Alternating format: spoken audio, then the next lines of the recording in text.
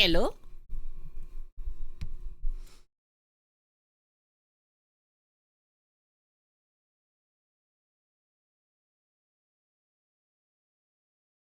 Alright.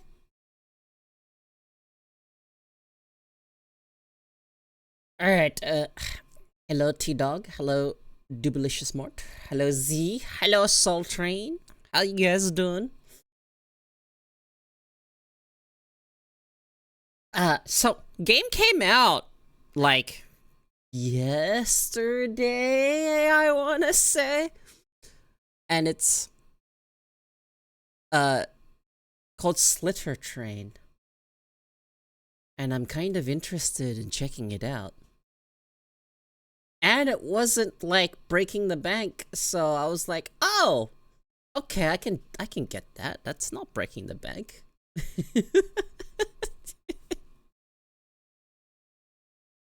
Did I get my sleep fixed? That's hard to say, but no, I don't think I've caught up on my sleep. However, I'm fine. I just, may or may not have a little bit of sleep debt. Probably not by much, like an hour or two. Just means I might need to sleep like an hour or two earlier today. But this is the first time I've streamed on a Saturday. At least, no, Saturday in Australia. It's like Friday for you guys. Friday evening? Right? Friday night? If my time zones are correct.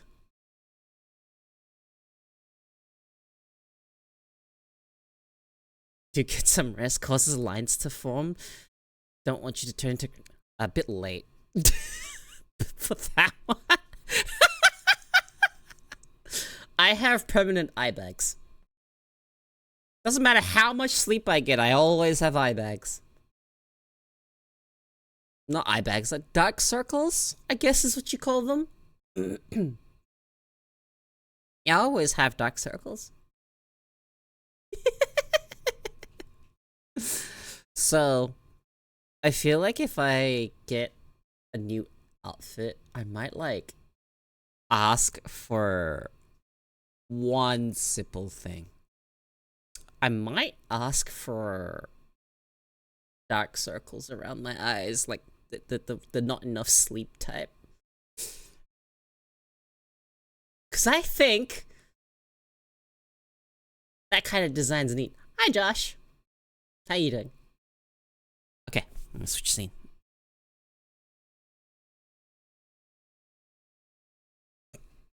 I think drawing eye bags or dark circles underneath animes, isn't that what the scales are? No, these are scales.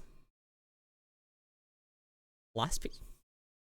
What's the last picture you posted?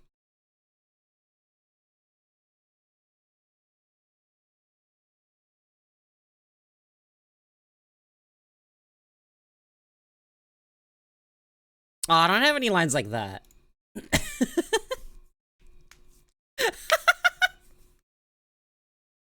I don't have any lines like that, although sometimes depending on my eczema, it does cause certain my eyes to like wrinkle sort of sometimes, and then it heals and then it goes away. It's really strange. But there was one time where my the eczema around my eyes got so bad around my eyes only, it looked like I had aged 50 years. But it healed, and I don't look like that my eyes are like 50 years older than the rest of my body anymore, so whatever, I suppose. But eczema around the eyes fucking sucks. I have to say. But it kind of like scaly. So we have scales around the eyes.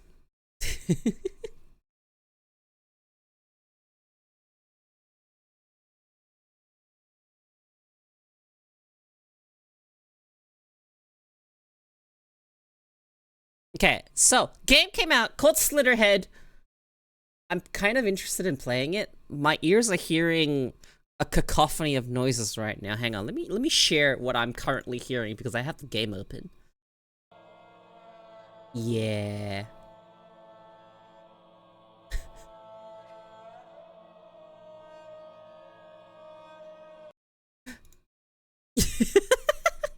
Anyway, I'm gonna mute that again so you guys don't have to hear it, but I don't have a choice in listening to this, so I'm just gonna listen to it while I think.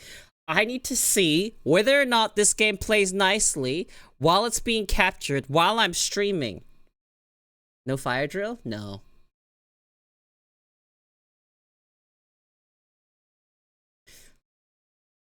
I'm probably gonna hop into and play it. I don't know, in like an hour or two, maybe. So that I don't lose my mind, I might just close the game for now.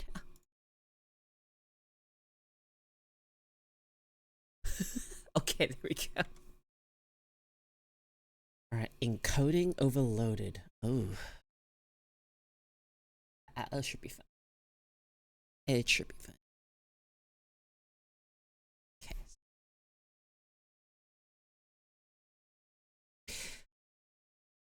So now, the way that I have set up my streams,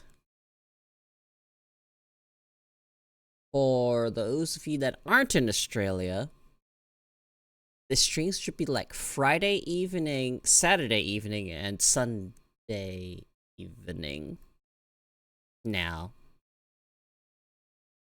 And then I take Monday evening off. And then I stream on Wednesday and Thursday in Australian time. So that's what? Tuesday and Wednesday evening. Okay, I think that's my schedule Americanized.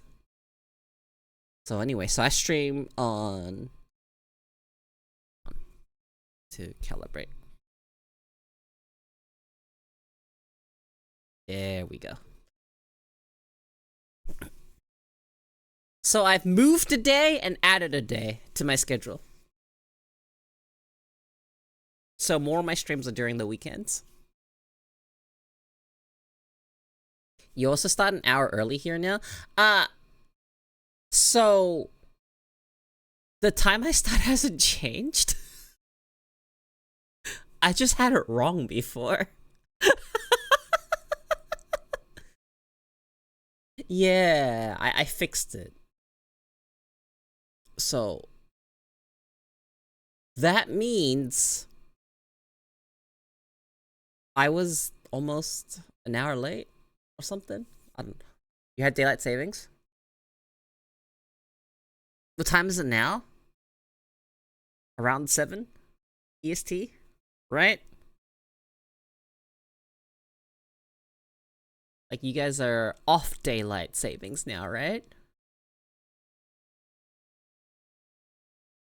Okay, yep, perfect. All right. So when your daylight savings happens, yeah, my stream will end up being an hour later. Or earlier? No, hour later, I think. Yeah, no, it would just be an hour later.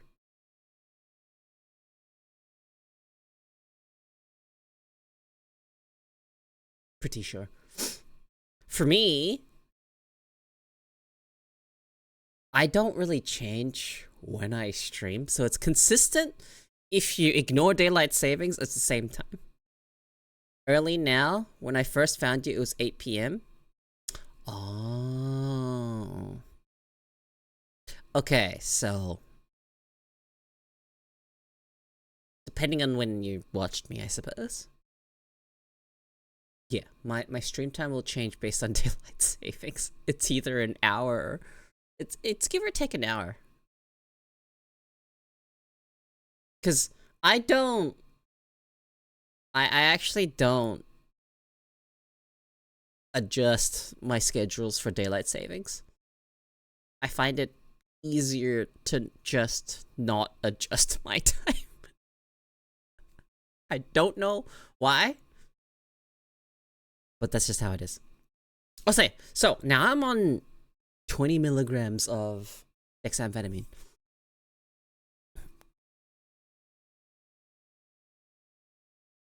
Well, you'll have me an hour earlier until what? Until daylight savings happens for you guys again. Irregardless, regardless of my daylight savings.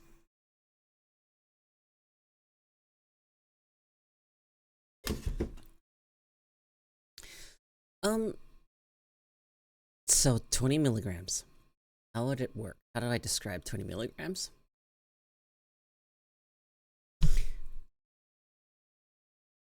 So it was doing stuff on 10 milligrams.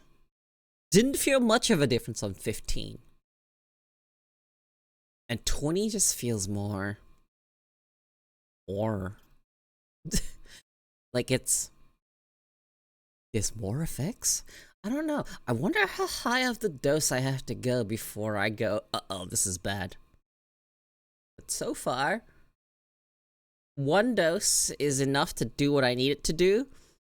2 doses, I don't think is necessary, but I have noticed that it is better. I think better.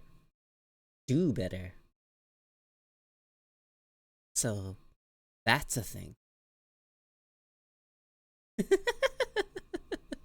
I would say your limit now. Yeah, possibly around about here. If I add any more to this, I might starting to get a bit irritable. Maybe. I don't know until I actually, unless my psychiatrist goes, hey, yeah, we're gonna continue ramping. I'm like, I don't want to, but I guess I will. Have you met the other voices yet? What other voices?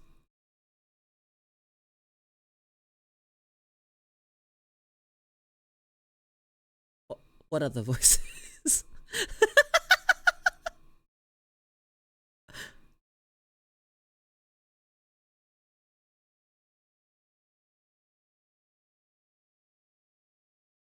The you took too much voices. Oh, is that a thing?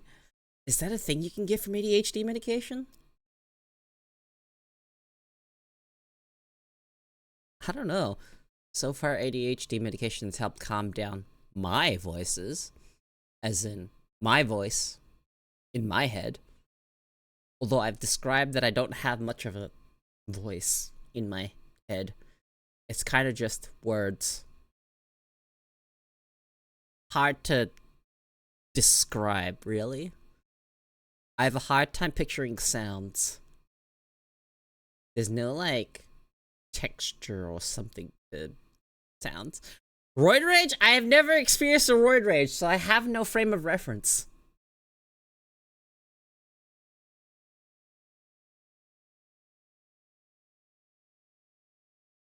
It's 0 to 100 real quick.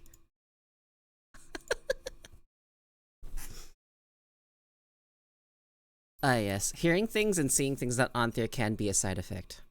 Really? Also, hi, Smile. Don't work on Fridays?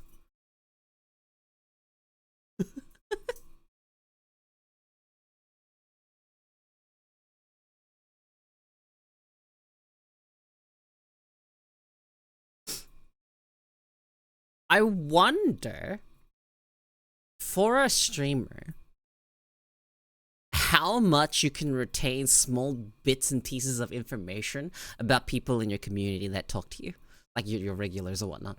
I wonder how long, or what's the limit of how many things you can remember about every individual. What's the limit? Is it Dunbar's number? Today is Saturday. You're right. Today is Saturday for Australians. And for whatever reason, I thought it was Friday for you, but I knew you were an Australian. Why did I think that?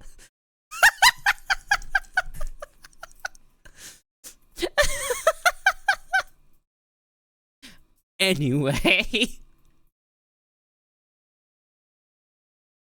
You know what sucks? My stream's gonna be an hour earlier for Aussies if daylight savings ends. My stream's gonna end up being an hour earlier. This is kind of why I like daylight savings. My stream's an hour later, so I get to sleep in a little bit. Not quite. Nothing has really changed. I just sleep the same time I would have if daylight savings wasn't there, so not entirely the most helpful.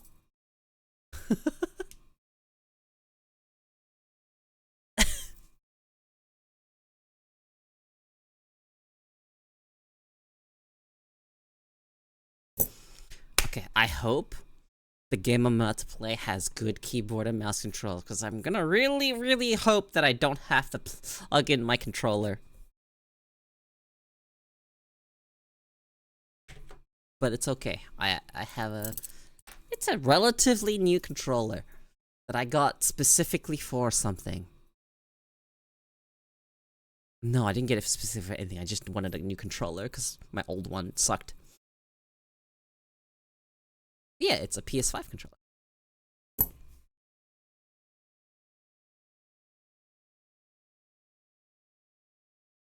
Here's an example. Has something happened where you just get angry? No in between. No. I have not experienced a 0 to 100. Not like that.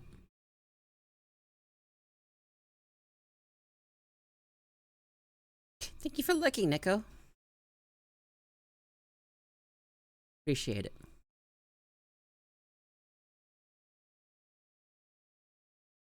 Do just a quick check of my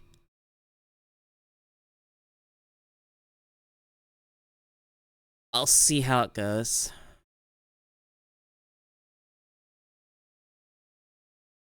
What the fuck? There's a Goblin Slayer game.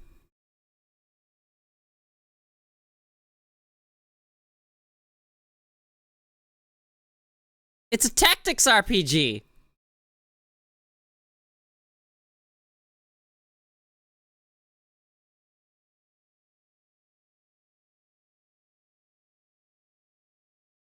Huh. Goblin Slayer game. Don't have to bail you out of drop bear jail. We will see.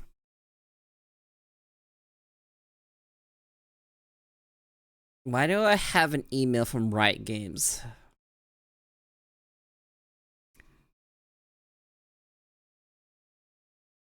Oh! Riot's implementing hardware bans, or that they already have hardware bans? What exactly am I reading here?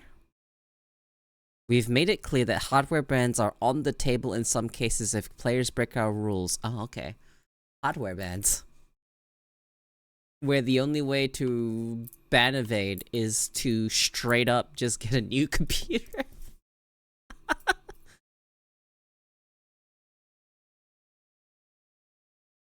The hardware bans are interesting.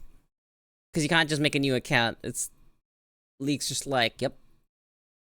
How do you even read hardware? It's for a hardware ban. I don't know enough about this stuff.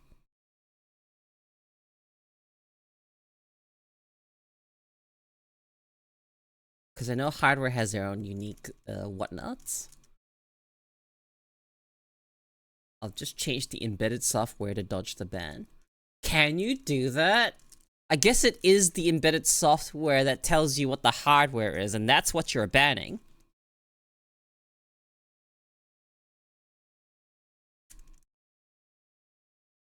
But the more obstacles you put in the way, the less people can be bothered to do things. Yeah, like, I figured there would be a way. That sounds like a hassle.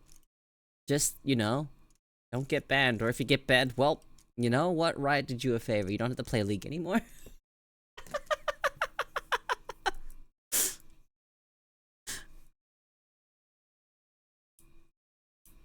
Alright.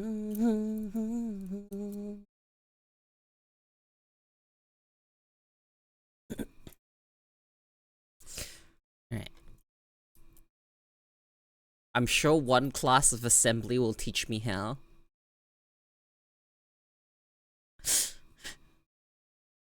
Hmm. You know, that reminds me of watching Code Bullet. He was doing a Tetris bot.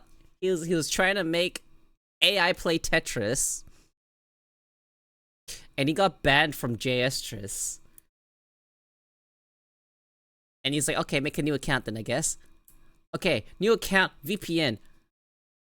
He was still banned, and he realized, uh, uh, he fucking got hardware banned on JSTris. Yeah, Code Bullet. I love Code Bullet. Code Bullet was like one of the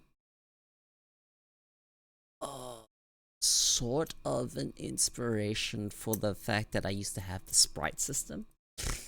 I don't know if anyone's been there during the time where I used to use a sprite. I say sprite, but it's just an elaborate PNG. Okay. It wasn't a word. People didn't call them PNG tubing back then. I just had a bunch of sprites. Like a visual novel, and then I remember I used to just fucking constantly, whenever I streamed back then on that setup, I always had one hand was on my stream deck so I could switch expressions. That was fun. I love that setup. Now that's like kind of pointless. Suva? No, I did not. I did use Suva at one point, but no, it wasn't Suva. It was literally just a library. It was a folder filled with PNGs. I had over 80 images. All in a folder. And they were all, every single one of them was added to OBS.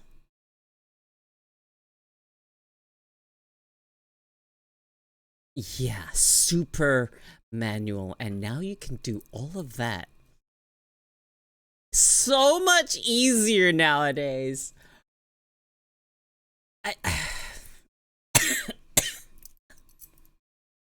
You can do it so much easier nowadays, and I'm just kind of like, man, I did stuff like this before anyone else.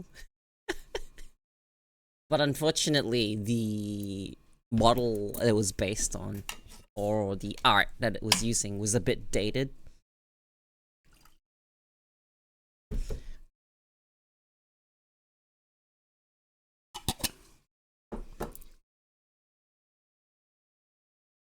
Lots changed since 2017. The actual start of VTubers on Twitch. 2017. I don't know who was back then considered VTubing. Yeah, I started on VR chat, and I didn't consider myself a VTuber. For the longest time, I did not consider myself a VTuber. I was like, you have to be on YouTube to be a VTuber. And then the terminology got updated to include more, and now it's just an umbrella term. So, yeah. I hate the fact that meanings change.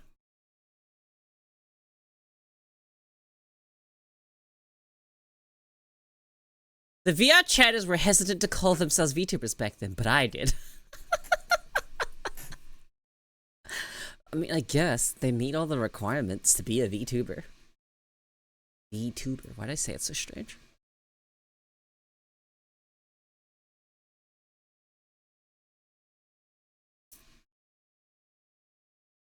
For me, I'm just like, I'm not going to call myself one. If people want to call me one, I'm not gonna mind. And then at some point, I'm just like, it's just whatever.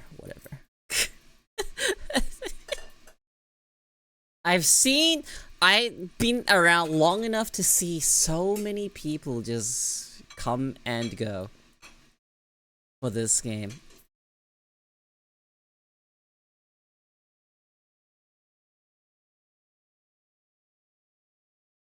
before the Knuckles attacked. I am post Ugandan Knuckles. Ugandan Knuckles was around the end of 2017 to the start of 2018. Yeah. I came after the Ugandan Knuckles. My first stream was on, I think it was June 16th, 2018. I started streaming in the middle of 2018.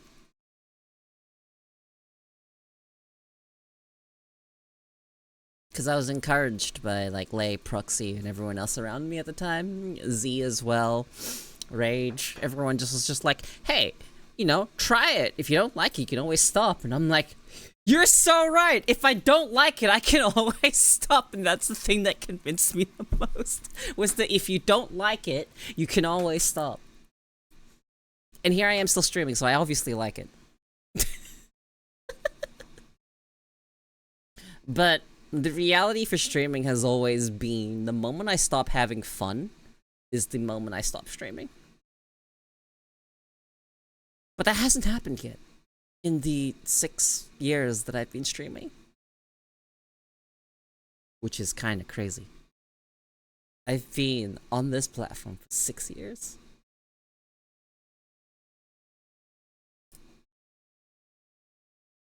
Not entirely sure what I have to show for it, other than the fact that I managed to get partnered back then.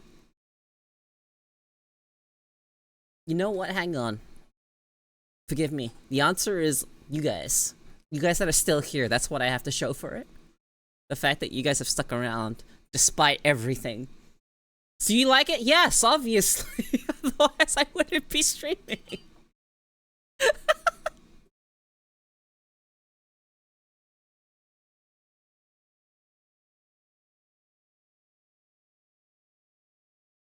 Watching everyone back then, now look at everyone grown so much. We've lost a lot of them. I'm gonna be real.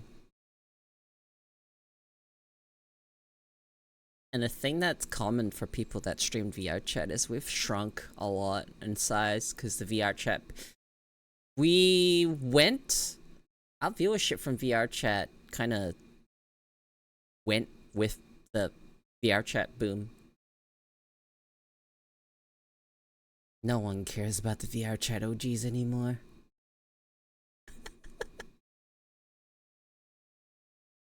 Not that you would know I was one, unless I told you.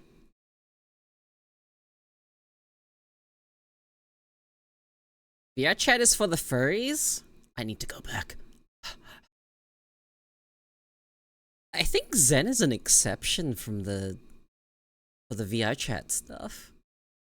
Zen is like one of the only people I know from VR chat that actually fully, completely blew up. But she put in a lot of work. A lot of work.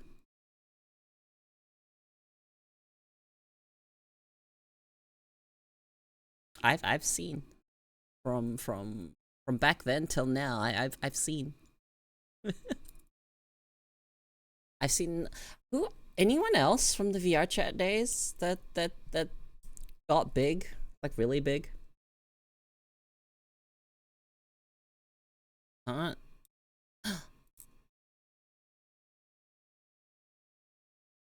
Whoops. I guess so. But Whoops went to Final Fantasy. It just became the Final Fantasy guy. And is also a top raider in that game.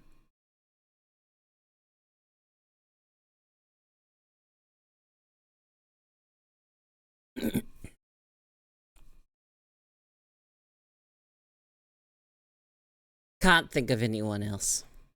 Some people were just already big when they went to VR chat. Oh, Drew Nags! I forgot about Nags. I love Nags. Nags is really cool. Yeah, I forgot. Nags was on VR chat.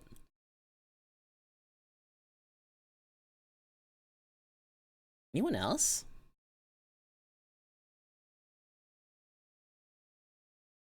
That's about it, right?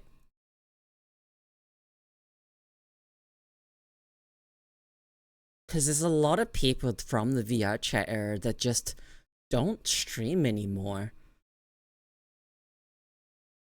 Me? I didn't make it big.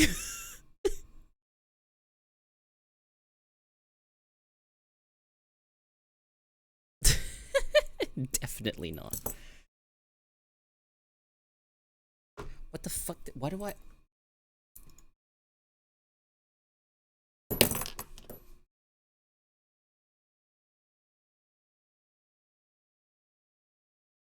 The end. You made it big enough. That's so cheesy.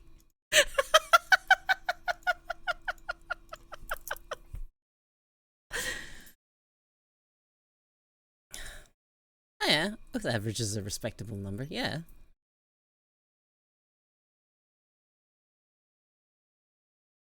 Like, I know a lot of people stream and still keep like up to 100 viewers around that region, and that's like pretty good for Twitch. If you're able to get up to 100 viewers, that's pretty good, very good. But that being said, all right, that's around the period. If you have around 100, actually no, I want to say around 200, 300, depending on what the subscribers are like, is where it starts becoming more reasonable to sort of sustain. Yeah, it's the sub ratio. My sub ratio is way higher than my CCV, and it's been like that for ages. And mostly because I have weirdos in my community that like to gift a lot for some reason. Not talking to anyone in particular that may or may not be lurking.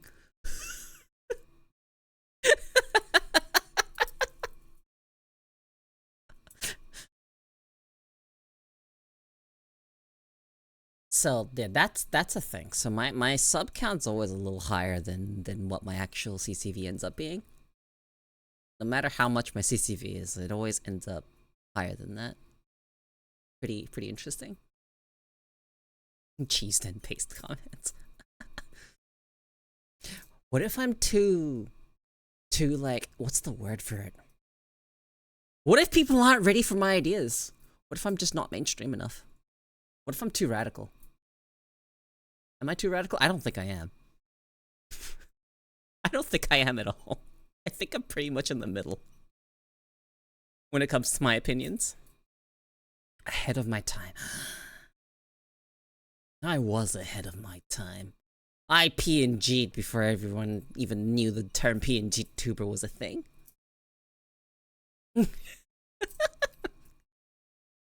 Also VTubing. You know.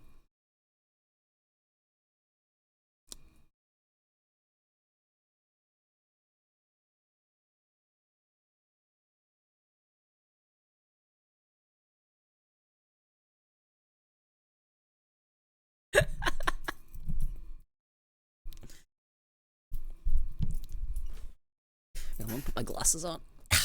There we go. Much better. So,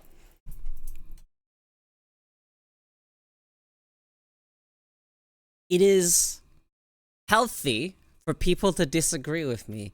But how often have I said something you disagree with? I actually invite people to disagree with me. Because then we can have this... Okay. If you can have thoughtful discussion about why you disagree, and not just nah, you're wrong, and then not move on. That's not how you get people to change their minds.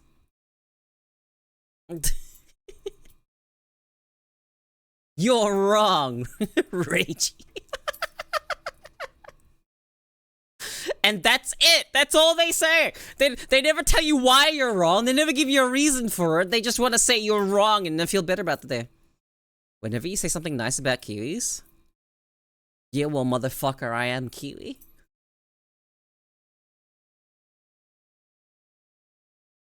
We have better snacks. Kiwis have better snacks, alright? I'm saying this right now. They have way better snacks than Aussies do. Our fucking chip companies suck dick. I have to say this right now. They fucking suck. Unrelated, but I saw a picture of an anime granny that blew. I can't believe they draw them that young now. Oh, did you see the Dandadan granny? She's an exorcist. She's got spiritual powers, so she ends up keeping her youth or something. Everyone won't shut the fuck up about her because she's the gilf.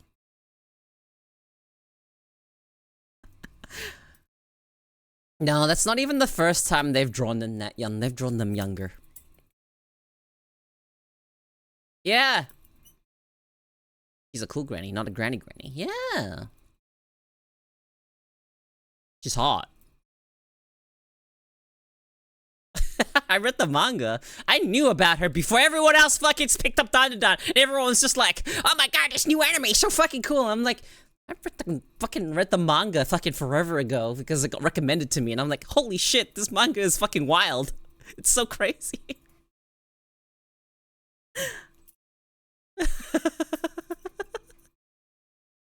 No, there's legit people that wanna that are like really into older folk.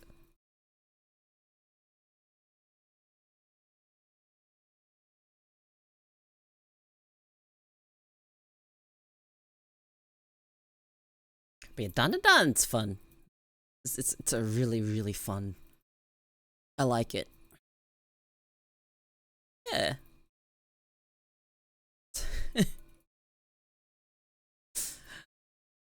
I don't know, man. There's no real hope for this generation. Our generation is like always into people a lot older than our generation. Because our generation thinks our generation is cringe. And then they think the younger generation is even more cringe. Because of the brain rot and whatnot.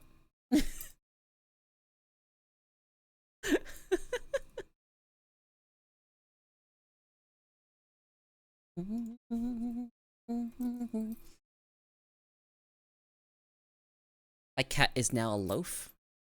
She's loafing. Underneath her cat tower, she's turned into a piece of bread. Now she's looking at me because I'm talking about her. Hi.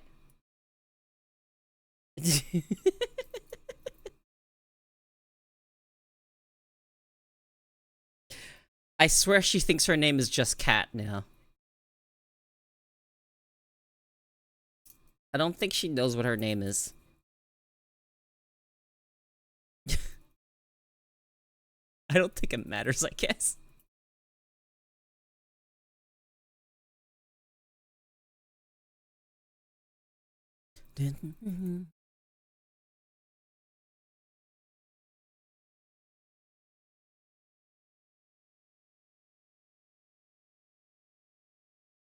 Well, how much you go? Hello, Cat. Yeah, no, I'm pretty sure she thinks her name is Cat. And that's okay. I go, hello, Cat. Hi, Cat. What do you want, Cat? I would be the same way if I had a dog. What do you want, dog?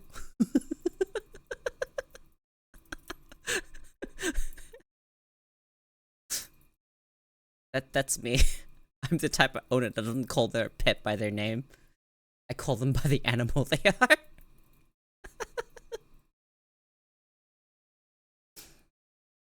Oh my god. I should refer to other VTubers like them. Just call them their animal.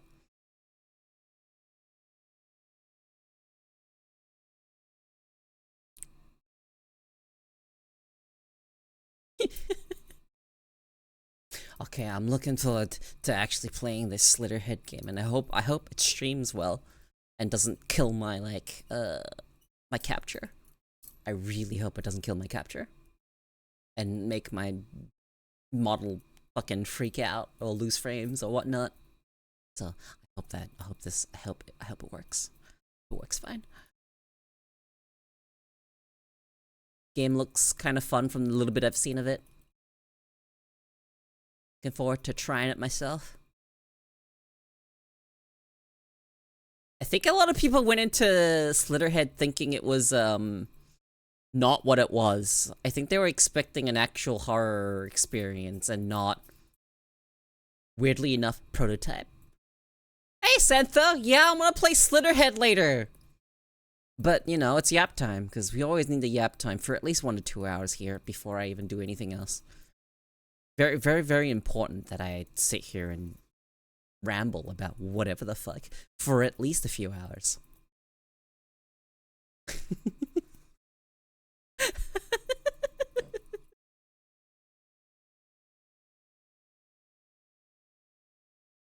Why does it say encoding overloaded?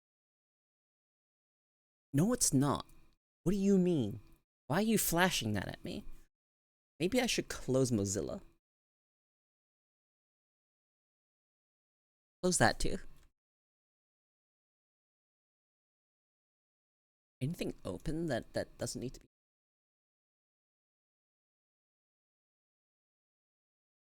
I forgot, were you the DM for your fucking thing? You got cussed out the sword today for no real reason? Wait, what was their reason? What? Your what the fuck did you do that they cussed you out for? Exist?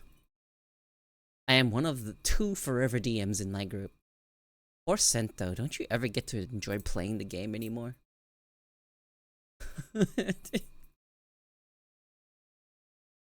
Feels bad, man.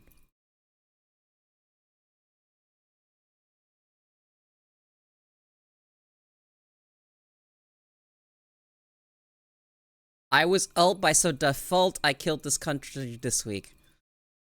Ah.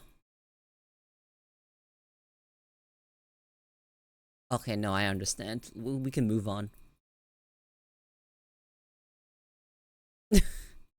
I'm not talking about... I'm not even touching that here. I'm not touching that here. This is an escape! We're not talking about that here. What's happened happened. I'm not gonna touch it. It's also not my place to touch it. I don't live in your country. Even if it may or may not affect mine.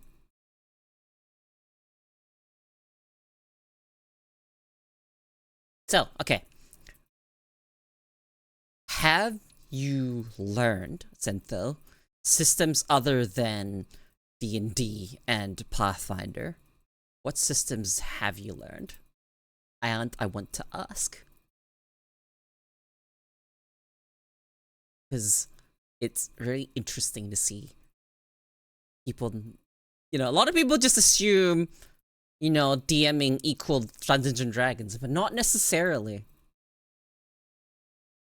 D&D 5e Path? Is that Pathfinder? What the fuck is Deadlands? What is a Deadlands?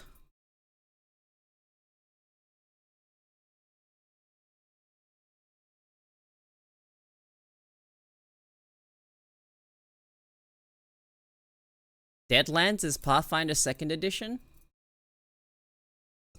Deadlands is Western meets horror? Tell me more about Deadlands! Hi, Crypticure. How you doing?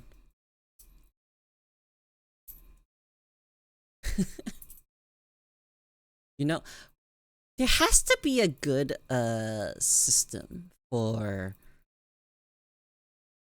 Not a good... Yeah, there you go. You got it. You got it. You got it. You know there's actually a difference between crocodiles and gators? Have you seen Showa American Story Tree? I have seen bits and pieces of it. Alternative timeline, there is new fuel made from souls and Native Americans have legitimate magic. That sounds really fucking cool. Now, I have a question. Do you know what system would be the best for, like, a zombie setting? Zombie apocalypse setting. For tabletop, because I'm pretty sure it exists. I don't know what systems there are, though. Depends on your goal? I don't fucking know. I didn't think further than zombies.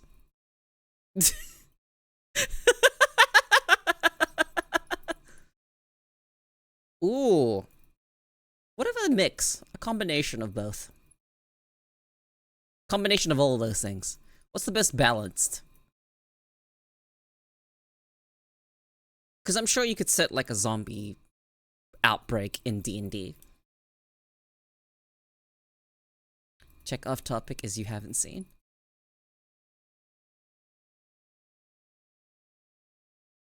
You have to pick two? Alright, we'll go combat narrative. Narrative is kind of important to me. What's a good system for that? Then you have to pick the setting, you know? You could, is it a modern setting? Is it a, you know, is it a fantasy setting? You know, weirdly enough, fantasy zombies, for whatever reason, is way more, interesting than way more interesting than, what's it called? I'm having a stroke right now. Give me a moment. Modern zombies. I don't know why it took me so long to just spit out modern zombies, but yeah.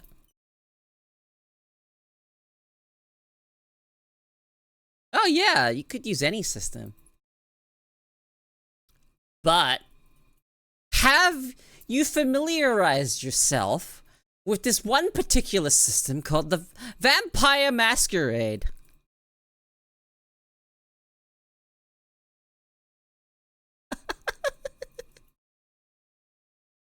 Hey, Zach. You have played Vampire Masquerade? The tabletop? I've never experienced the tabletop. How was it? How was it? How was it? How was it? How was it? How was it? How was it? How was it?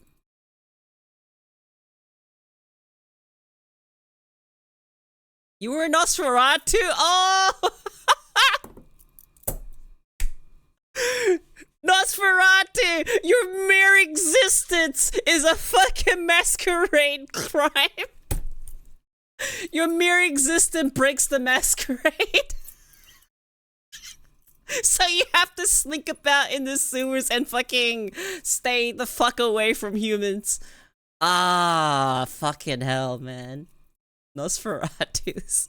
I haven't done a Nosferatu playthrough of, what's it called yet? Bloodlines. And I'm so upset about Bloodlines 2 not being a thing. Like, that game got fucking... I don't think it's ever coming out. It's never coming out. It's never coming out. Everything that's happened to it, it's never coming out. Oh my god. Yeah, Nosferatu, you can't go out in public. You like, you just have to like, oh, well, gotta go. Cause I'm gonna, my mere existence will break the masquerade.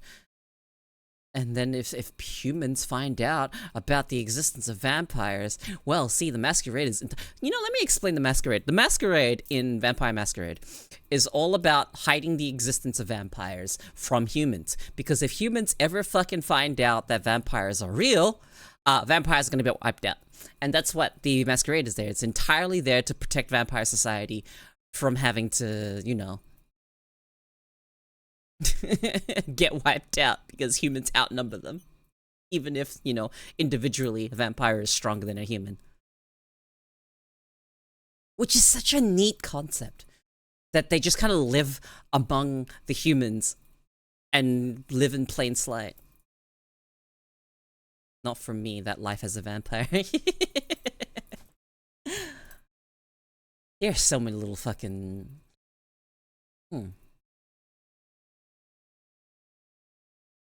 You know, guys, I must say, I may be more cultured than I give myself credit for.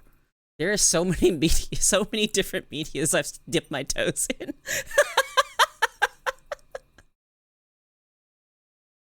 There is one, there is a board game that is Vampire Masquerade. Let me see, Vampire Masquerade board game. It is massive. It is called Vampire the Masquerade Chapters, and it is huge. It is fucking huge. What's that one movie with the scene where this lady is dancing in a ballroom, and when she goes in front of a mirror, she reveals that she's the only human there? Shit. Oh, wait, Ooh, that sounds familiar. Hang on. Hang on. I've watched this movie. Because everyone around her is a vampire.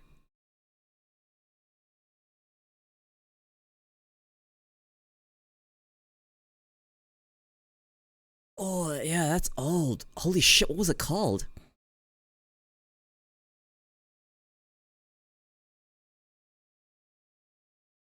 There's a movie coming to my mind that's clearly not it, because I remember that movie extremely well, and that wasn't in that movie. But there was a movie called Daybreakers. But no, that's not it. That's not it. That's not it. That's not it. Is more spooky one? I've watched it. I've definitely watched it. I'm so bad with names, though. Does anyone remember the name of the movie? Hang on, hang on.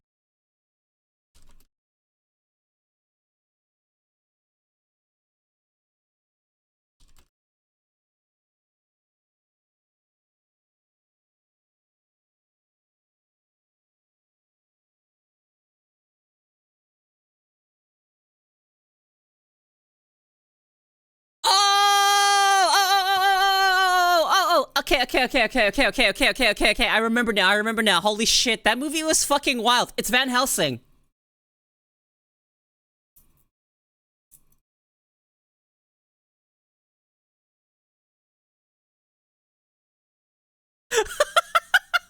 It's Van Helsing. That's the one where she's dancing and then she's around a mirror and she's the only human there. She's the only one in the mirror. I knew I watched that movie. Yeah, Van Helsing.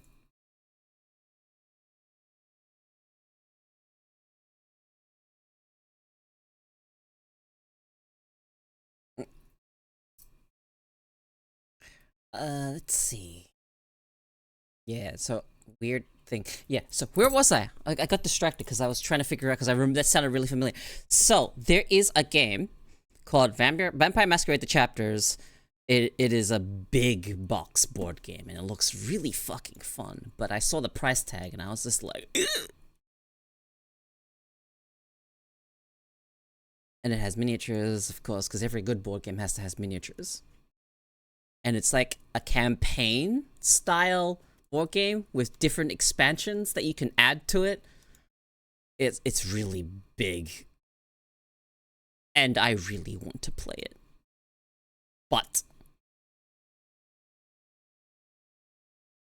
as with most things, it's you know, huge time commitment. But if you don't have friends to play with, it has a solo mode, so you can play alone.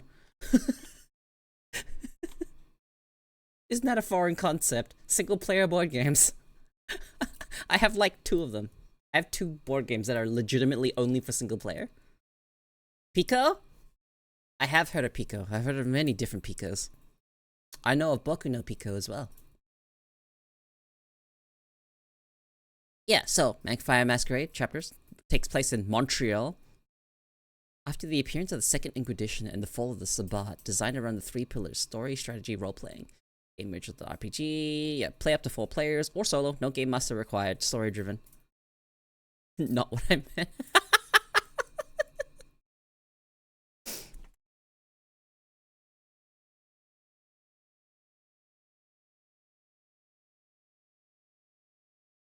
It's a tabletop? Wait, Pico tabletop, hang on. I might actually know of it.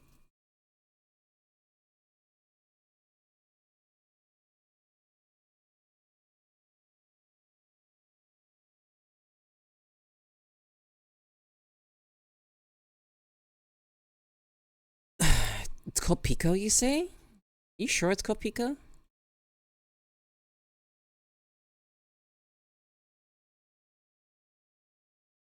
I'm not finding anything.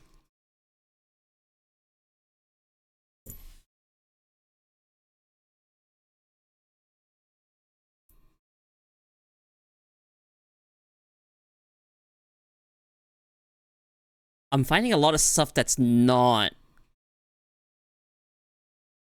Ooh, I'm not finding much stuff. Why can't I find it? find there's a lot of stuff I found that it's just other stuff named Pico and not. Oh, you sent it. Where'd you put it?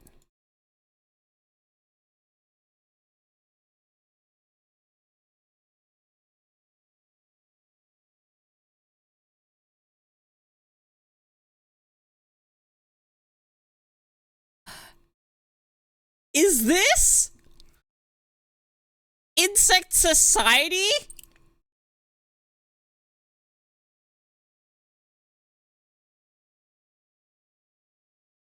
Oh my god, this setting is lovely.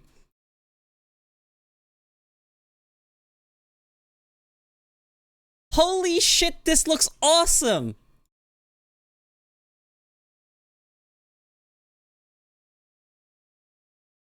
Oh, I love that. It's getting kickstarted, huh? Ooh, I hope they do well. I genuinely hope they do well. Because it'd be cool to see someone... There's a lot of systems I know of. There's another one that I remember.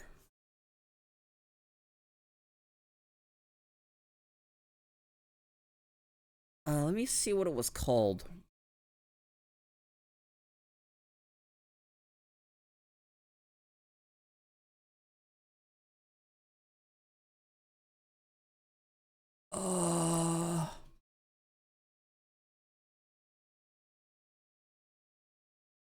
There is another system. I'm trying to find it. Hang on. What was it called? What was it called? What was it called? It was an anime themed system. The art was like super like cute.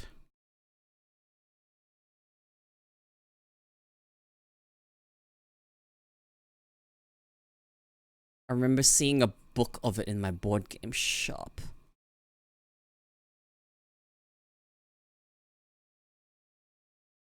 Shit.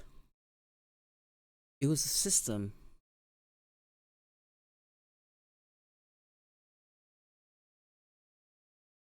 What do you call them?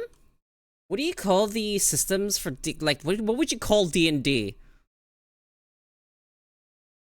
The fuck do you call them? They're systems, right?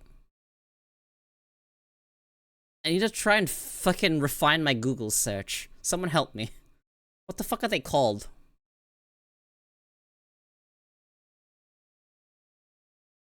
RPG systems list.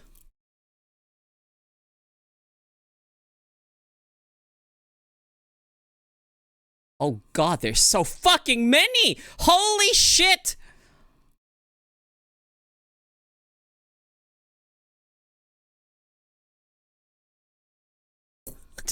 What the fuck? Wake up, chat. Oh god, I'm trying to scroll. Guys, wake up! Jingle, jingle. Hi, Pagro. How you doing? Oh, there's a bubblegum crisis system. Okay, there's a lot of systems that are just based on the things that, I think the one I'm looking for, I think it was started with D.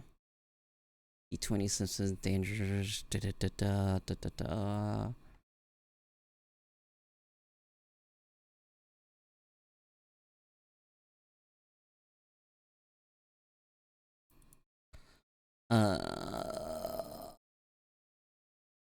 There has to be.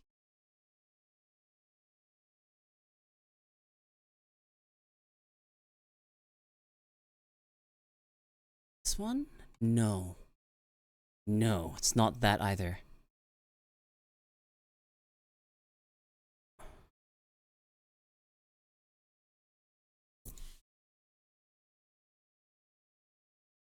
It was like anime themed? Oh, where is it? I have to find it. Oh my god, Google, you're fucking useless.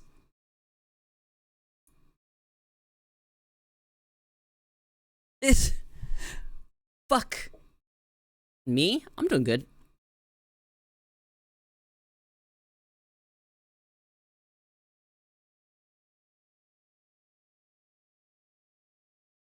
shit, I've like searched it before.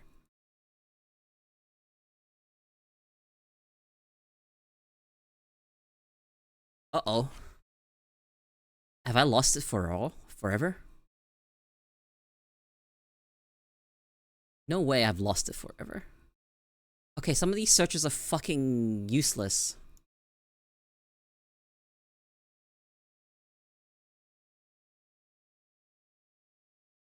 Wait, I think I found it.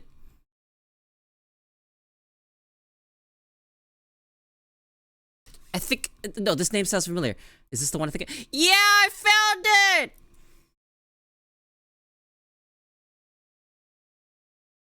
I'm dropping the link. It's called Ryutama. Dragon Egg. I saw this a long time ago. I found the book.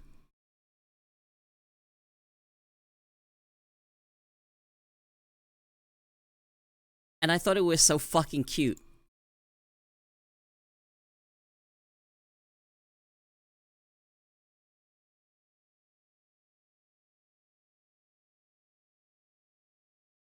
Yeah, here we go. Yeah, I saw this book at one of my board game shops. It's a Japanese tabletop. Now, it got translated, so...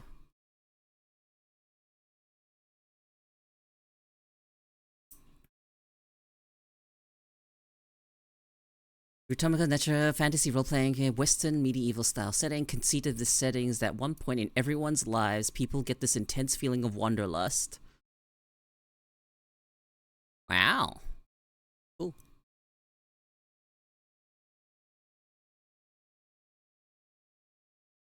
Yeah, so there's this system that I found out about called Ryutama fucking ages ago, and it took me a while to actually find it. But the entire setting, I feel like there could be so much more done with it. But there's no like... what's the word for it? Like, you know how Vampire Masquerade got games? Fucking D&D has games. Pathfinder has video games. Yeah, there's nothing for like this game because it's not widespread. It's only in Japan.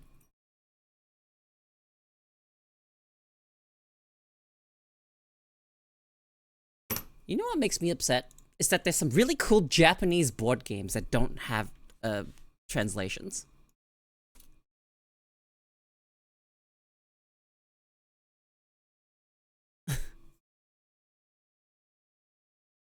Like, there are some really, really fucking cool Japanese board games.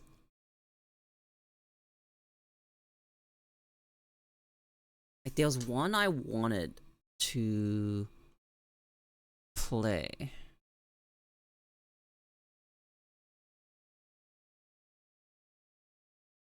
And it was like an RPG type setting game. And I can't remember what it was called.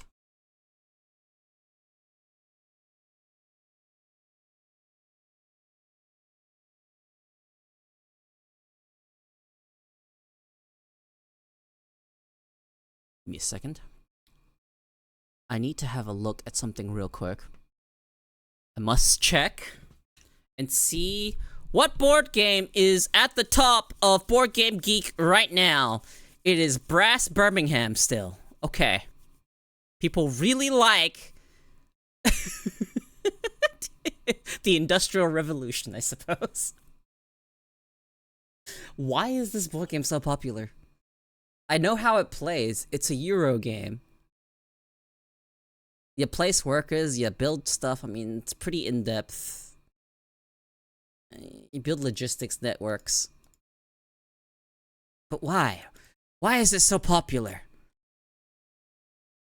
Why is Brass Birmingham so popular? I just want to know. And I understand why Pandemic Legacy Season 1 is popular. It's like one of the best Legacy games in the world. The Pandemic series. That game, really good.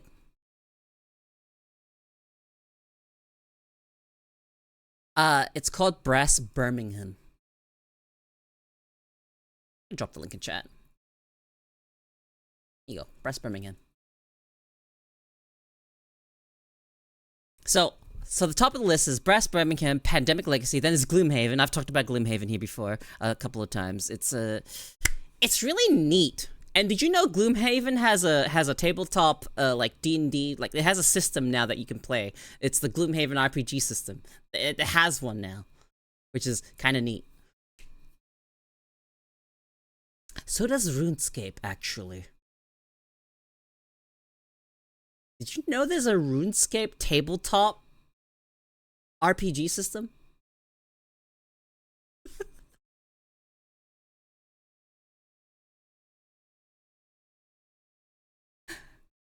RPG, the fucking RuneScape, the role-playing game. And not the board game. Why? Same reason there's a board game, I suppose. What, RuneScape? You turned your back on RuneScape? Or was it Gloomhaven you turned your back on? I still play RuneScape to this day. When did you turn your back? Was it the evolution of combat? Is that when you turned your back? EOC?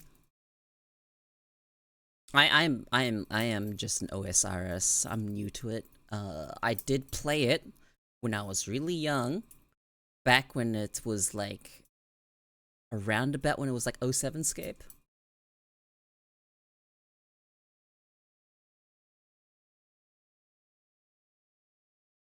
Yeah, so whatever main I had back then, they're fucking dead. And probably exists on RS3.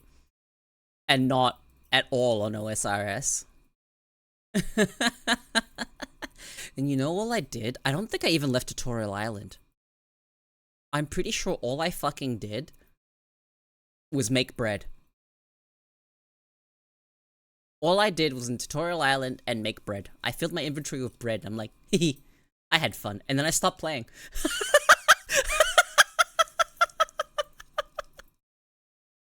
I didn't even get off Tutorial Island. I made bread because that's what I wanted to do. I wanted to cook stuff because I saw a friend play it back in high school. He was playing it on one of the school computers, and I picked it up, and I saw him cooking stuff. I think he was cooking lobsters, and all I did after I picked it up was cook bread, and I'm just like, all right, I experienced what I wanted to experience, and now I'm done. I had one goal. I wanted to cook stuff in the game, and I cooked stuff in the game, and it was immediate. It was like Tutorial Island bread. I think you can make bread in Tutorial Island. I think that's when they teach you how to make bread, right? Pretty sure. Maybe my memory fails me, but yeah, it was a long time ago. Around the time of the God War, where you could get Guthix armor and 2 other gods with a big crater in the map. Hmm?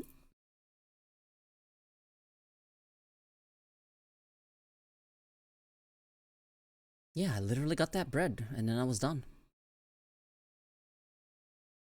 So, there's a game that came out called Brighter Shores. And it's definitely not for me. But it was made by the creator of one of the creators of RuneScape. Thank you, Derpy. And I hate how much it plays like a mobile game. And if anyone tries Brighter Shores,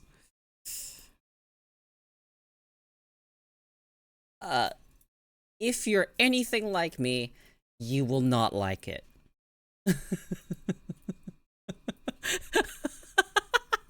I have heard, though, that game is more about the skilling, if you like that. But the combat don't feel good, so I have the feeling of like, why would I want to skill for that? Yeah, no, that game not great, especially if you're like advertising it as like You know, like, it's the Andrew Gower game. I think it was Andrew Gower? I think it's Andrew Gower. Um, who is no longer part of Jagex. And you're definitely using your name and your, like, history of RuneScape here. So, you know, I wouldn't not recommend trying it, but I feel like the odds are you might not like it. It's not for me. It's definitely for a way more casual crowd.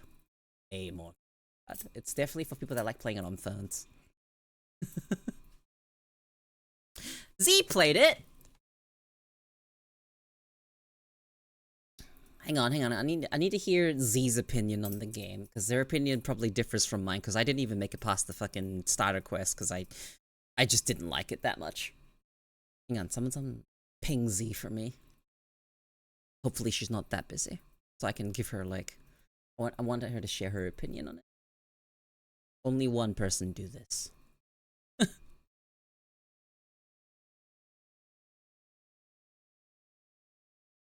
Game sucks. Thanks, Rage. I didn't know you were awake. Yeah! Yeah, Rage played it too!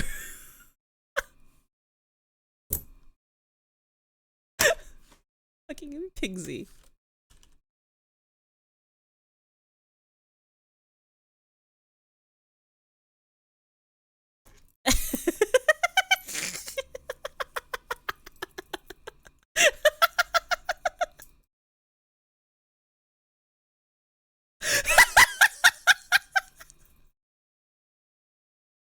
Holy shit. I oh my god, if that's not a condemnation of a title, I'd rather play League.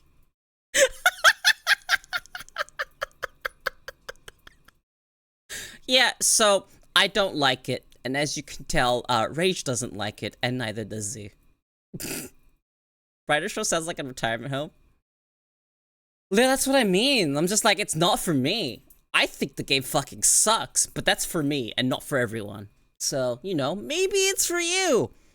But, you know, like I said, you're part of my community, so...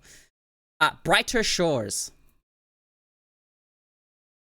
But, you know, if you're part of my community and your views align with mine, then you might not like it. I don't think the core fundamental things I don't like about the game are gonna change. I feel like it's always gonna feel like a mobile game. And if I wanted to play a mobile game RPG, I'd literally go play anything else.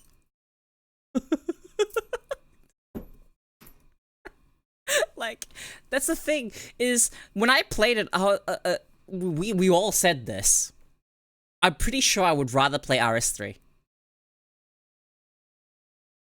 If that's not a curse statement, I don't know what else would fucking be. The fact that I would willingly play RS3 than play more Brighter Shores.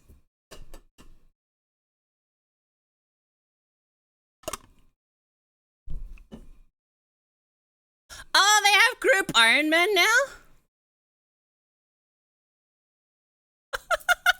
Wait, really? Okay. Doesn't RS3 have a smaller population than OSRS, or is it the other way around now? I remember that being the case, that more people played OSRS than RS3. The numbers were shared at some point. I don't know what they are now, but at some point, OSRS just had way more players. RS3 has always been smaller. Okay, got it. Group Iron Man mode RS3?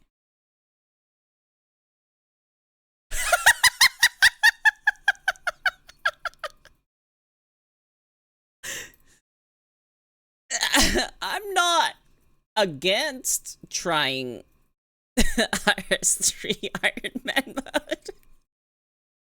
Not against it. But, again, I don't really want to. But if everyone else is like, yeah, well, fuck it, let's do it for shits and giggles, I'm down. We already logged into RS3, so we are no more. Can we not? Oh, fuck. Well, we wouldn't be able to do it anyway, because we... Are we able to delete out characters or anything like that in RS3? Is there anything we can do about that?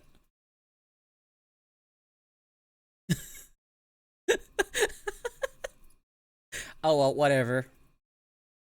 It's Jover. We'd have to make a new account. Gross. That sucks.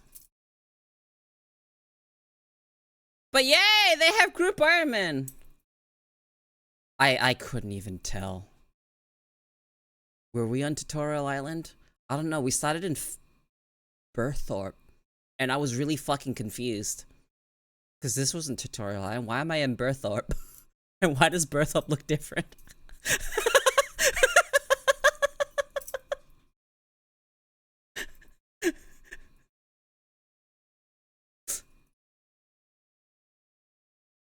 That is a scary and different world. Uh, and RS3 is... It has all the stuff that people didn't like, right? Like, Evolution of Combat is RS3, correct? Like, that's what they changed it to?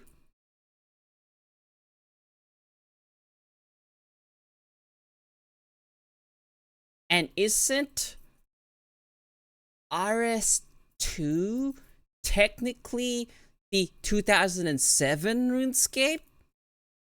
Which is what OSRS was based off of? A version back then that they started building again from? Right? I'm not entirely enlightened on the...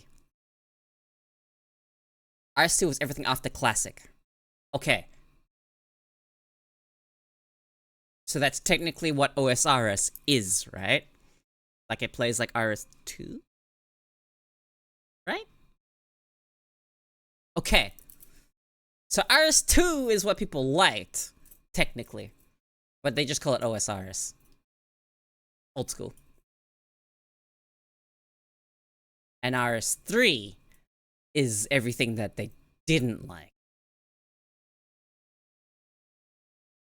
So it eventually turned into some bad shit. Yeah. Yeah, okay. So RS so RS3 is what RS2 turned into, and then people were like, we hate this. Bring back RS2 or whatnot, or fucking get rid of a bunch of shit. And then they're like, okay, time to bring back OSR, old school RuneScape. However, and then there was like some vote shit. I mean, RS2 was also bad at some point before it was RS3. I remember hearing about Squeal of Fortune? That weird fucking weird gacha thing that they could like gamble on? That was a thing. That I watched a video on it recently. Because this is like a time period that I was not a part of. I was back when all this was happening, I was playing games like Ragnarok and MapleStory. Summoning, Dungeoneering were removed as well. Okay, yeah, so there's a bunch of stuff.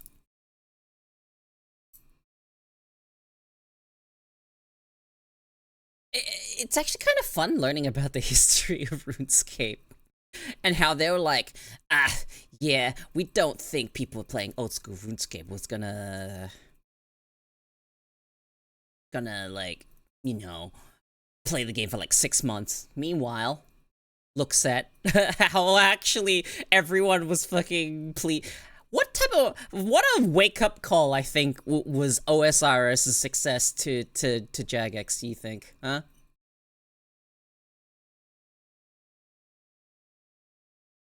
Meanwhile, RS3 still exists, and yet you have people that actually play it because some people liked it.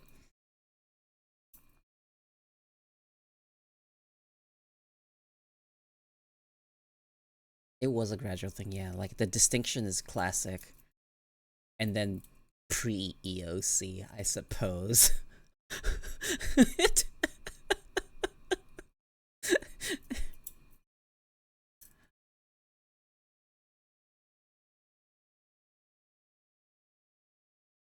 There was also the whatever the fuck it was called.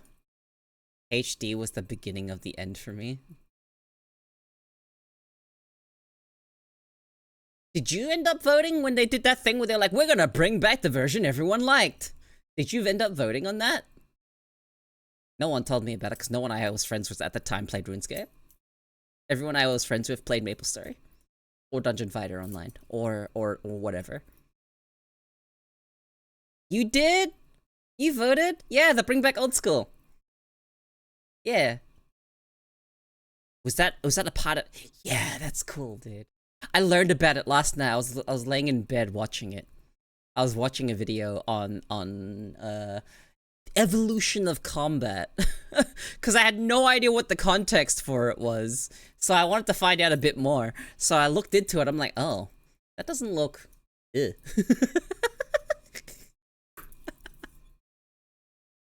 And then the fact that I played Brighter Shores and it made me appreciate OSRS so much more.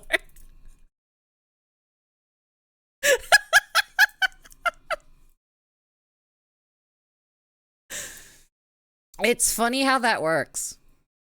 How you can just have something, experience something worse, and just be like, wow, this is so much better. Because there's a contrast now. Something, something. That's just how humans are, you know? So.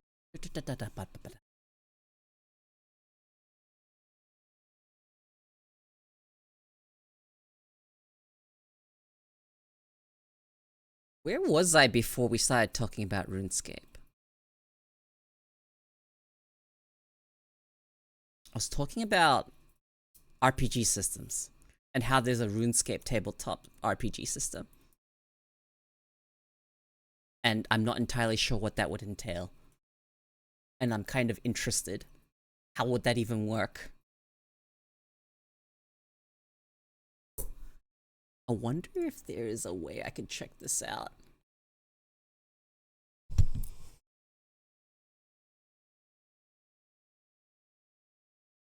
Like, what even?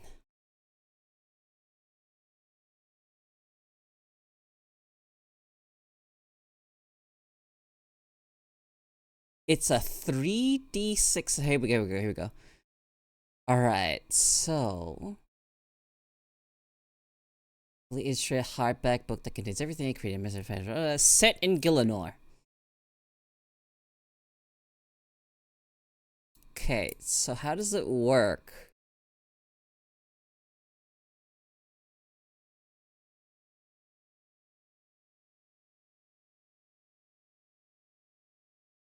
The entire system is based on 3d6.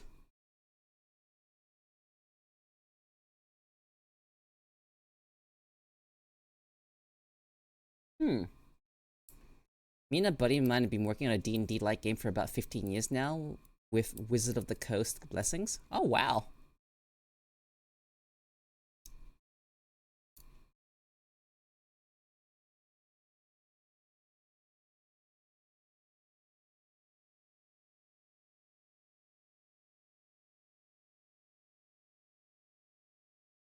I kind of want the book for this just to, like, so I have some idea of how it even fucking works.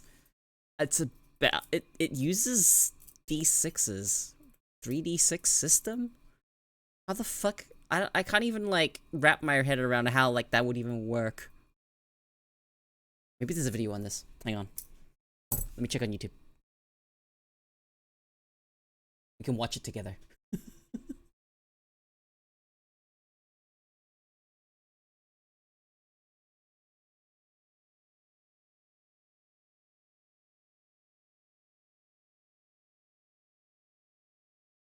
I found something. Okay.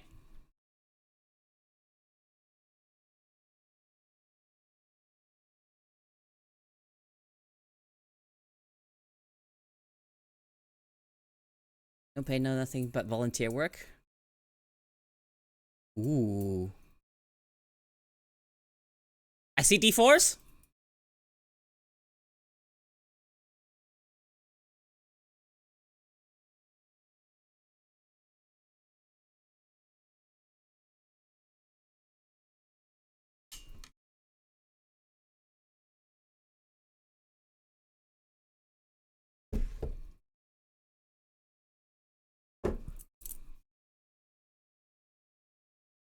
No, it's not supposed to be muted. To run the game, Thank which you. could be you, and some friends to form an adventuring party with. Working alongside Jagex, we've made sure that this system really captures the essence of RuneScape, so you'll genuinely feel like you're playing RuneScape or old school at the tabletop. The core book includes a complete guide to Gielinor. For the Game Master, there are mechanics for taking your party on classic quests, and lore from RuneScape and old school, iconic characters, enemies and bosses you can introduce along the way, plus magic, prayer, crafting, equipment, summoning, and a whole lot more. For the adventurers, with the character creation system we've designed, you can create your character in just a few minutes and get straight to exploring. So let's take a quick look at exactly what's in this 200-page book. I'm very interested. I want to know exactly how this plays.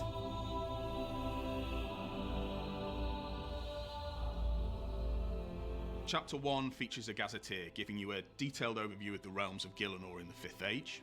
It's everything you need and want to know about the lands you're going to be exploring. And, let's face it, at certain points, saving during a game. This is mainly used by the Game Master to add depth and detail to your campaigns. Chapter 2, that's about building your character. If you're an adventurer, this is where you'll decide who you're going to be, using the quick character creation system. Where are you from? What's driven you to adventure? Which skills are you looking to max out first? And of course, what we're going to call you. The choice is yours.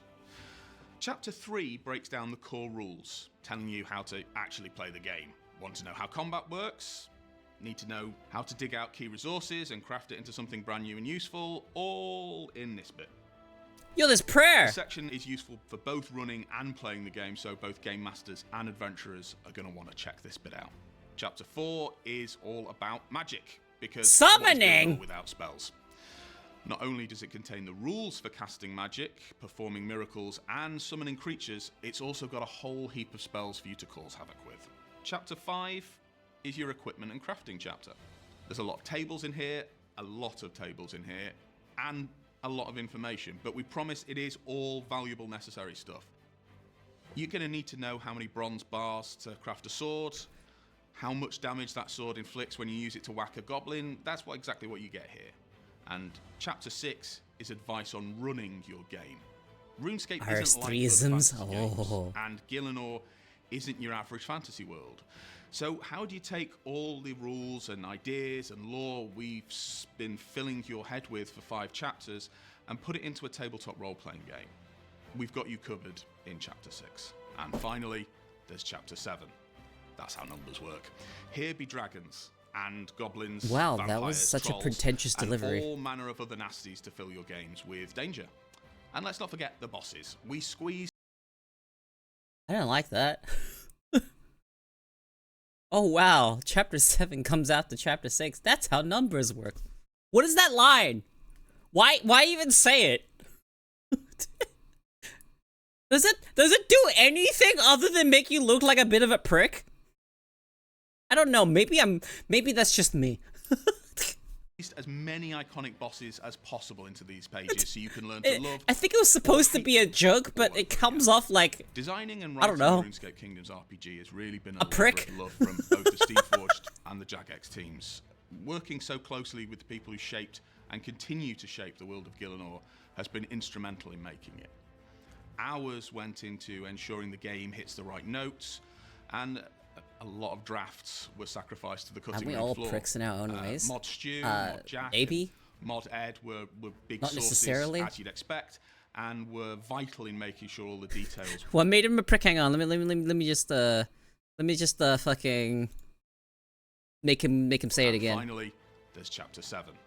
That's how numbers work. Here that.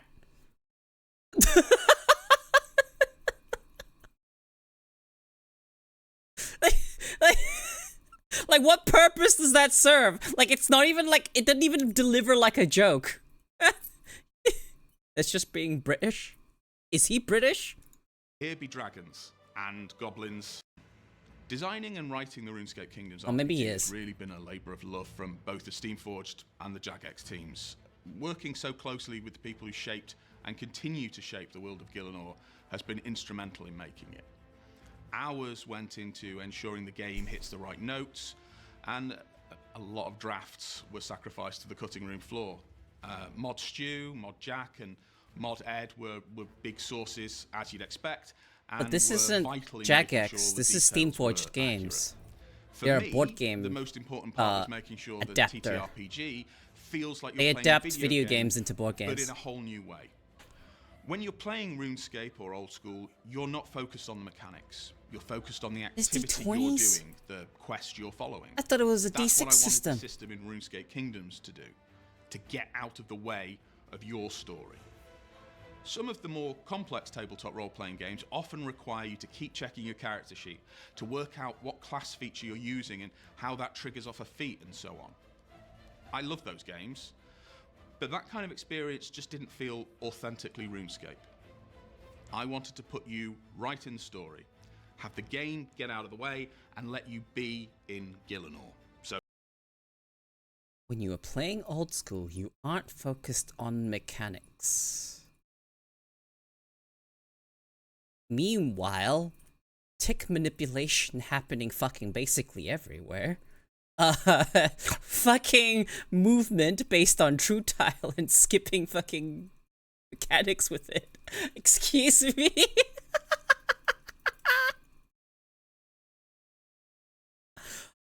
I did an accident. I can't believe I accidentally fucking walked over a fucking trap tile because of the way true tile works. Completely by accident. That happened yesterday. Or the day before. So that's what we designed it to do. We knew there would be an audience for this game who may never have picked up a tabletop role-playing game. So it was extremely important when designing that we make it as smooth and easy to learn as possible while still having depth for the more experienced role players. And in this case, that My depth desk is too low. Or my chair is too high. More or less, everything you are going to do in the game is based on rolling 3 6-sided dice. You'll then compare the result to a target number formed by combining one of your 3 attributes, strength, agility, or intellect, with a number representing one of the 21 different skills. I'm not going to list those skills, but trust me, you know them. Now, there's lots of different things affecting that roll and the target number, and you're trying to... What did I just say? Now, there's lots of different things affecting that roll. Did I just see archaeology? But trust me, you know them. Now, there's lots of different things affecting that roll. What the fuck is an archaeology? I don't know this skill. He lied to me. I don't know this skill at all. What the fuck is archaeology? And the target number, and you're trying to do lots of different things with those skills. But it really is pretty much that straightforward. I won't dive into every mechanic because we'd be here for hours, and there's one thing I wanted to spend a little more time on, and Invention? that's crafting. So much of RuneScape is about crafting. The fuck is and I wanted invention? to ensure we had a Invention? robust system for Skill? Invention? Collecting Is your that just another name for resources and then turning crafting? them into something What? new is one of the focal pillars of RuneScape Kingdoms, the RPG, as it should be. Obviously, the game master is able to keep a limit on when you're getting those resources and when. Okay, yeah, but Steamforged Games, if anyone's wondering about this company, I found out because I talked to like people from a board game shop nearby, and they're like in the board game community and whatnot. I talked to them a fair bit of whenever I go to the board game shop, and they talked about how people generally don't like Steamforged Games. And I was just like, oh, why is that? And they explained something to do with the fact that the way that some of their adaptations weren't good. Board games.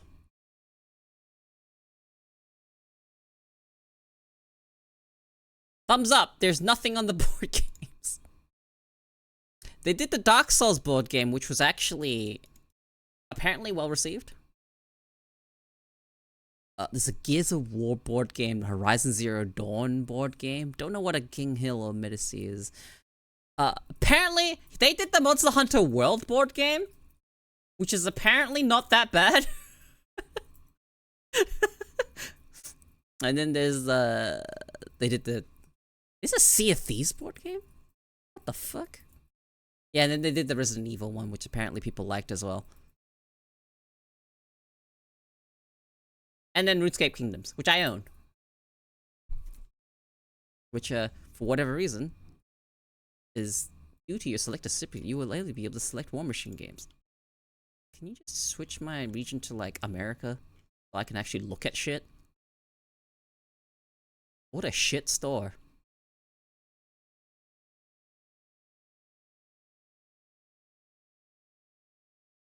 Ah, there we go!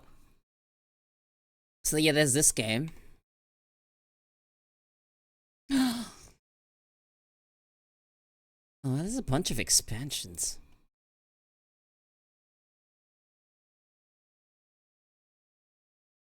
But yeah, this game.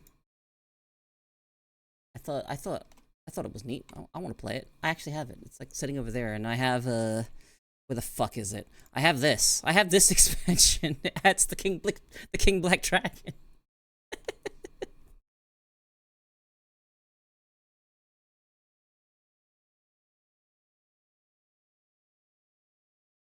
I can't buy these because they're fucking not available.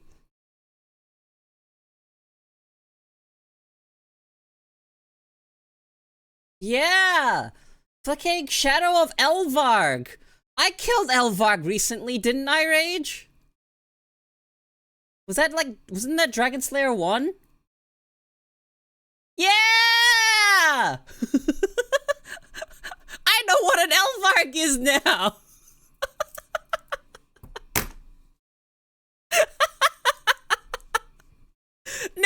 Now I'm just like, oh, that's what the board game is. RuneScape Kingdom, Shadow of Elvarg. I can't wait to play it. To be completely honest, I can't wait to play it. Okay, and then they have Dark Souls board game. There's two of them actually. There's the board game, the expansions for the board, and then there's like a card game, which is like less well received, but it is functional. I don't know how good it is, and I was like tempted to get it because it's cheaper.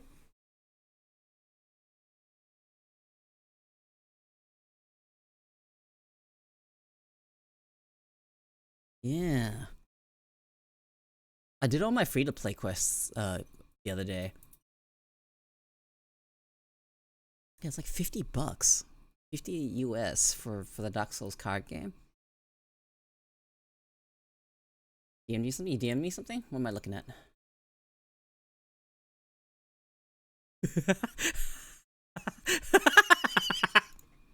That's funny. Alright,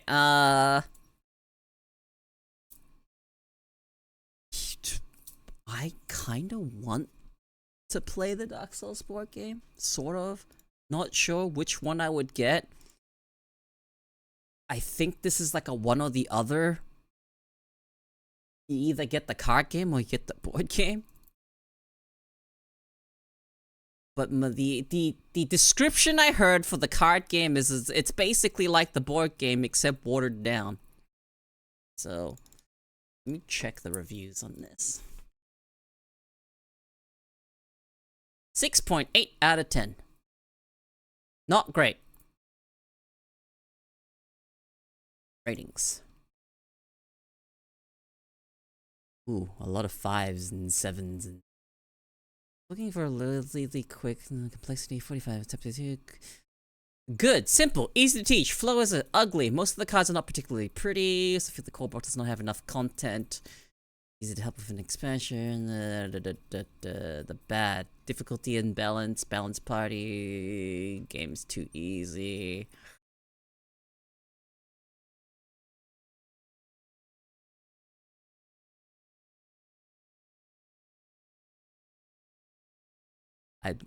Yep.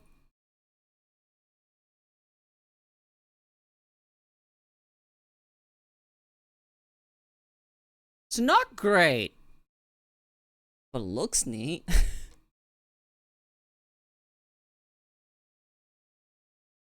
It looks neat. then there's a Dark Souls board game. I'm pretty sure there's a Bloodborne board game as well. 6.5, huh? This guy gave it a 10.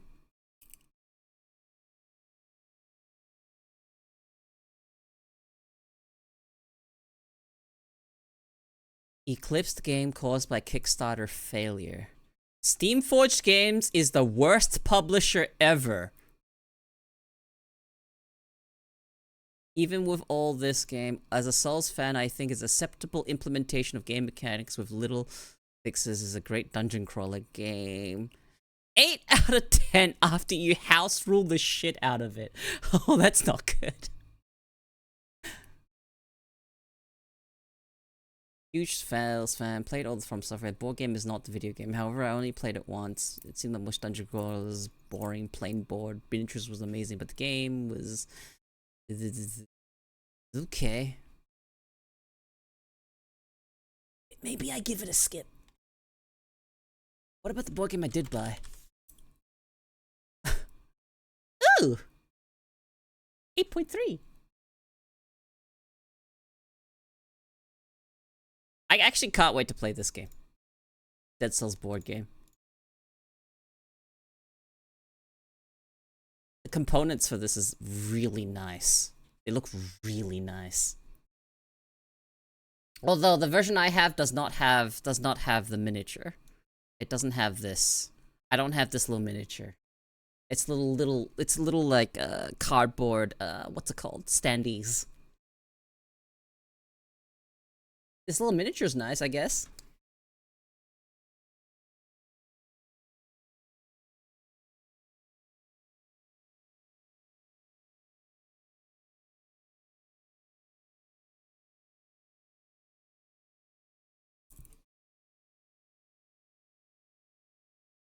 I geek out a lot about board games.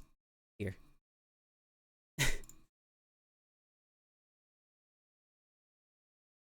But there you go! Some, like, board game community lore, I suppose. Steamforged Games, the people that made the RuneScape board game and the Dark Souls board game. Yeah, apparently they're the worst publisher. And I didn't even know that was a thing, that people didn't like them. There's also another one. I believe it's called WizKids.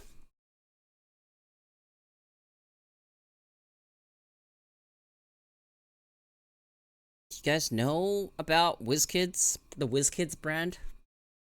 I'm trying to figure out what board games they did.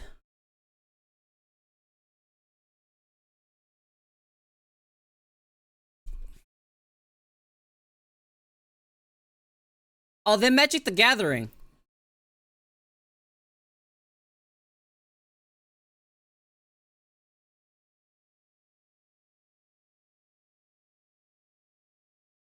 Let me see. WizKids board games. Haha, yeah, so that kind of tells me exactly why people don't like WizKids and the way they do some of this stuff. But they are responsible for publishing one of the fucking best board games that have been created.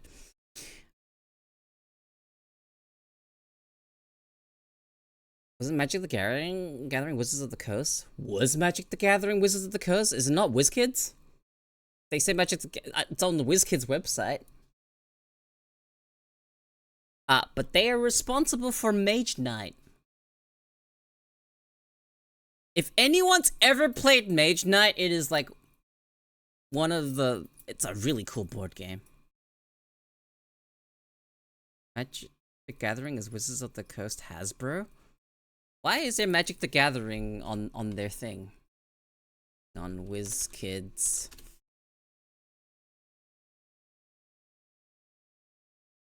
Are WizKids related to...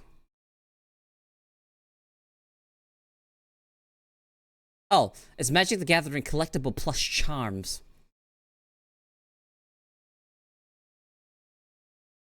So what are they responsible for? Products.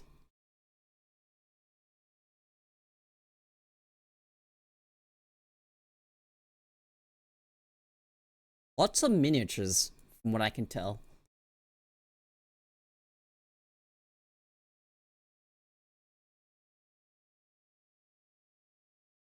Um...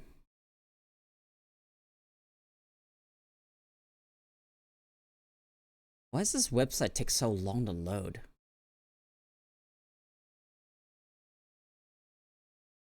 Hang on, let me look at WizKids. That's information company. Who are you owned by? WizKids is an American company based in New Jersey that produces tabletop games. Collectibles, miniatures games, Mage Knight, HeroClix, Mech Warrior. Mech Warrior?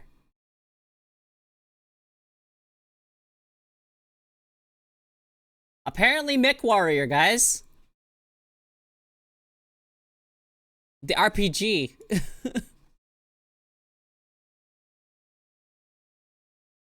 Battletech? Mech Warrior is a role-playing system set in the same fiction universe as the war game Battletech. Oh, okay, Battletech. It's a fucking tabletop thing. No, I'm learning. I'm learning right now.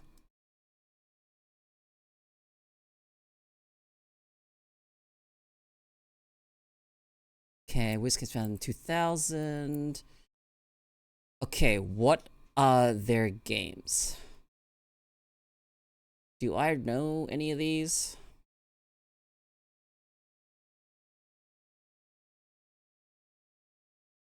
They made the Justice League board game, Freddy vs. Jason, Forest of Fear, Gremlins, The Hobbit, An Unexpected Journey. They made the Mage Knight board game. Pirates, Star Trek, Trains and Stations, Tsuro. What the fuck is a Tsuro? Oh, it's one of. Oh, okay, that game. It's like a weird puzzle type board games. Mech Warrior book, Mage Knight book, collectible card games, Battlestar Galactica, High Stakes Drifter, dice building, Aquarius, Lord of the Rings dice building game. Dice Masters, and then there's a bunch of like miniatures stuff they have. Yu-Gi-Oh miniatures. Okay. So the only thing I know about WizKids is they did Mage Knight, which is a game I really like. Okay, fair enough.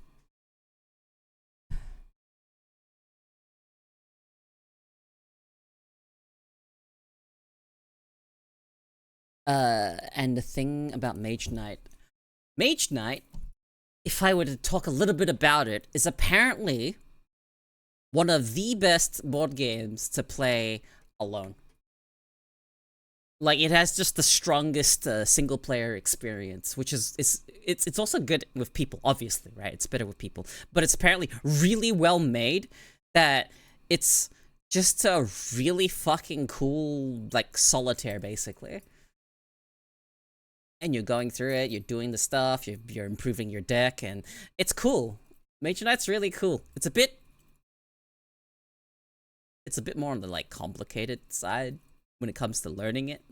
Complexity is kind of like, ooh. And I realized why I like it so much, because it's the way the Mage Knight works. It's literally a deck builder. It's actually just straight up just a deck builder. It's a deck building board game. And instead of taking damage, or what you do take damage, what ends up happening when you take damage is you end up with dead cards in your deck. And they're called wounds. So you add them to your deck, so it just makes it bloats your deck. That's how you take damage. And I believe there's like systems where if you draw 5 or something wounds, like if your entire hand is filled with wounds, your character like gets knocked out or something like that. There's some weird, interesting systems with that game. I just remember it being really fun when I actually tried to learn how to play it.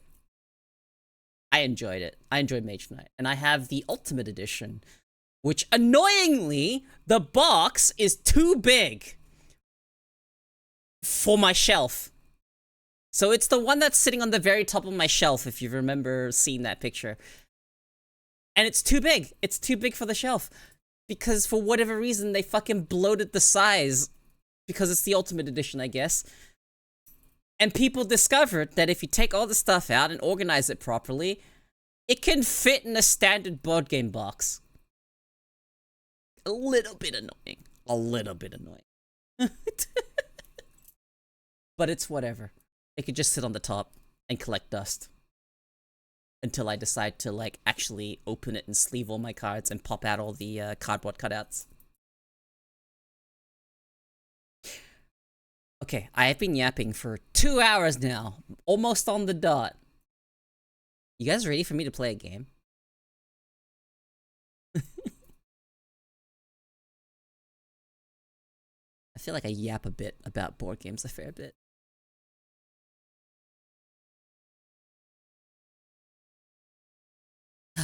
Oh, wait, hang on. That reminds me of something. There's a board game I've played. And it's called Super Dungeon Explore. Specifically the Forgotten Kingdom version. And that game, I really enjoyed. I liked the whole miniatures things. And then they released a Kickstarter called Super Dungeon Explore Legends. And it was supposed to be a campaign style version of the game where there was progression and everything and the new dice and all that stuff. And I'm glad I never backed it. I wanted to. I almost backed it for like however fucking much it was. I think I almost backed like a 300. I was so tempted, but I never did it. I didn't back it. And I'm so glad I didn't, because they promised stuff in 2007, I believe. Was it 2007? Maybe not. Hang on. Super Dungeon Legends. No, I'm way off with that. They promised delivery in 2016, so I'm way fucking off. Yeah, Super Dungeon. It's a Super Dungeon series. There's miniatures, little anime chibi miniatures. I really like the setting, and it is so fucked because they still haven't delivered anything to do with this game to anyone that's backed it. Everyone that backed this got fucking scammed, and this Kickstarter made 1.2 million. It was a successful Kickstarter, and everyone just got kind of scammed. Let me check the updates. The last update to Super Dungeon Legends was in 2021, and they still haven't done anything about it.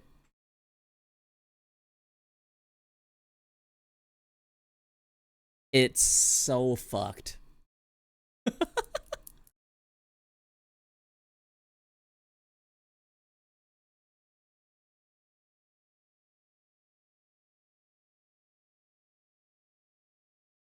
Hey all, I know there are a lot of burned and scorned fans here, but the Plague Throne. What is the Plague Throne?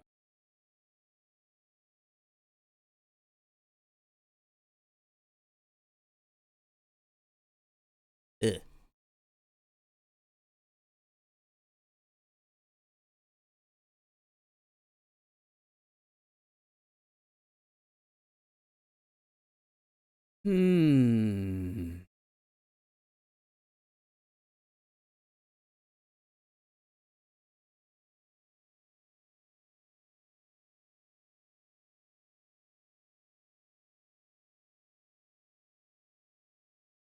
Interesting. Someone part of the original team split off and literally just made the same game, but changed the name, but the layouts and the way the cards look are all very similar. They're all laid out the same way.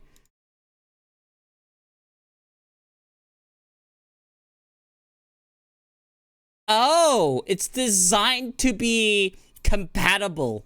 Backwards compatible with the fucking... I see.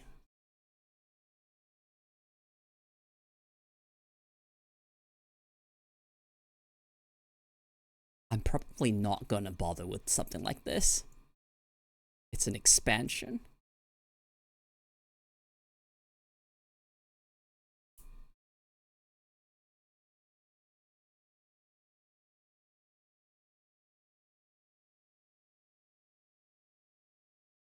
So they actually just had to make a new one, huh? Interesting. Project Mugen? I'm fucking so scared.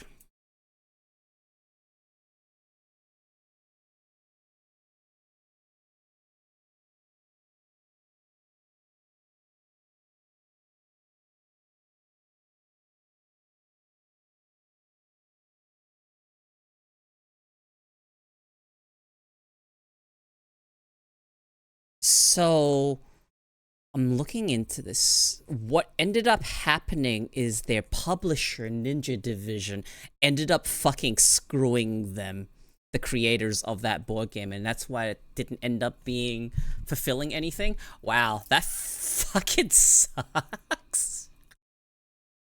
They got screwed by their publisher. Oh, I see what happened. I think I understand.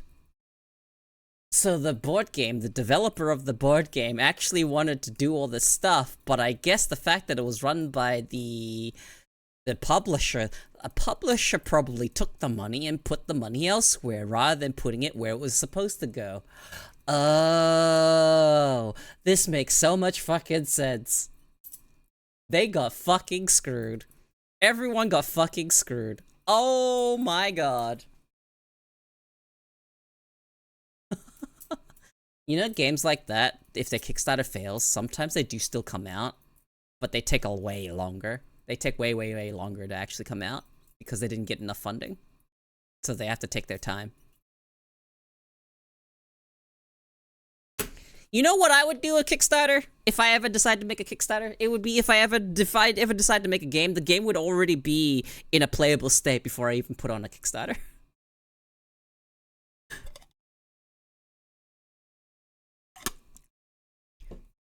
I've heard this advice before. Use Kickstarter as a way to, like, you know, when you're closer to, in your, you know, far enough along in your development cycle that you're even, you know, capable of just releasing without Kickstarter. Kickstarter's just a way to just fucking go, hey, my game exists. So they use Kickstarter for PR rather than trying to fund their game. So, unfortunately, Kickstarter is not really that great anymore because so many bad apples in the crowdfunding have just caused people to not care. People just do not fucking back stuff anymore. Too many people have they've been burned too many times by Kickstarters. And how I feel about crowdfunding and all that stuff is the same way I feel about pre-orders. I have been burned before when I kickstarted something, and there was one game I got burned by. Who, interestingly enough, I believe some of the people involved with that game that I got burned by in Kickstarter ended up making Abiotic Factor, which I actually really like. So, not like they can't make good games.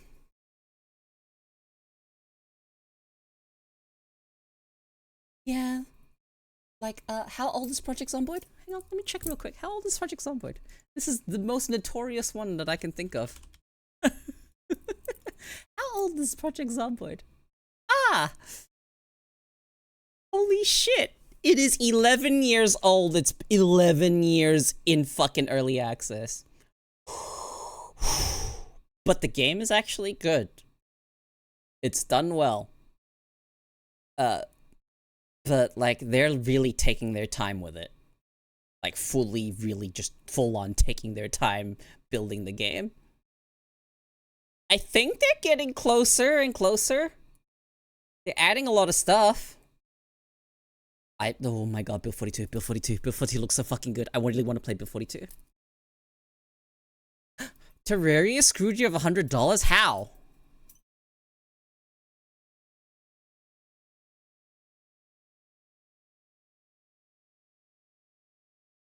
You know what game that reminds me of that did not do well? Which I also then found out that the company kind of scummy. Ooh.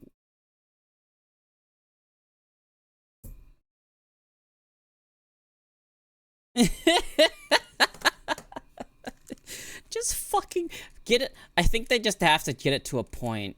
It's much more ambitious game than we ever hoped to fund ourselves. It's grown massive. Roller coaster decay. Half the update. What is required for 1.0. Now because release major features implemented. Interesting. Be the second NPC. Oh, okay. For them to even consider it to be like good for a 1.0, they want NPCs, working NPCs in the game. Oh, they want to be able to add emergent storytelling into it with the NPC system. Okay. Fixing up the UI, and after they fulfill everything for 1.0, they'll keep updating. Yeah, I have complaints. Yeah. That's gonna be a bit. That is ambitious. That is so ambitious. We want this one thing. What do you want? What do we want?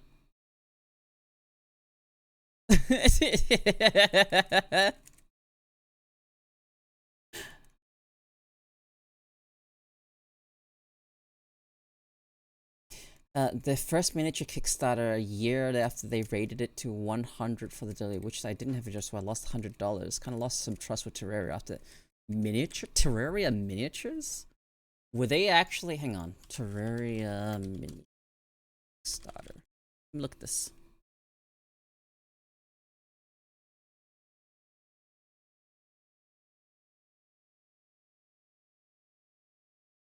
Was this the Terraria board game?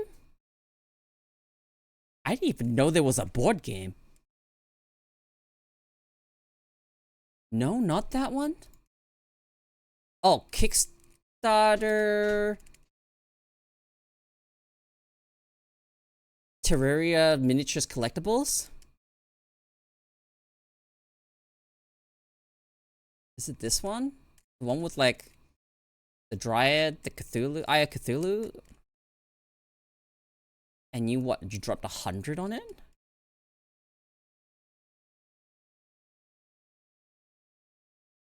One year ago, I sent an email, never got a reply. Please write to support at Skyland. This isn't Terraria's fault. This is not Relogic or Terraria's fault. This is someone independent of them that was making stuff for them. Created by Skyland Arts. Skyland Art has been around 2019. Their background is tabletop gaming, White Wolf Publishing, video games, media entertainment, comics and graphic boom, magnetic press, manga and anime, Viz Media. Oh. Okay. I'd say you should take your beef up with whoever Skyland Arts is. And not Terraria?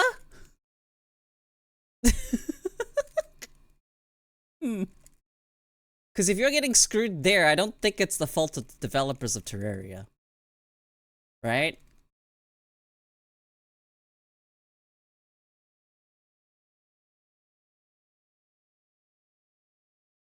That's just from a little bit of looking into this.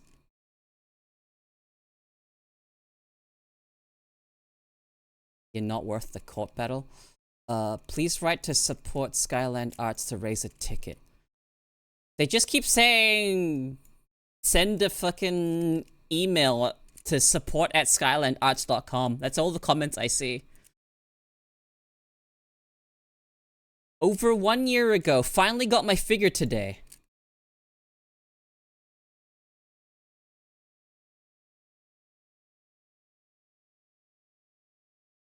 Do you still want it? Because a year ago, people are actually receiving their stuff after sending in emails. But they might not reply, so... If you still have all your, like, documentation from Kickstarting and your pledge and whatnot, worth a shot if you still want it, but if you're just burned and don't want it anymore, that I understand completely. I mean, here's the thing. You could trust Terraria not to pick a shit partner, but Terraria would have to know that they had a shit partner. Yeah. It's been a few years now. Yeah, I'm seeing some people a year ago. They're like responding and all they're telling is just raise a ticket. Over 1 year ago, finally got my figure.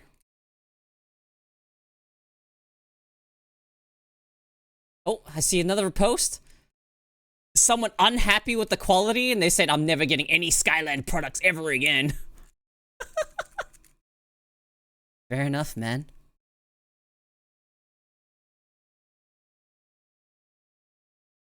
Look, there's so many cases of people just like going with, okay, they seem established and we're just gonna go with them as a partner. And you don't find out that they're really shit until fucking way too late. That happens a lot in this industry. A lot. You don't find out until someone's like fucking, like some company or some fucking person is some really fucking shitty until way too late. That's just how shit goes, man.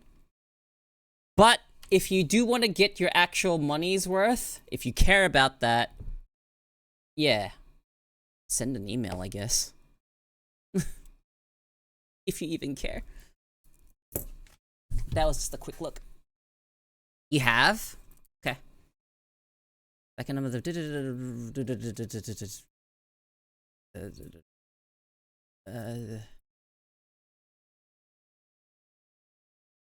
When did you send that email?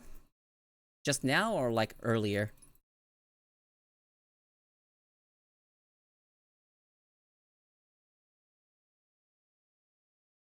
Not sure you want to hang on. Let me just that real quick. Just in case someone decides to fucking doink it, don't put that there. In 2021. Ugh. Yeah, I've heard other people not getting responses, so yeah, not great. Really not great.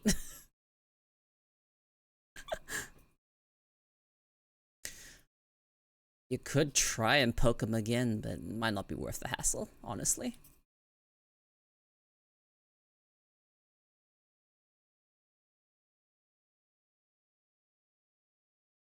I remember I had to fight with my college on making sure I could fucking not get screwed on taking on a fucking extra debt because they fucking screwed me.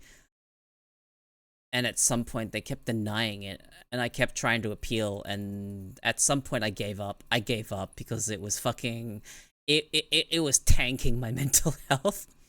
And ever since that, I was just like fuck colleges. Fuck uni. Fuck everything to do with the fucking education system. What a piece of shit it is. What a fucking scam, man. But yeah, I got burned really hard, and that was 2018, actually. And that was the year I started streaming, and also the year my partner got a job.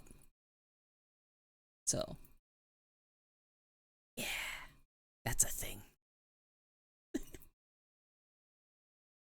I have such negative experiences with that. It was so annoying. I immediately, they made an assignment. They made me fucking record a video or some shit. And I'm like, immediately was just like, can I do anything else for this? I need an alternative. Please give me an alternative to this because I can't record myself. That is a fucking huge fucking big no for me. Back at the time, right? They wanted another 100? Fuck them.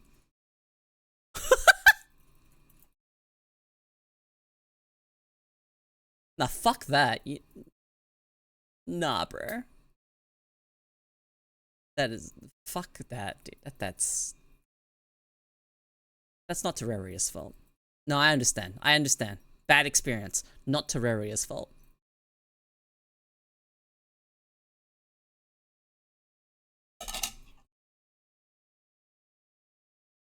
If that gave you any ill feelings towards the developers of the game and Terraria itself.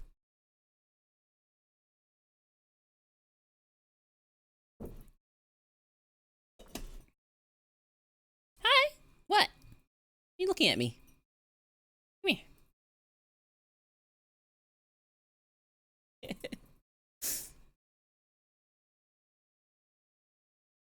They're still working with them? Why?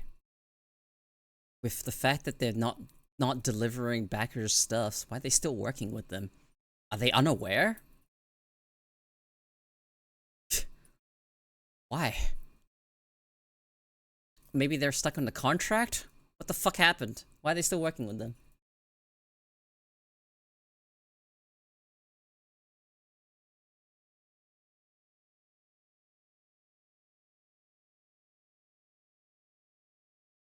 Yeah, there's that too.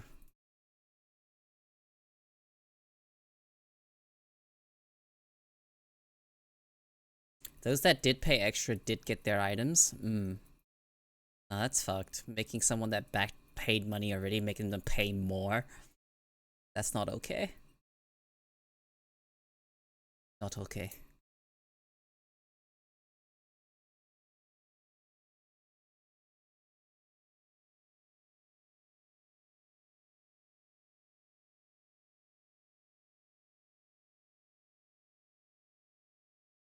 That really sucks, man. When you don't have a job and you put some $150 into something and you don't get it, like that hurts. That genuinely fucking hurts.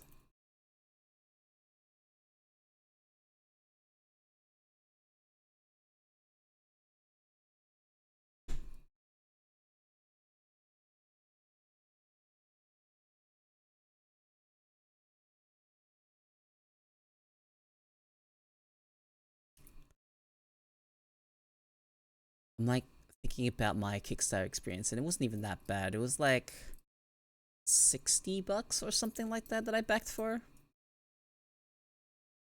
Look, you can't, okay, depending on how the contract worked, you can't just back out of contracts like that, unfortunately.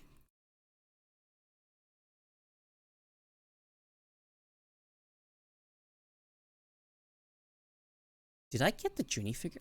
Second, did I even pre-order the Junie figure? I don't think I did. No. Maybe? I don't remember. I might have missed out.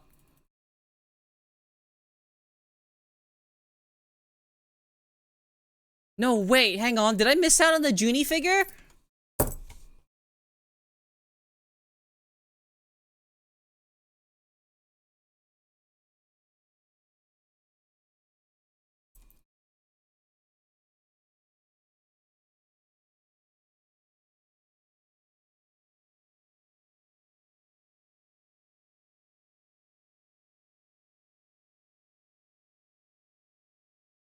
No, I missed out.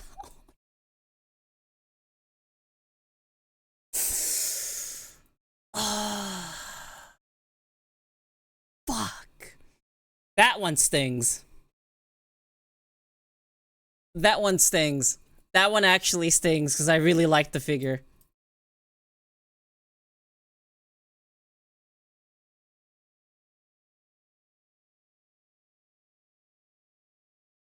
I don't think I've gotten it. Fuck.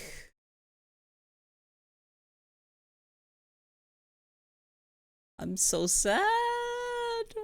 Oh man. God, it was expensive, but it's out of stock.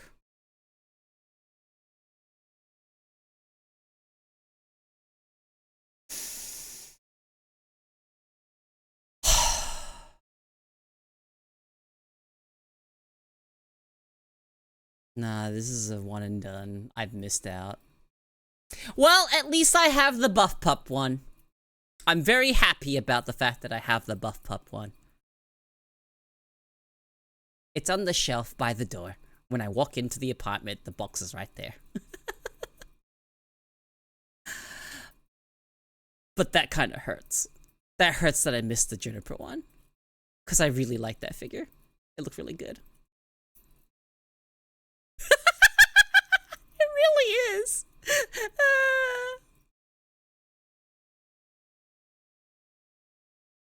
Dude, I would love to have a figure of myself at some point. But that's like so fucking long away. I can't even think about something like that. But it'd be really fucking cool. Really fucking cool. I do you know what's exciting is I get to get a Grimmy, the Necromancer Grimmy plushie. Cause I won the thing, the Twitter giveaway. I won a Twitter giveaway. So they're gonna send me the Grimmy plushie. Yeah. I won the Twitter giveaway. I was like one of 2 out of fucking how many people? Like fucking a shit ton of people. I just remember fucking entering that one and I was just like, okay, whatever. I think it was just like and retweet and follow Makeship, and that's it, right? So I was just like, okay, done. I'll do that. And I got picked. Cause, you know, built different, I suppose.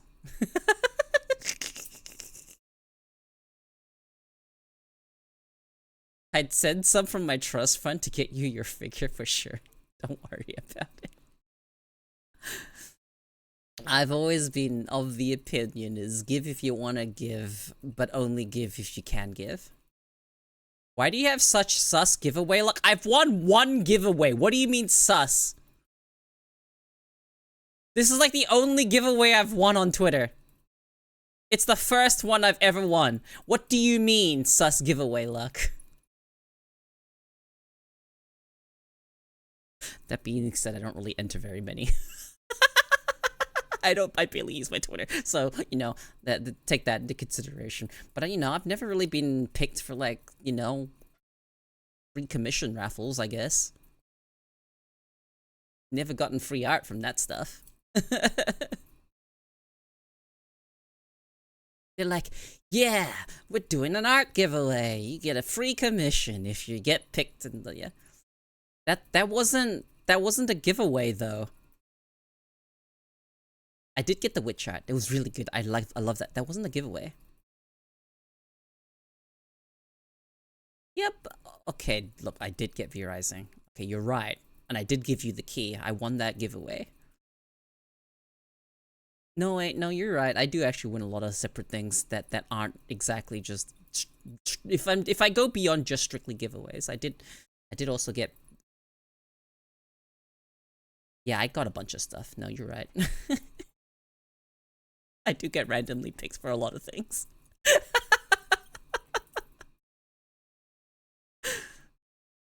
Just like a lot of people randomly deciding to click on my stream and sticking around. For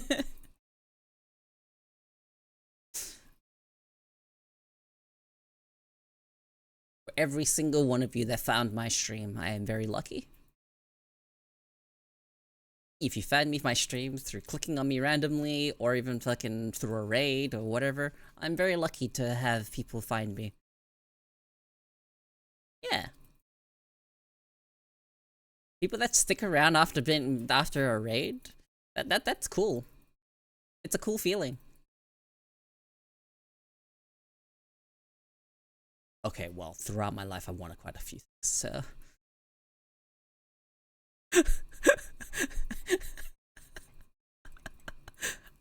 I am fairly consistently kind of lucky.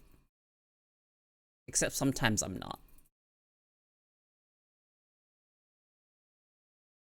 You know what else is a cool feeling? A bucket of ice. Yeah, you're right.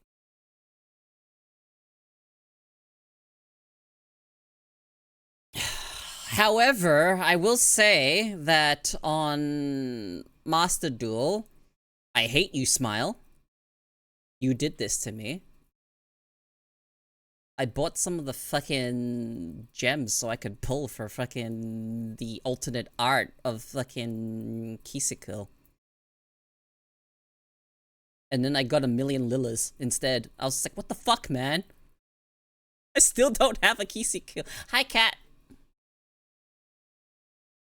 I'm very annoyed about this. I'm very annoyed because I actually spent some money on it. Not all of my money. I wouldn't do that. But it's very annoying. I can't wait to find out that it's impossible to get Kiseko.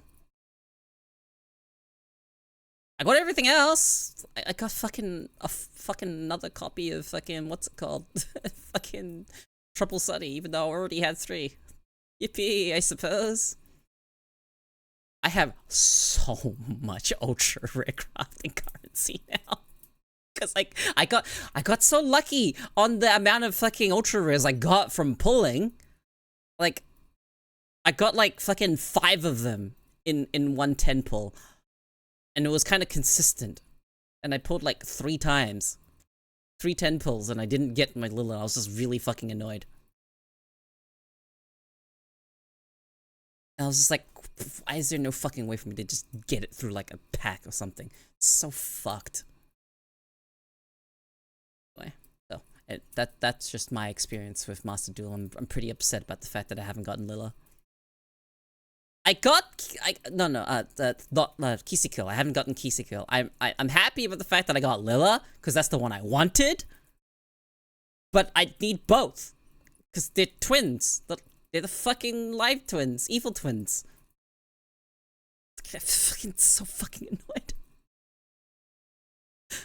So fucking annoyed. I am happy though that they gave Kiseko and Lila the linked ones animations when you bring them out. That's cool. I like that. But yeah, I bought the thing, so I have their field and all that stuff now too. So cool. Thumbs up.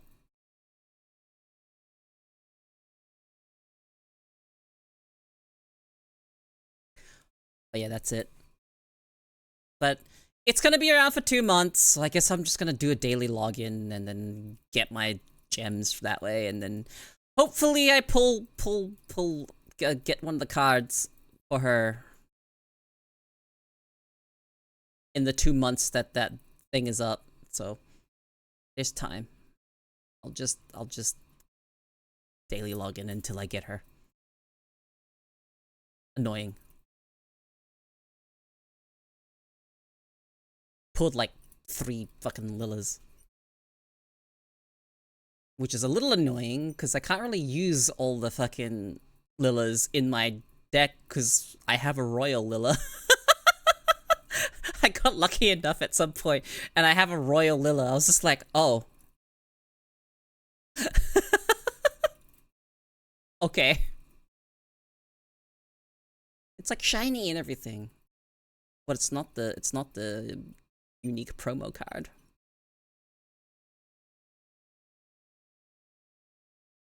Okay, I've stalled for 30 minutes instead of playing the game. I'm just gonna switch the game and keep talking.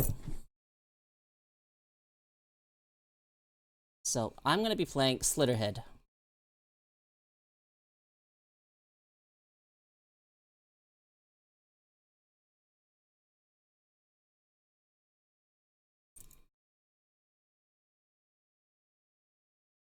I have a Royal Kiseko, wanna trade?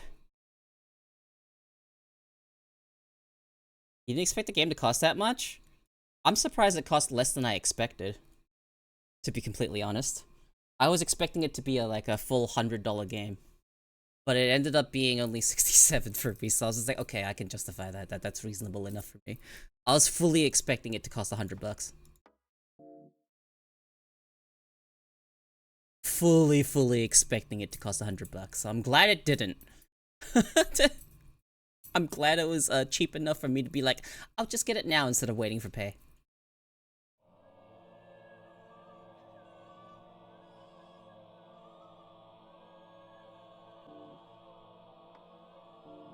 Why did you not remember my settings?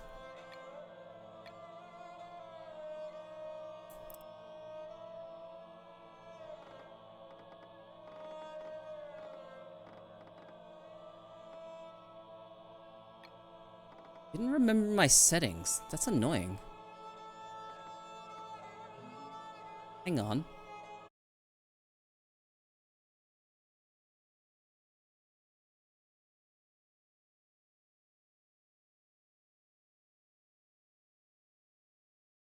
I changed the settings when I launched it the first time. Why did it not save it?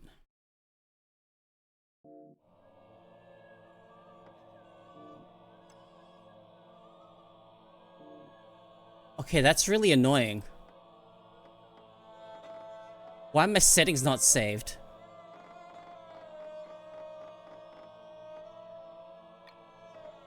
No fucking way it needs me to...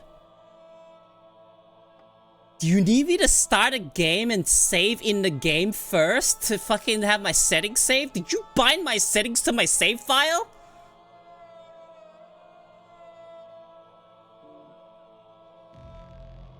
No way, right? Surely not.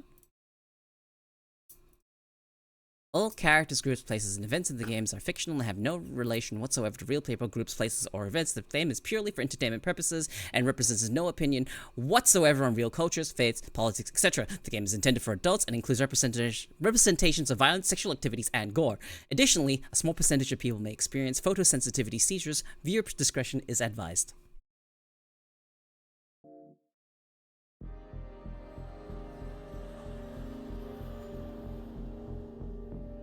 Okay, so how am I... Do I have frames? Oh no. I don't have frames. They're stealing my models. They're stealing my live 2D frame rate again.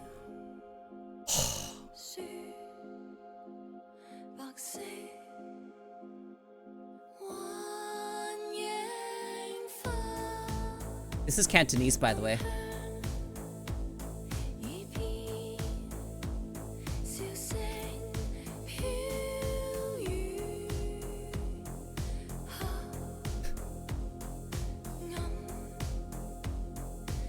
Yes, I learned Live 2D as admin.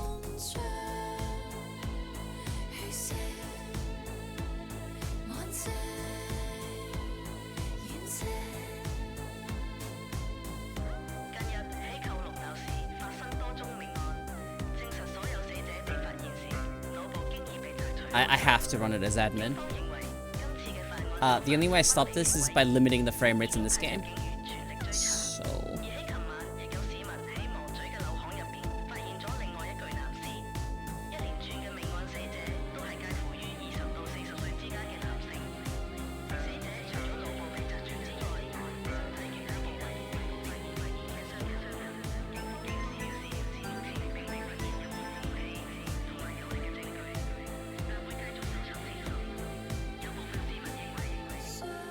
Here we go again, guys. Kowloon City. It's not Kowloon City. It's a fictional, but it's based on Kowloon City. You can tell it's based on Kowloon. This is non-distinct. You know, Kowloon at home. This place is Kowloon.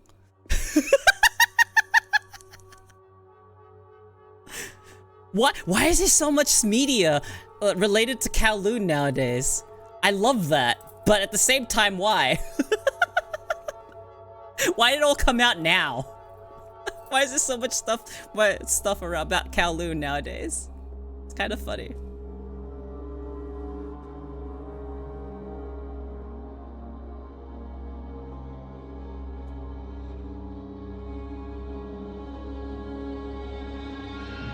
Ooh.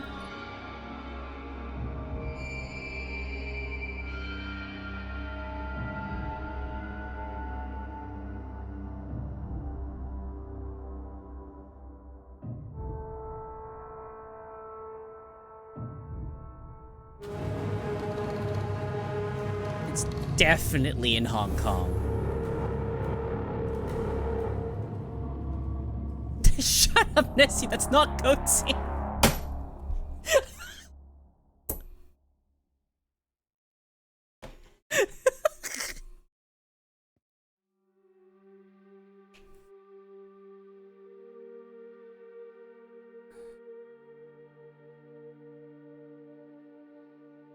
I need to limit the frame rate. Please have a frame rate setting. Please, I don't want to use NVIDIA. Oh god, every time I use NVIDIA, NVIDIA is just like... and then it finally loads.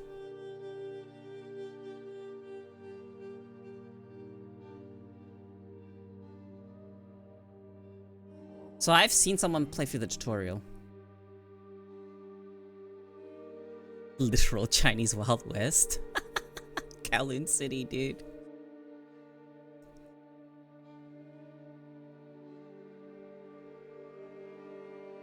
You've been to Kowloon?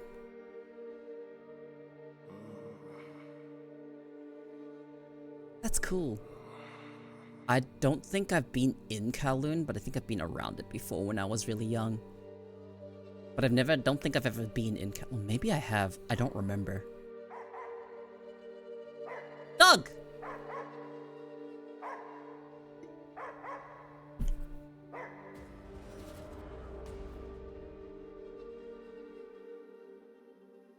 I am a dog now, guys. Me, I am the dog. Okay. Options.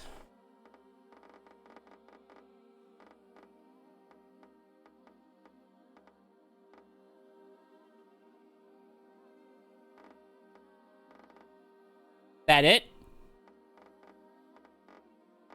That's my graphics settings?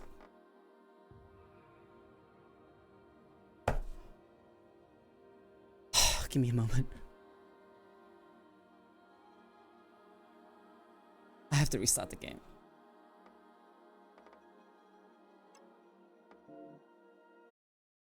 Where's my checkpoint? I must check this. This is important.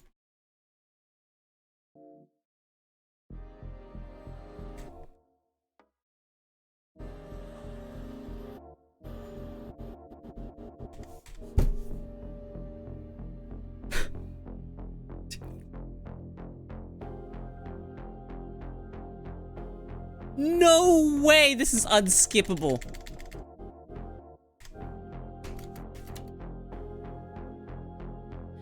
Oh, thank fuck.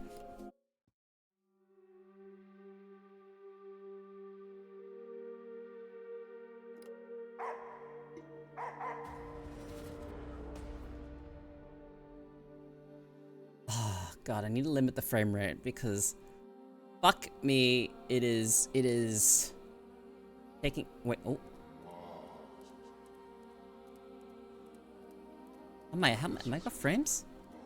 Yeah, weird, okay. I'm a dog?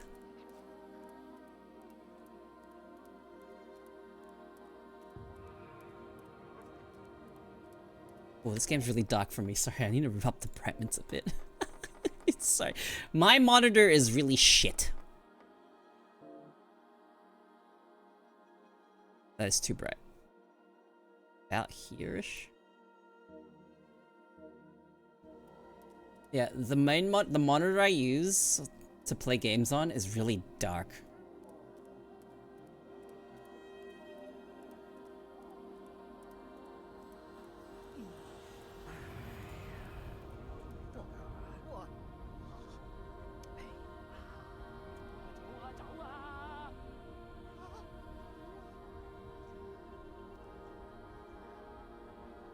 They didn't say anything remotely close to that.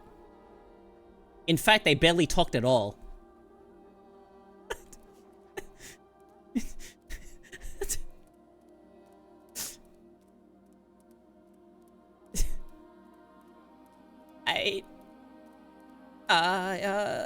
And then there's the one part where they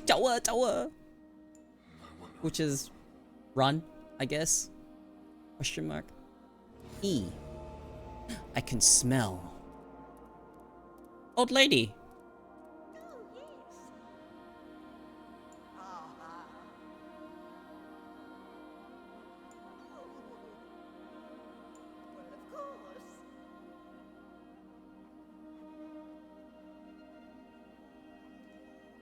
Just go, well, of course.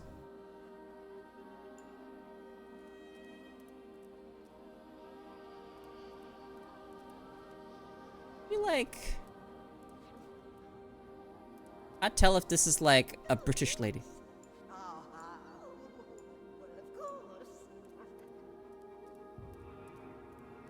I believe this is set when it was still under British rule.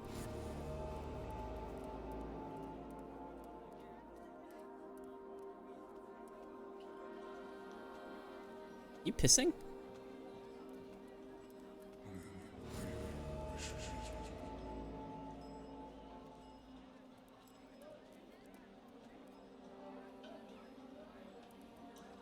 Ooh.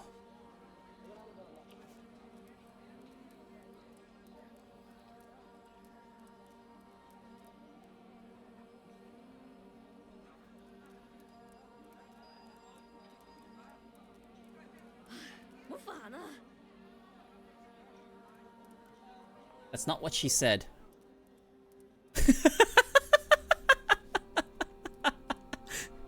It was more akin to fucking don't bother me. She didn't say anything about a filthy mutt.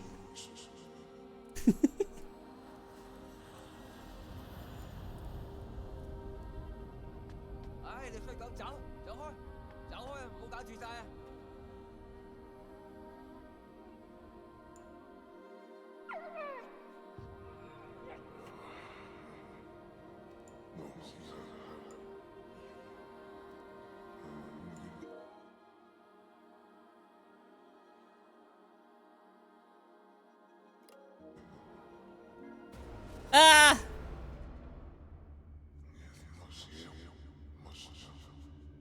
Okay, I'm a woman now. I'm no longer a dog.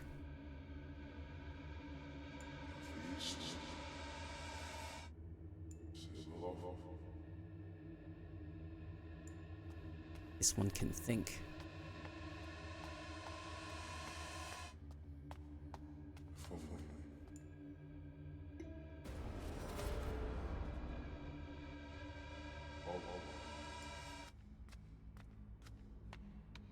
Okay.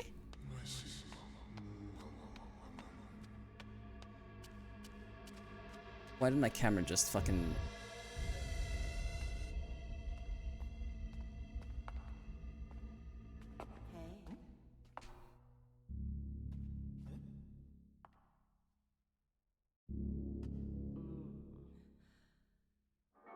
Baby, you smell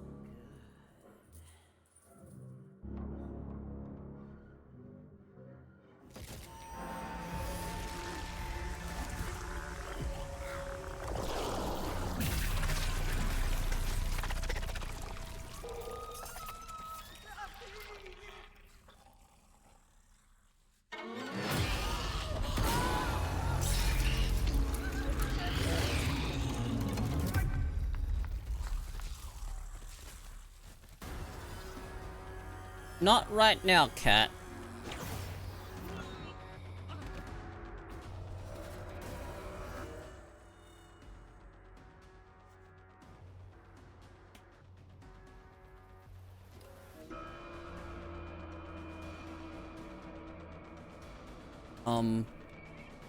Is there someone I can jump to?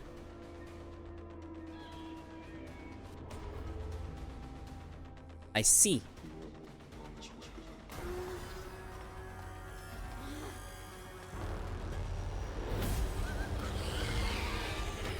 Oh!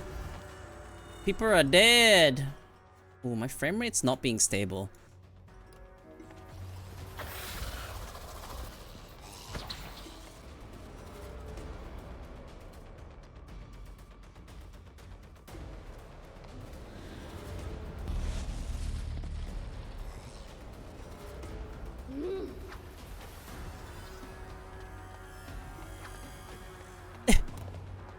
I can jump. I can run. Yeah, I need to limit the frame rate. I really need to limit this to 60. I have no idea what language the spirit's speaking. It's like...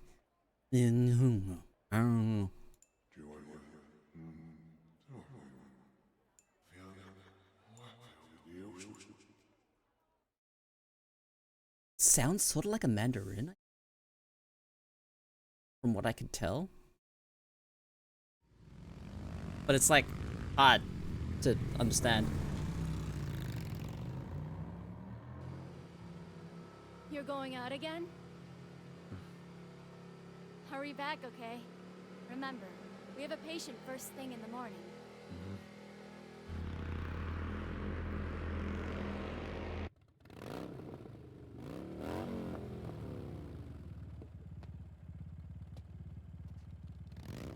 English is actually not unusual in a Hong Kong setting, by the way.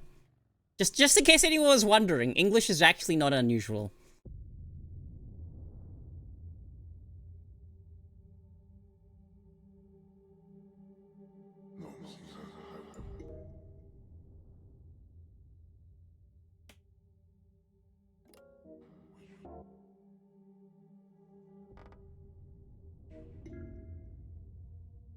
I like checkpoint now. Oh god. Oh god. Oh god. Oh god. Oh god. Oh god. Oh god. This is so scary. This is such a scary button. Need to make sure this is gonna resume me from like around here. Okay. It resumed me at the cutscene. We're good. Now, turn to the title screen.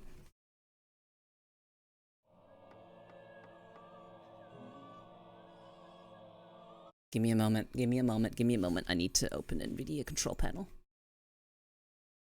I have to limit the frame rate to 60 so it stays stable. Because it's going from like, it's hitting max frame rate and then it's tanking down to like 70s and it's happening a fair bit. I need it to stay at 60.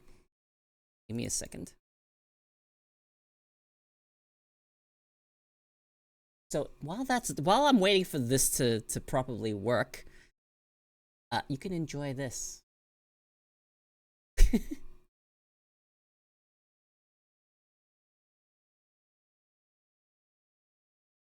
So, Slitterhead, no, it's not showing up here. That's annoying. That one.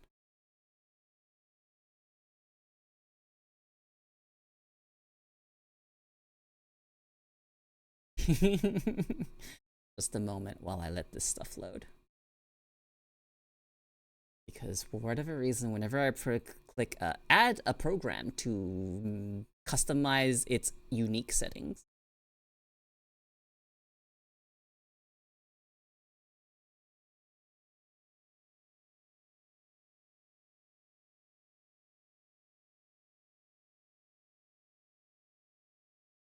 huh. Actually, I wonder if it'd be better for me to just set it so everything's capped to 60 and then set exceptions for the games I play off stream.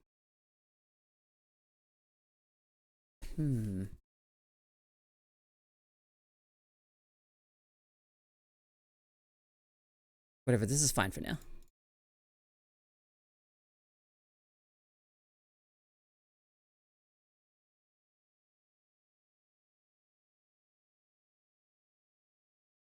Okay, there we go. It is set.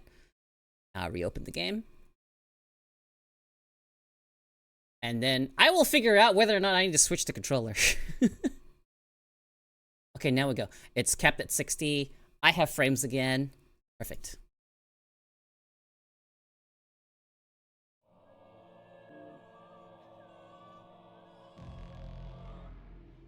Oh, guys, my settings saved because I have a fucking checkpoint now.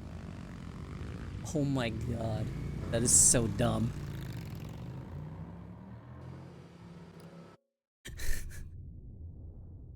Alright, now. I can't believe your config is tied to your save file. That is... Don't do that, please.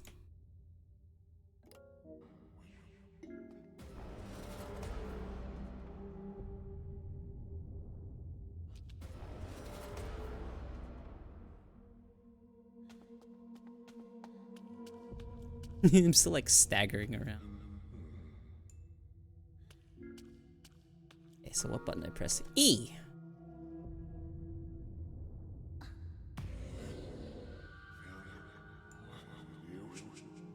Fragments of my lost memories. If I focus, I feel that I can use the next body a little better.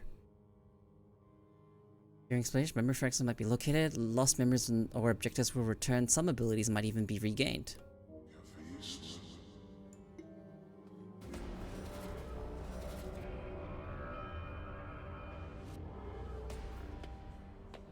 I can run now!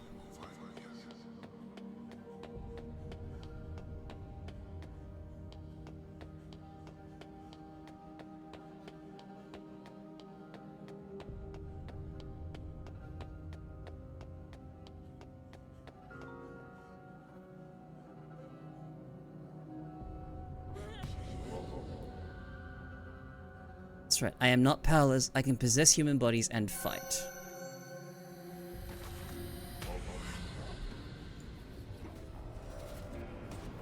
Okay, so how do I shift?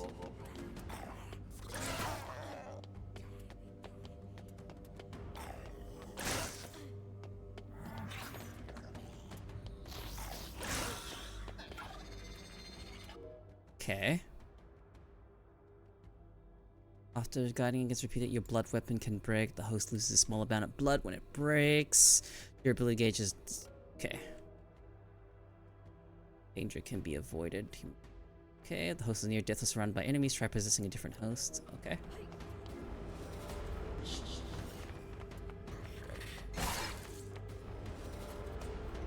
Okay, wacky.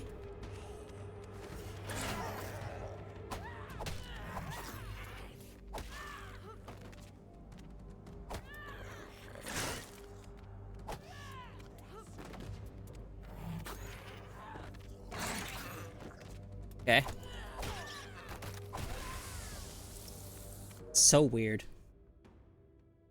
Meaning after possessing a temporary effects are bestowed. Host abilities are max blood HP attack is raised. Combo, one more attack, total of 3. When the temporary effects end, the special effects change. Okay, reduced. There's no limited number of times this can be received. It can be every time a different body is possessed.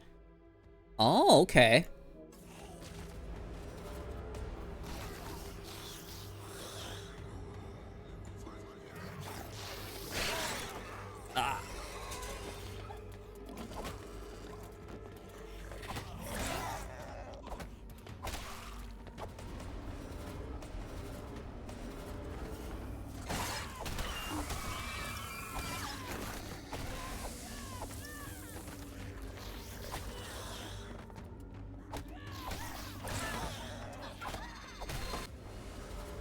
Why are you so far away?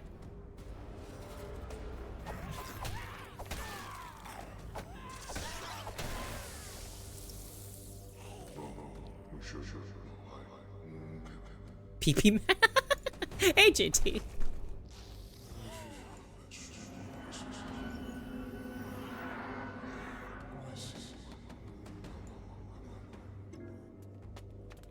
Ten possession bonuses, so I can evade. Okay. Bye-bye.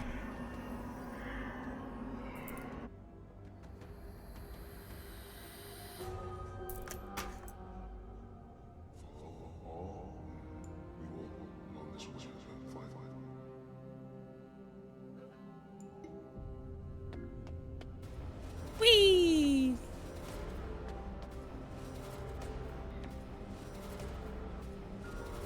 Whoops. Back to this body. Getting a little wild with the... This body is heavy and suffocating.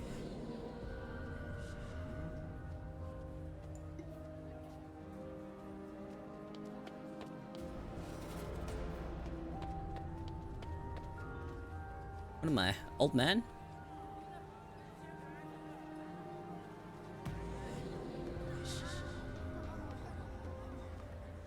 A strong body that has the power to rival them. I faintly remember such a sensation.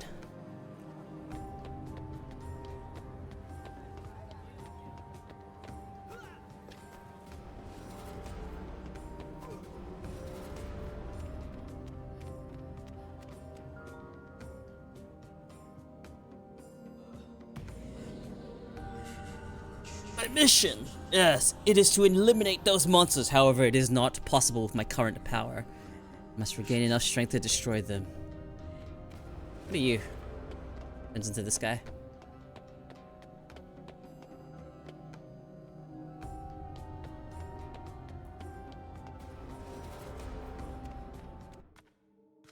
Okay.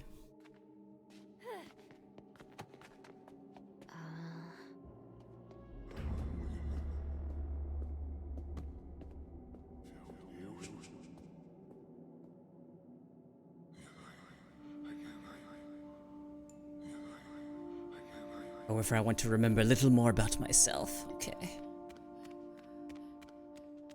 Shift not.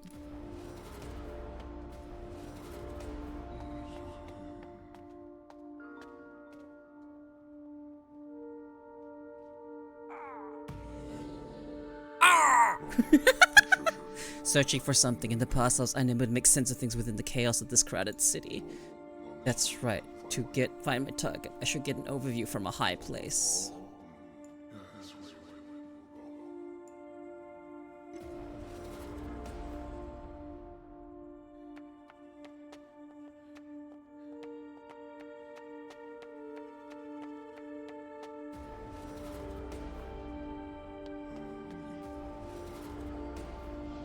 Oh. Look at that.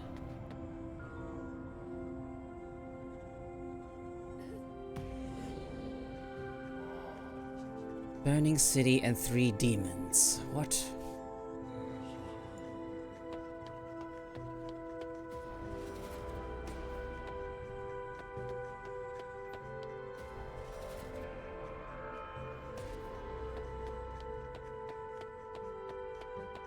I wonder what it's like for the ones being possessed. Like, what the fuck would they even experience? While humans are frail, their sheer numbers are a potent weapon. Oh. Need to remember how to use a body better.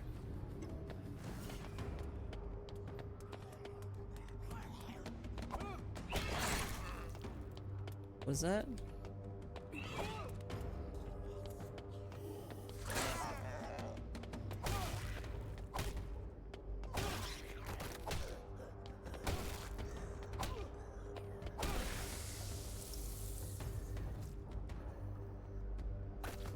I lock on.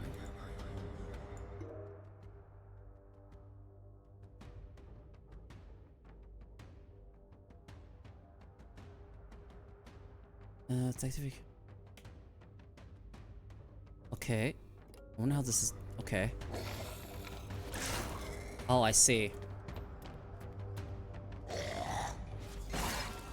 Oh, that is weird on mouse and keyboard. Oh, that is so fucking weird. Oh, that is so weird.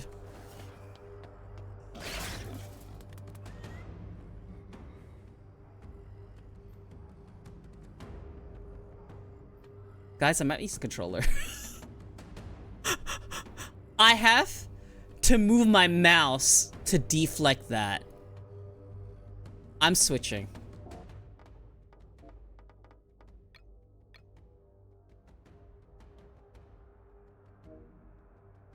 Give me a moment. Hopefully this works just plugged in.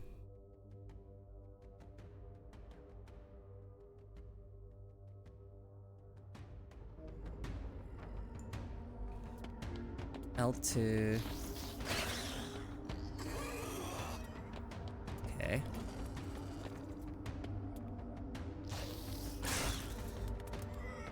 It's not that bad, but like, oof.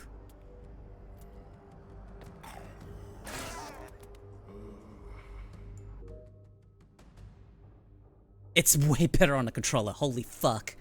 That is so jank on a thingy. Alright, so. Oh, that is not what I was meant to press. Whoops. Alright, that was way too early. What the fuck am I pressing? What the fuck's my attack button? Hello?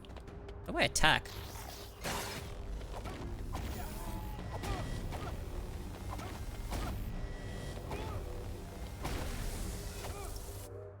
Okay. If you successfully continue to deflect, a blood time will activate. Time will flow, also allowing you to one-sidedly land attacks.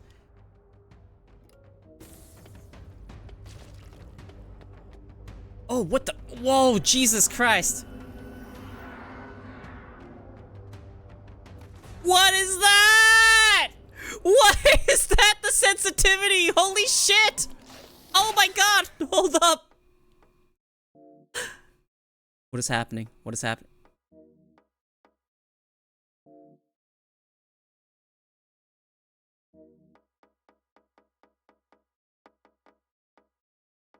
Why?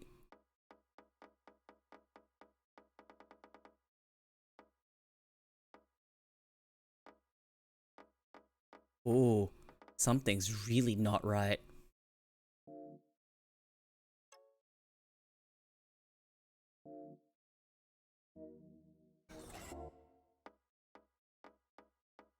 What the fuck is happening?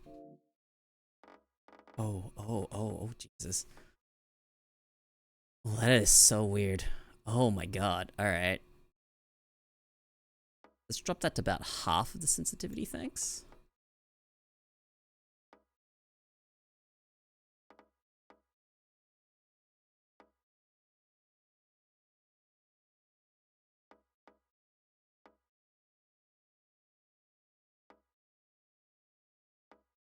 Okay. What's happening here? Like, what? I'm tapping down on the D-pad and it's going down.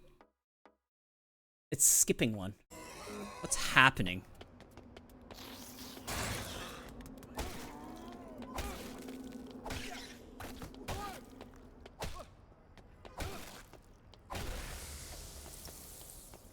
Is that better? How do I possess a controller? How do I possess? Whoops. Ah, there we go. That's the button.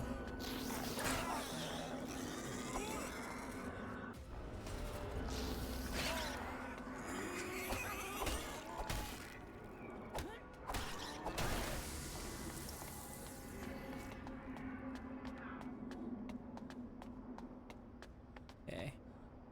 Hello?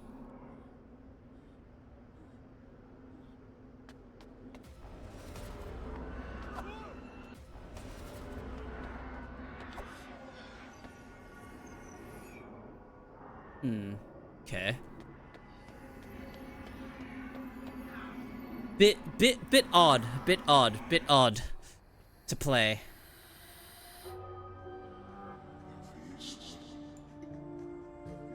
Hey Ash, how you doing? This game is a bit odd to play.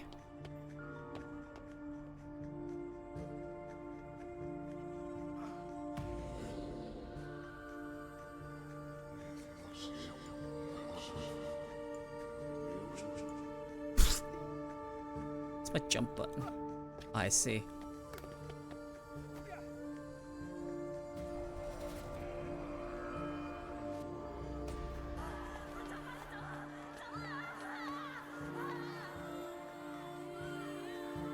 Kind of fucked up.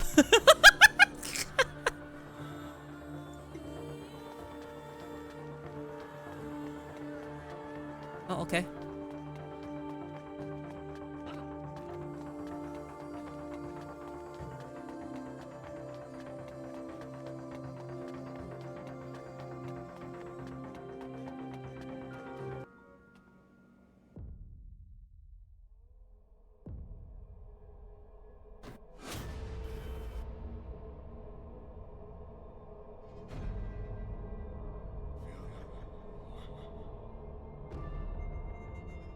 Someone else's view. Why suddenly?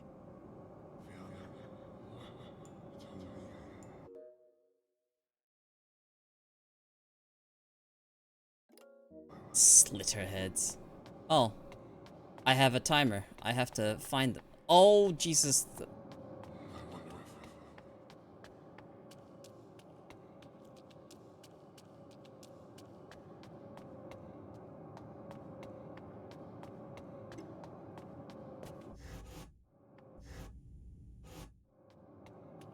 Sight jack. Ah, Pedro! Oh my god, this is so hard to control on the controller.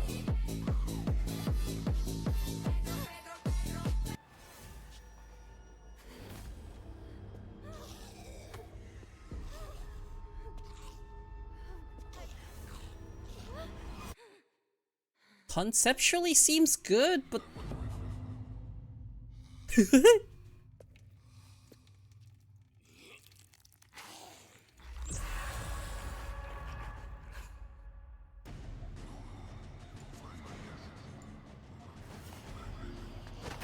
Oh, I see.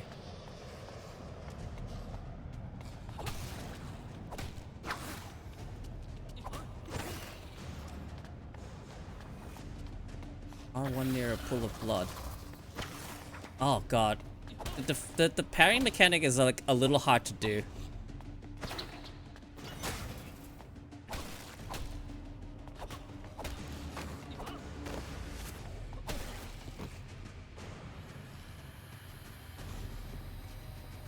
Ah, fuck.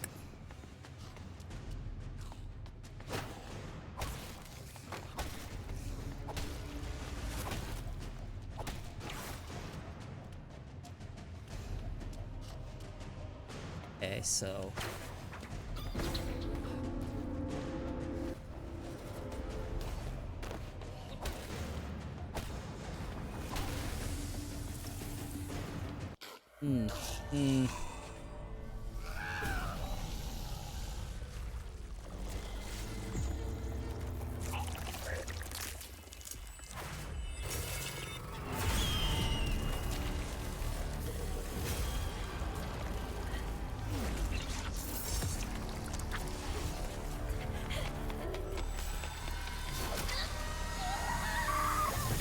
Oh, okay.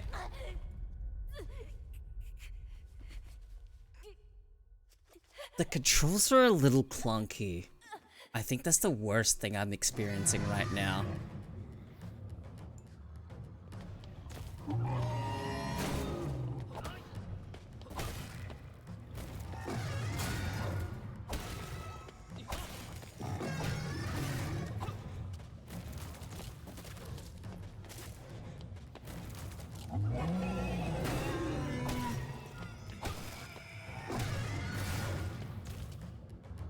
Okay.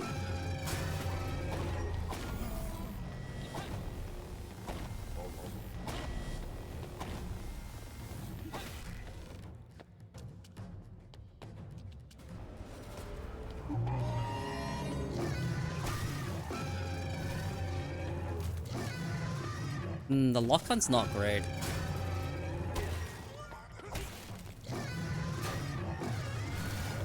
Oh. Yeah, this is way easier to do. The deflect's way easier to do on controller.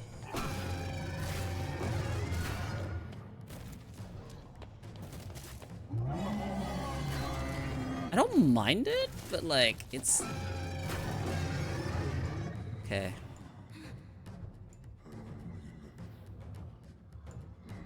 The bloody hell, it will be a gamble. Alright. Because this is her.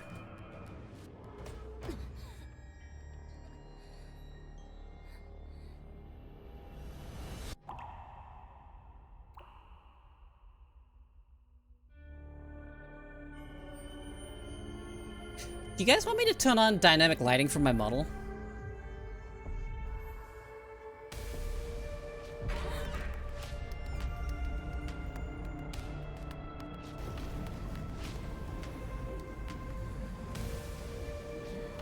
Why is she a Saiyan?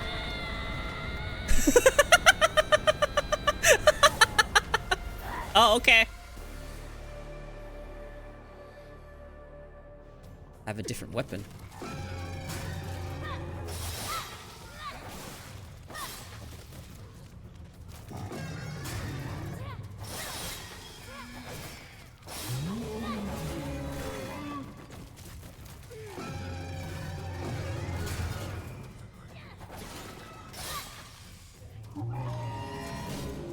Oof. Oh, what's happening? Hello? A rarity has been discovered. An individual with extremely high fusion affinity with the protagonist's soul. Has high vitality, combat potential. Seems to maintain consciousness even while possessed. Oh. Other moves because they cannot be used in this state, but this is overflowing strength deep with this power is. Okay, I'm talking with the person inside. Doing active skill. Revive all!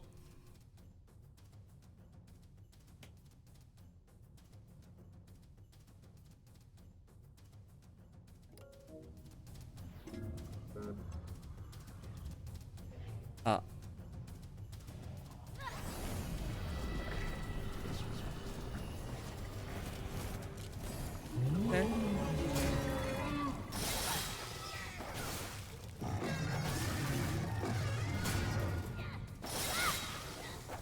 Okay. You only have room for one attack. Oh, okay. Some skills consume spirit power. Skills that use spirit power have blue icons. Skills that have a red skill icon. Spirit power is maintained even when changing. Spirit power is recovered upon executing a successful deflect. Oh, okay. Fair enough. Active skill 2. Sonic Claws. Use claws of blood to generate forward moving. Use the skill button. Charge. Okay.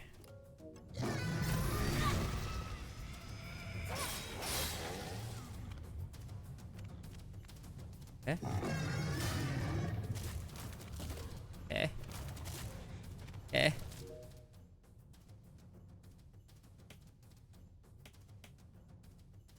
While not possessed, rarities will automatically evade enemy attacks. Oh! Okay. What if I don't, huh?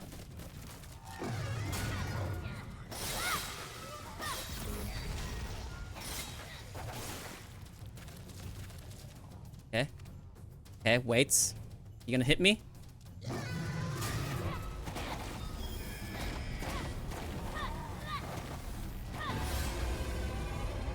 Oops, sorry. I hit the other human.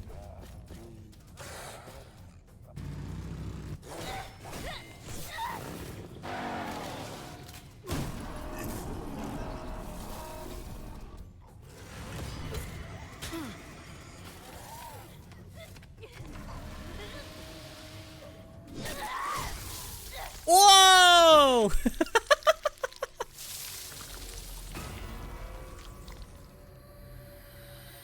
Oh, okay, it just turns to dust.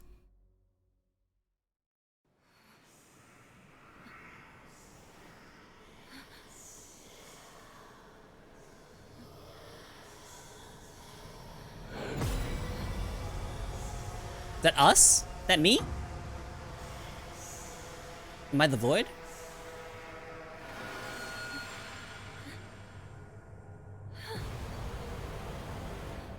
Am I showing her the future? The city.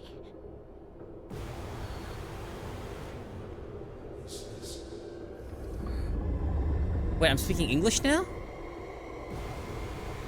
Fuck is that? Oh.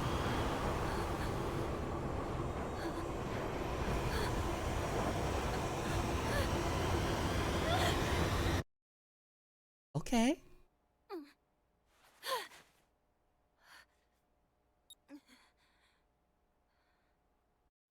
Oh. So I can control anyone. But some of them have special power? Not quite. Some of them just have special, like, affinity, I suppose, with us, the spirit. So you get more powers? And she gets claws? Scared girl.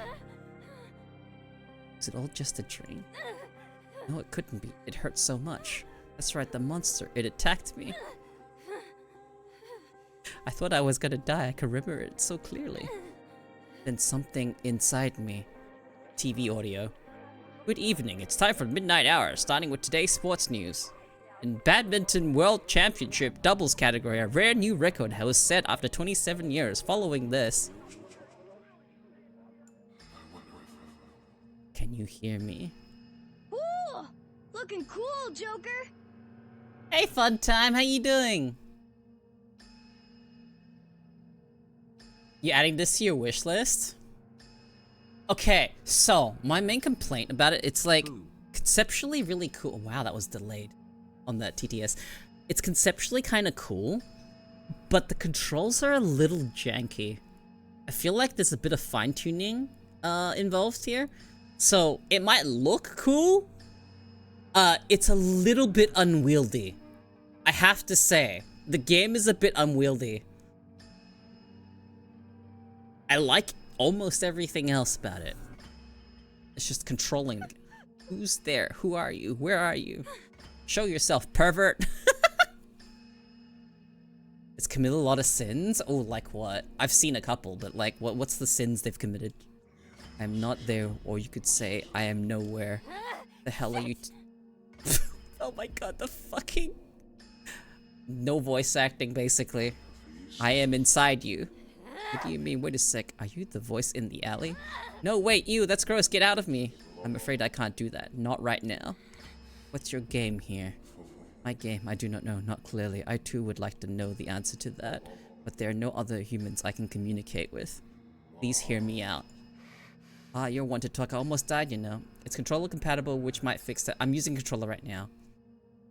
Yeah, okay, yeah, the voice acting, there's none. Settings, bad. Okay, bad. The combat, jank, yeah. I can get used to it. But yeah, no, the price tag, it's like, it should be $10 cheaper. Because it's like, what? How much is it? 50 US? No, it should be $20 cheaper. This should be like a 30 US game. I want to talk, almost died right now. Don't want to hear it. Keep me out of it. Scared girl. Okay, I guess you also helped me, didn't you? I figured I had to fight that thing. I was so desperate. I ended up saving myself. That's right. Every last one of them has to be wiped out. That's my mission. Wait, what am I saying? That is right. I have no memories or strong feelings like you do, but they must be exterminated. That is my one clear thought, my mission. I get it. We may have ended up mixing somehow. They must be stopped before they attack more people. I may be thinking that now due to your influence. Think of it, I never told you my name. I'm Julie. Oh, her name's Julie. Oh, why couldn't this get voice acting, huh? Did this game not get much of a budget? What's the budget for this game?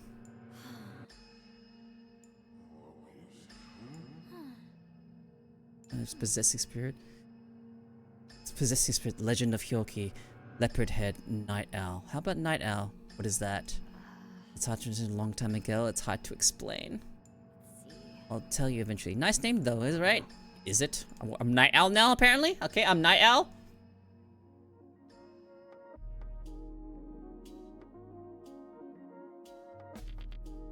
What? Huh? Guy on the bike, what's his deal? Something about how the game was originally funded by Sony, then they ditched Sony at some point and ran out of money. Oh, that explains so much. Bad luck running into someone so dark. Was that an illusion? The city was in such a terrible state, and then the monsters in the city. It's too real to be an illusion. Perhaps it's more like an omen or a warning. If we do nothing, the vision may end up becoming a reality. You're kidding. I don't want to get mixed up in something like that and die. Sorry, I'm not really delivering on these lines here. I don't have the energy to fucking put feeling into readout. You're kidding. I don't want to get mixed up in something like that and die. In that case, those monsters have to be eliminated. Correct. There is no mistaking that, at least. I have no idea what voice fucking that guy would have.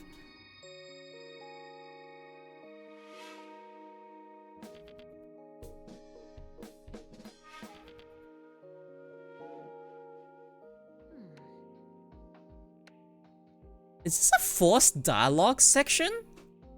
This is like probably the worst part of the game so far.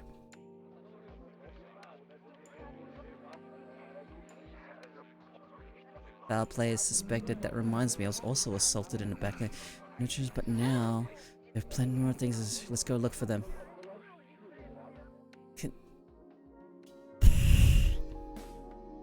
Oh, that's not good. I can't properly... Why is this doing this? I can't go by just one.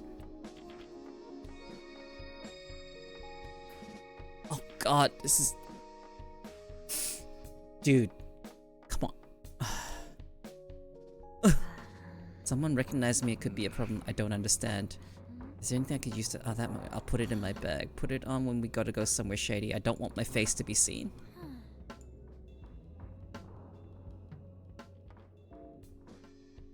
Follow this. Yes, that's it. Calling the monster a slitterhead. What does that mean? Slitterhead, I've heard of them before. Terrible creatures that eat brains. Remember the strange tales from a Chinese studio. Those are weird old stories. You are quite knowledgeable. I came across it on a job from before. The protagonist is hiding in a pile of corpses on a battlefield. He sees a monster with an animal head on a human body. The monster gnaws on the heads of the dead bodies and sucks their brains out. Victim was also attacked, was missing their brain. So is this why they call it a slitterhead? Probably. Whatever the case, it's still creepy as heck. Can I play now? Oh, fuck me. Navigating the menu is actually kind of annoying. You see this?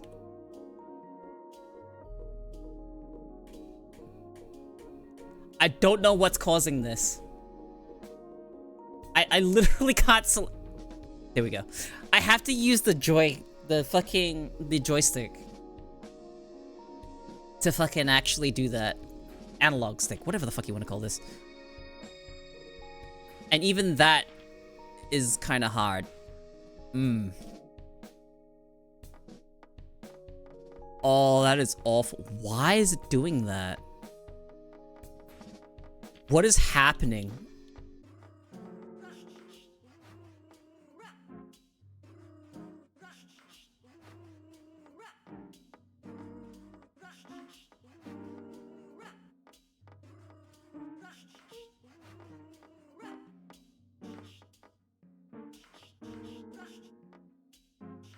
What the fuck?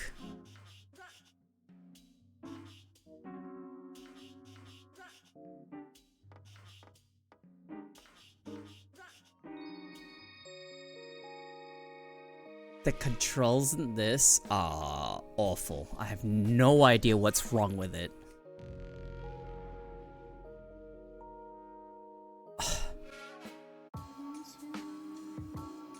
I don't know why my inputs are getting doubled up.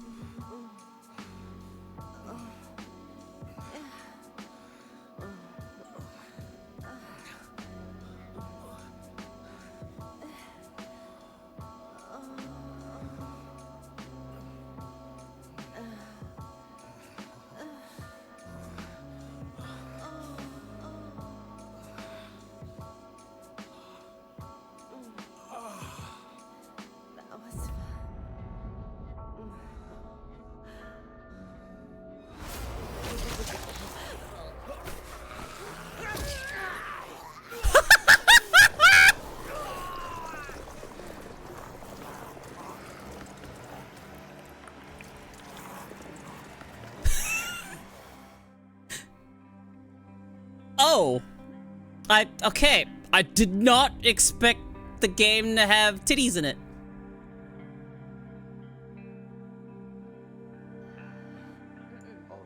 Okay, this is mimicking a moment in the alley over there. That's her. She might have been a streetwalker. Features and details. Regardless, let's go there. Oh.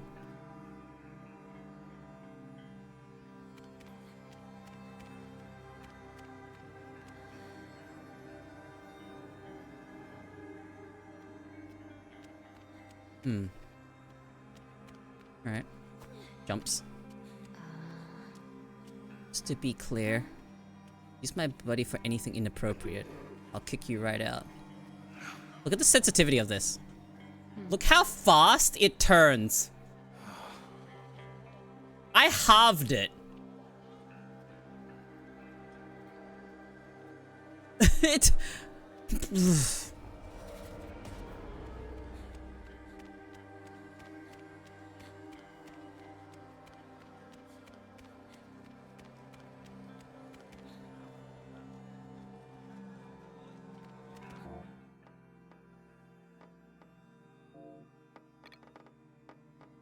Oh, that's... No, no, no, no, no. Oh my... Oh, fuck. Alright, hang on. Something is very wrong with the fucking control on this game. Something is very, very wrong. I don't know why. I think I'm just gonna try using mouse and keyboard again. I think I just have to try and get used to it. Might need to restart it. Maybe. But so far, it has been better to control. Alright, scene of the attack. Where's that? Control to sprint? What the fuck?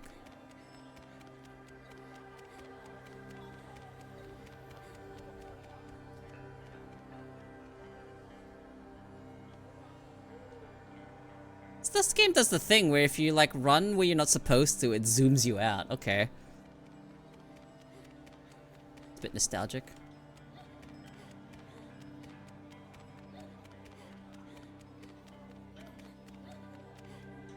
Moving your mouse to fucking... to parry, you know, is one of the weirdest fucking things I've ever done. So I'm gonna try that.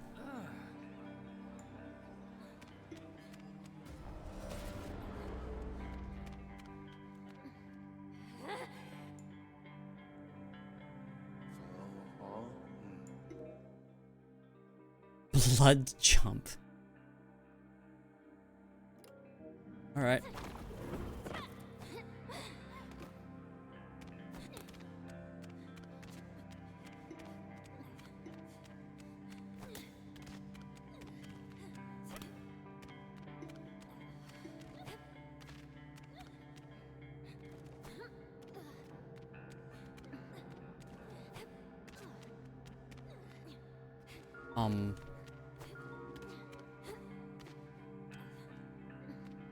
When jumping, okay, it's behind my head, but it says when jumping near a wall, you can wall jump.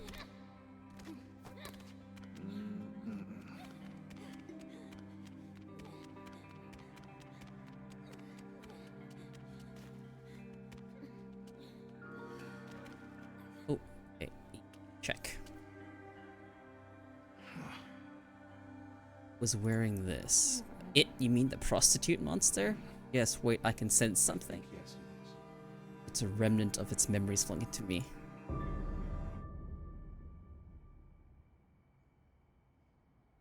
Okay? What does that mean? What does it mean? Just of its memories. You know how I feel about the voice acting in this game? It bothers me that there's even parts with partial voice acting. Just don't have any. I would fucking be more into it if there was just none. Or if they were only in the cutscenes. I don't fucking know. I don't know. It bothers me that the voice acting is sporadic. Yes, wait.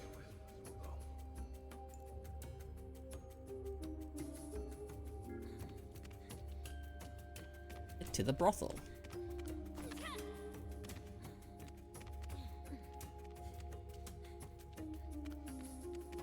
How's she gonna get over there? I could just do this. Right?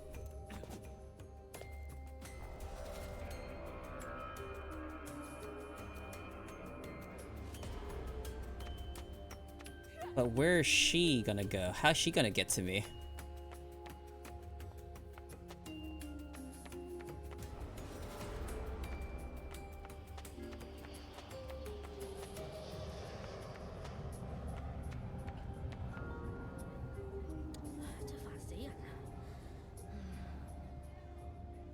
Alright, Nick, listen, why should I tell you? Getting in the way of business, mind leaving. She spoke as Yes, wait. I cannot go. her body.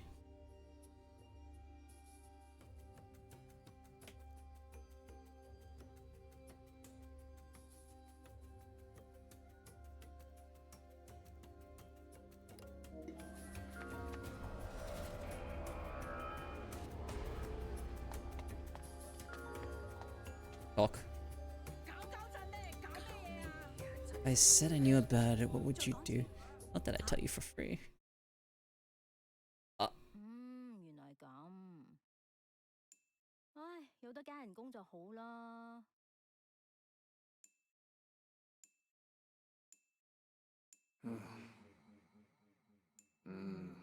No idea?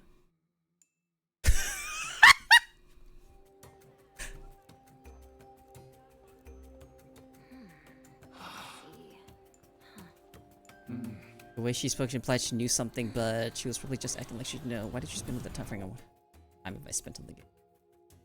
81 minutes.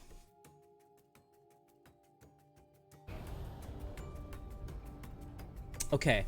This is not a good sign for the game of how I feel about it. Because I'm on the fence right now. Whether or not I stay under 2 hours so I can refund it. I think I'm leaning towards a refund. This ain't ready. Wanted me to leave, but it's fine already.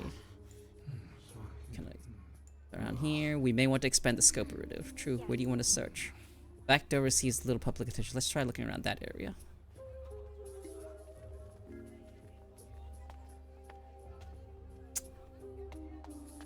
Wish it played better.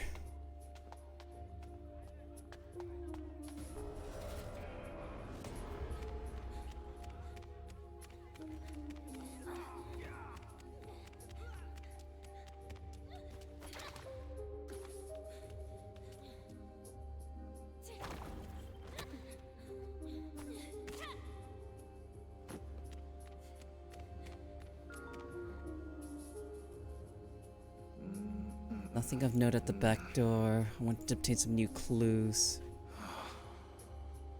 Here. Where to next?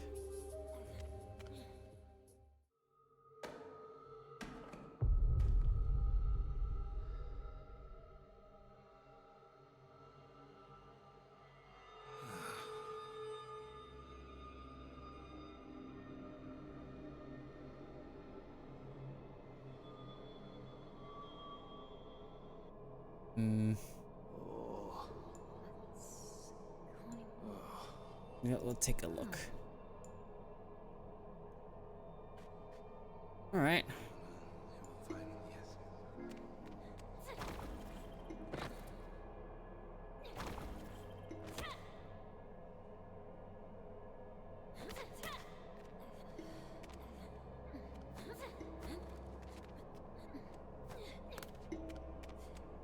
Okay, girl can climb.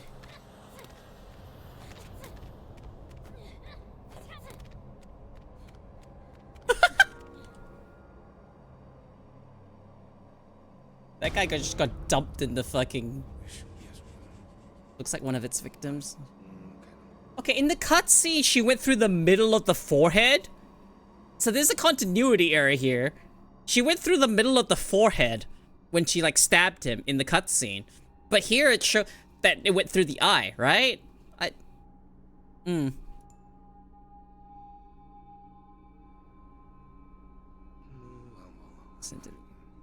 Is it even the same guy? I think it's supposed to be. The scent in the air, there's like a chance it could be still lurking in the air. Enemy can take his presence, presence flowing like air currents. Okay, yeah.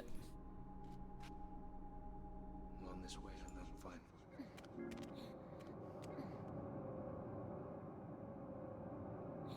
That way, huh? Okay.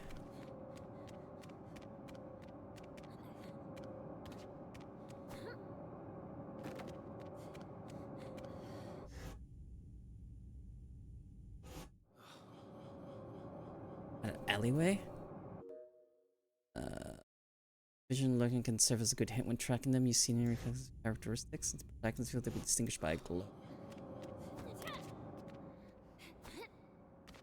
Okay, so how do I get down?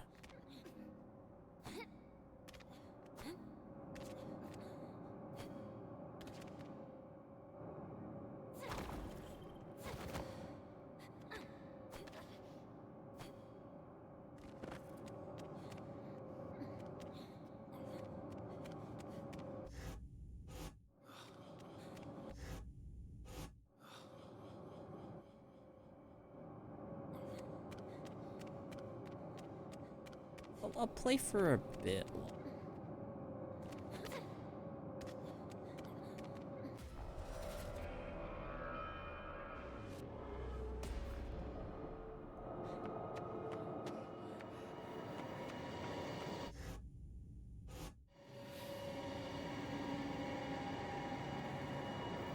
Oh, there she is.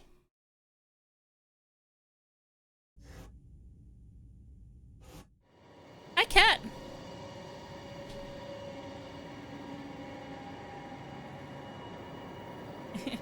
Okay.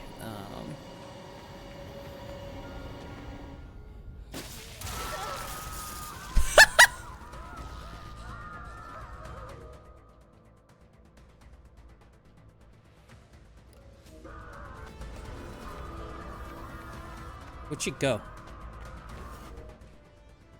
Obstacles during...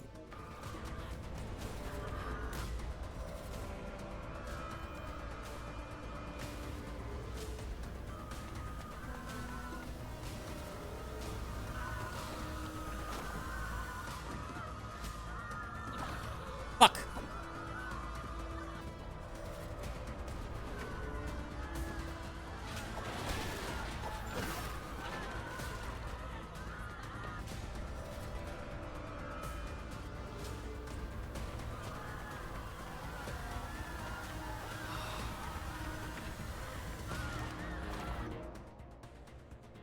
That's a slowing a blood ripper.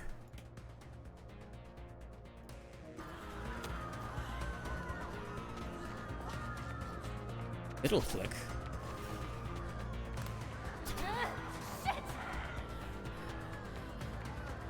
It.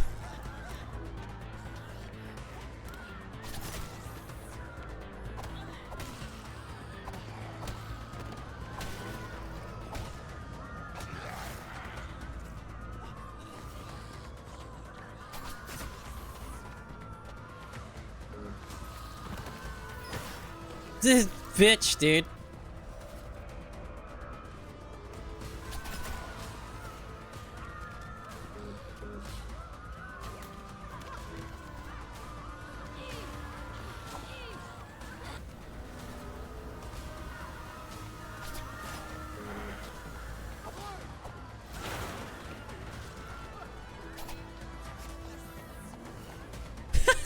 Fucking just running. Stop running!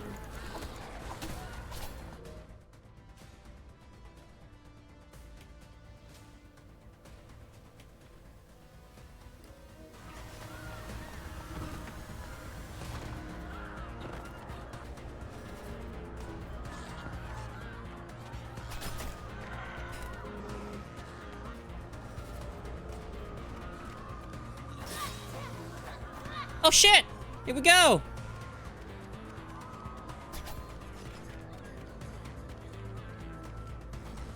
Oh fuck. Where the fuck she go?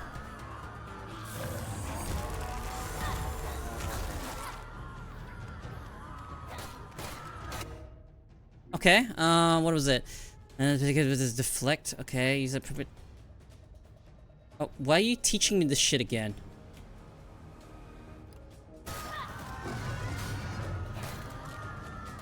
Alright, let's see if I can actually do this.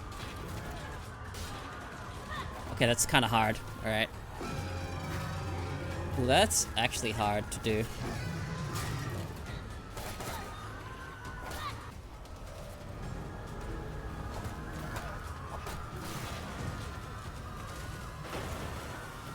Okay. Ugh.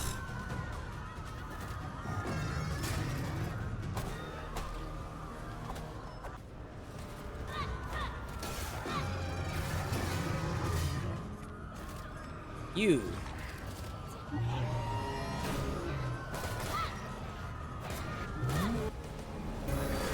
Oh, whoops. Fucked up.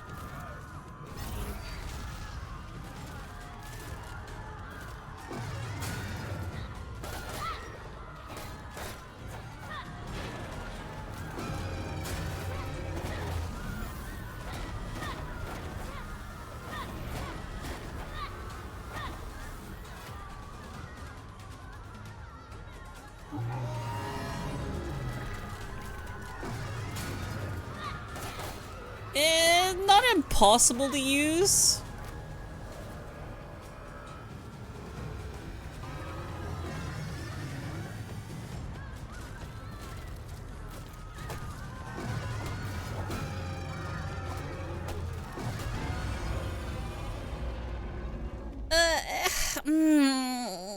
I'm so mixed on this. Cause I like it, but the game doesn't feel good to play. Who are you? Hey, what gives?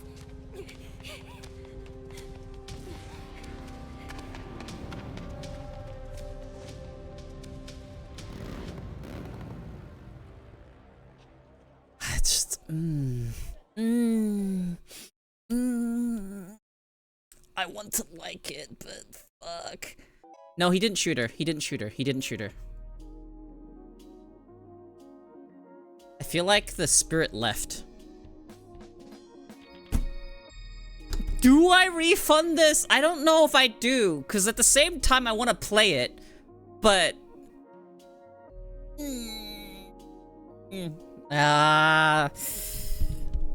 It's not got the polish. The controls are a bit jank. It cost me $69. Or around 67, I think it was. Around there. Close to $70. Australian. I think it's like 50 US around about.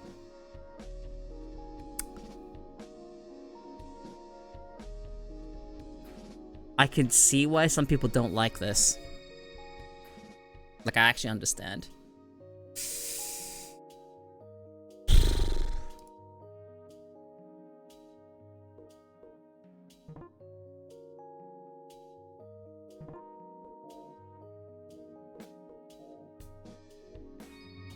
This is like the worst part here.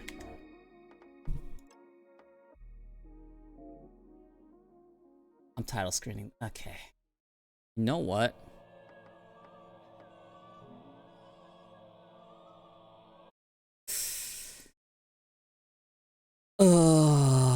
Game's not polished. Very unfortunate, because I really like the setting. Combat's not that bad, but like... It takes some getting used to. I don't know what to say, other than like... I wish it was better. I wish it controlled better, the cutscenes and whatnot. Shit, the dialogue options part. Like when they make you talk, that stuff is so snooze. It just doesn't feel like it's worth the price. Like... I like the concept. I like a lot about it. I can even get past the weird parrying mechanic. I can get past that, okay? That's strange. It's new. It didn't land for everyone. I don't think it's great, but... it's so strange. I don't know. I want to like it. That's how I feel about it. I want to like this. But man, do I feel like I didn't get my money's worth. That's what I want to say about Slitterhead, is I didn't feel like I got my money's worth. Yeah.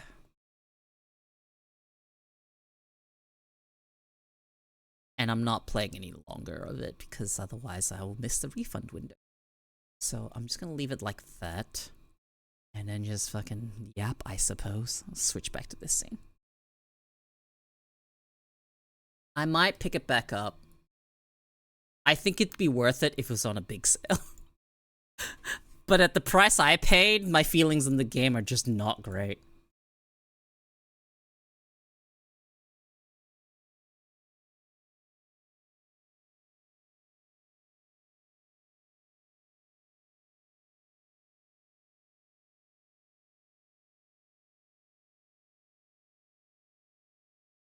I'd like to request a refund.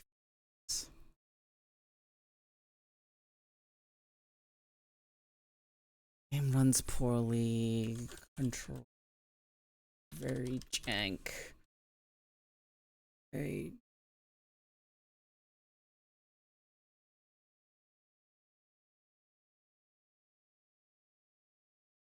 What else with my problems with the game?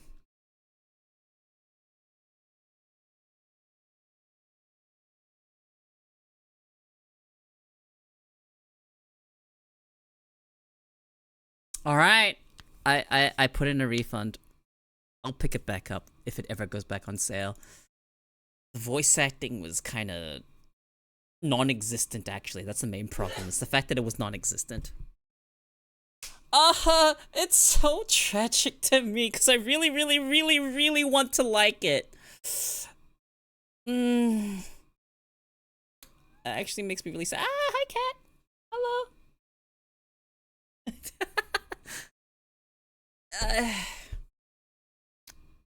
Yeah, that's just how it is, I think. That's really sad.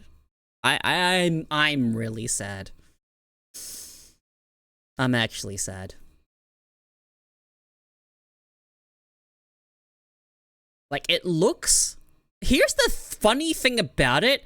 Watching someone play it doesn't do justice to how it feels. The game feel, not great.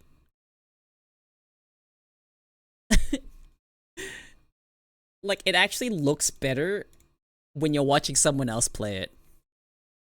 Very interesting.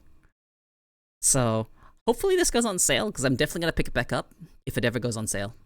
But definitely not worth the price tag it's got. It feels like an indie game.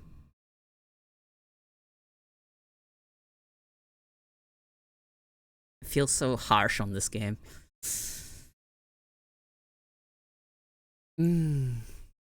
But that's a... Kind of looked like an indie game? Yeah, that's what I mean. Like, it's... So, here's the thing about this game, is that, you guys know Silent Hill? Team Silent worked on this game. Like, people that were alumni of Team Silent or whatever. It's just, I don't think this game had enough time in the oven. It just feels unfinished.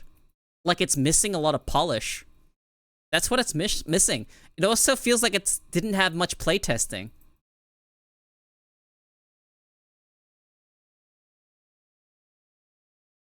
I don't know. Like, the few moments I had, I did have fun. Like, the combat didn't even feel that bad. What did feel bad was fucking the forced, non-voice acted dialogue. I didn't like that.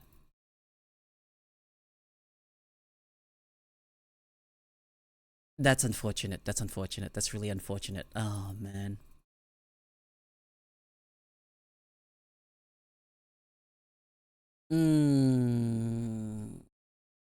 Yeah.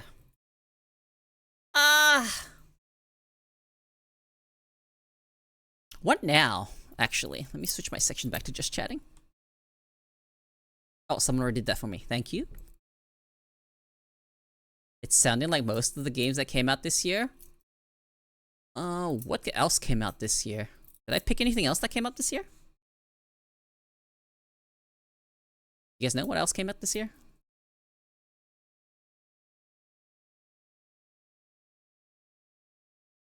What did I get this year? Web fishing?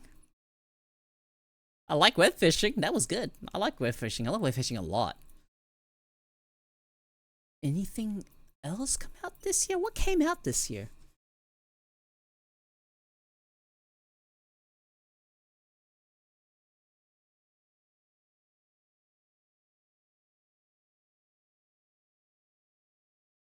I have no idea.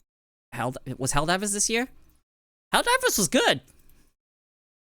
Multiplayer Buckshot Roulette? I've got multiplayer Buckshot Roulette. I played it. It's kind of fun. True, Stalker 2 is coming out, but I'm holding off. I'm not buying that immediately. I am gonna hold off. Space Marine? I haven't finished the story for Space Marine. I'd like to.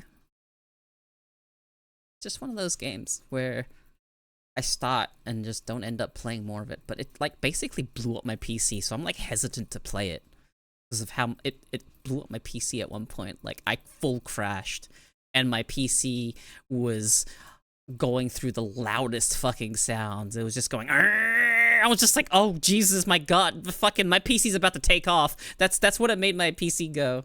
Elden Ring DLC? Okay. I mean, like, Black Ops came out, I suppose. Reserved Defense Force 6 this year.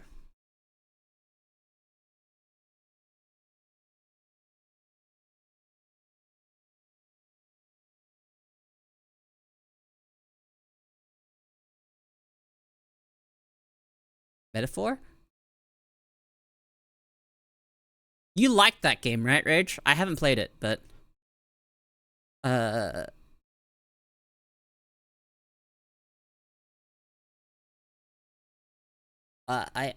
remember you saying that was good. It's a better than Persona? Wow, that's high praise. What's this?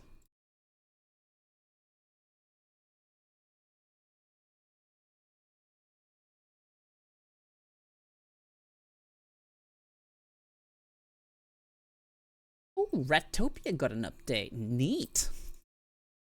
Only reason I play more is I don't like any of the characters. That sucks. Cat's meowing. No, I'm actually really sad because, wow, I didn't know it was, that game looks better than it actually plays. I'm so sad. I was watching gameplay of it and I was just like, yeah, this seems up my alley. Plays it. This would be up my alley if there wasn't so much like against it, right? I think my biggest problem is the price tag. I'd be willing to play this game if I paid $20. I'd pay through all of it. I'd 100% the game maybe. If it was $20. But at this point I'm just like, yeah, I want my money back. Oh, that's like a bit scathing.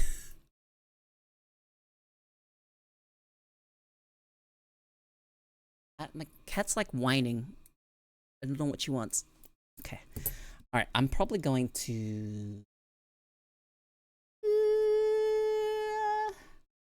I can stream for a bit longer.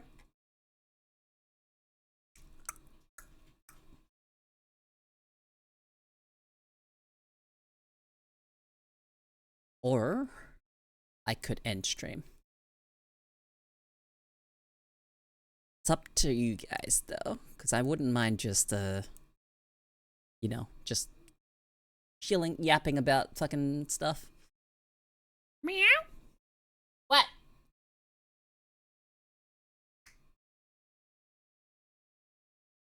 I need company. I need to stay awake for another hour. What do you need to stay awake for another hour?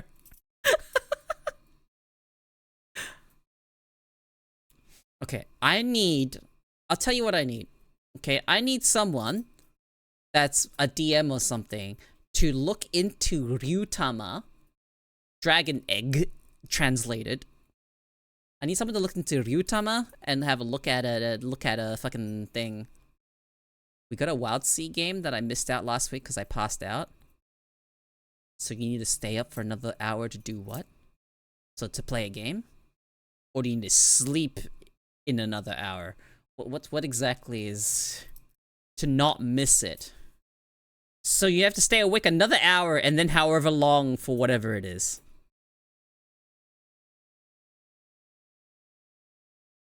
I don't know what my cat wants. She's like across the apartment whining. Yeah, but I'll be engaged then.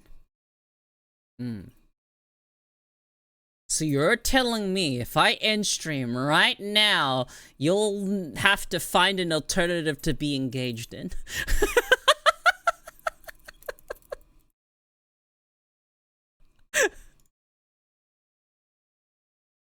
Alright, let's see.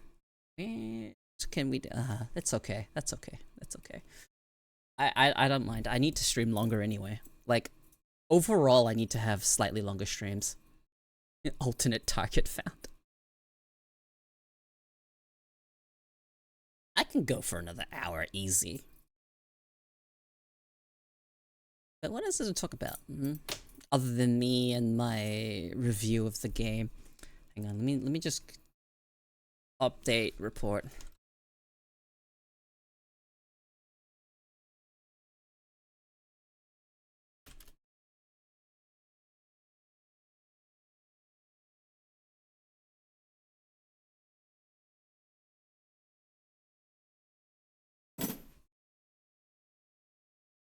Ah, shit. Review timer is on Foundry? What is Foundry? Oh no? Oh no. Oh no? What's an oh no? What are you oh knowing?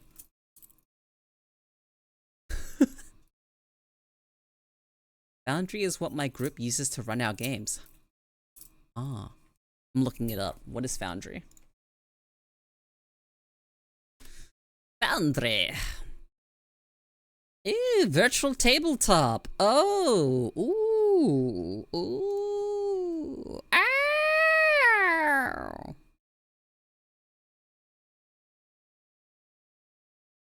Oh, wow. This looks nice.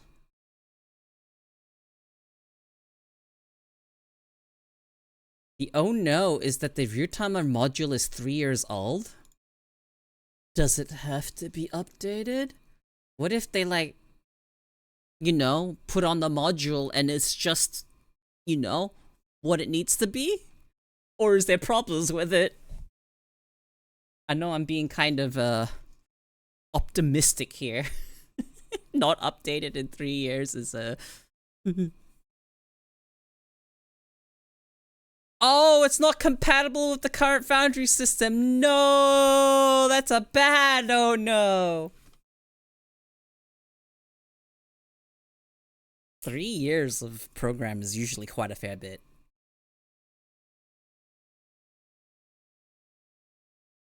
Okay, I really need to go to the bathroom. So, I will be right back, I think. Shouldn't I have ads soon? My ads should be soon, I think. Well, either way, I'm gonna be right back.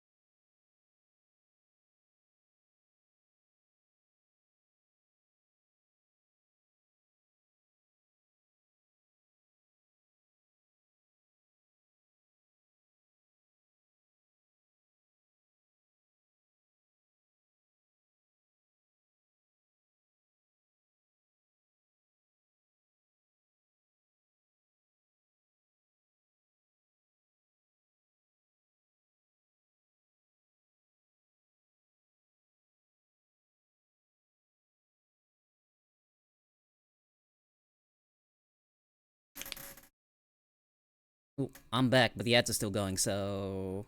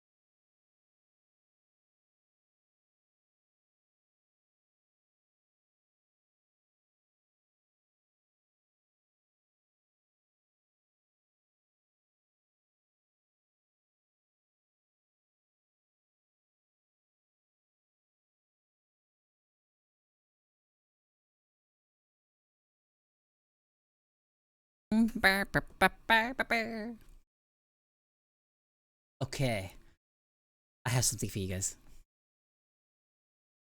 Dev reminded me of this the existence of this, so I had to go look for it while I was on BRB. So, hi Garrick.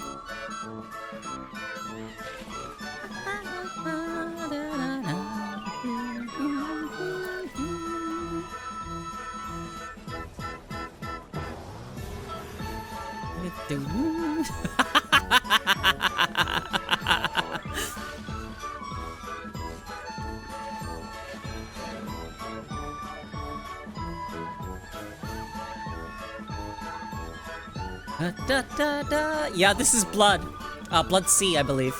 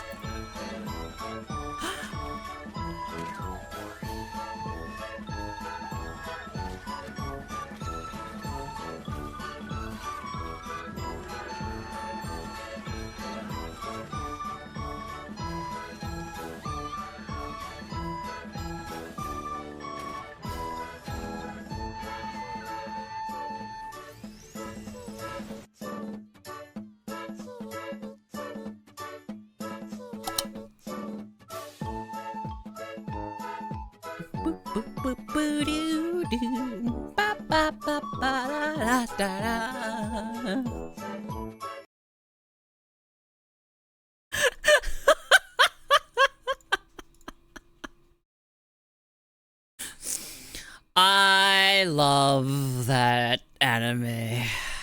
It's movies for that anime. Did you take my glasses off? I can't see. Just kidding, I can see without my glasses, just, you know, things just become a little bit blurry. A little bit blurry, but I can still read. I can still read without my glasses. Unless it's too far away, in which case I'm just like, What?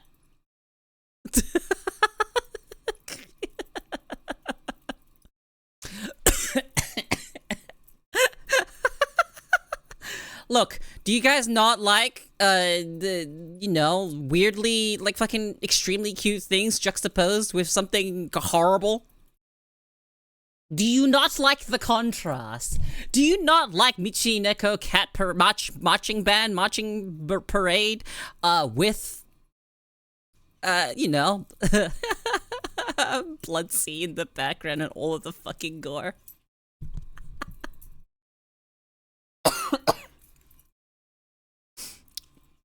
Oh, okay, I coughed, so you put a mask on. And Valkyrie took off my jacket just to... put on my jacket just to take it off.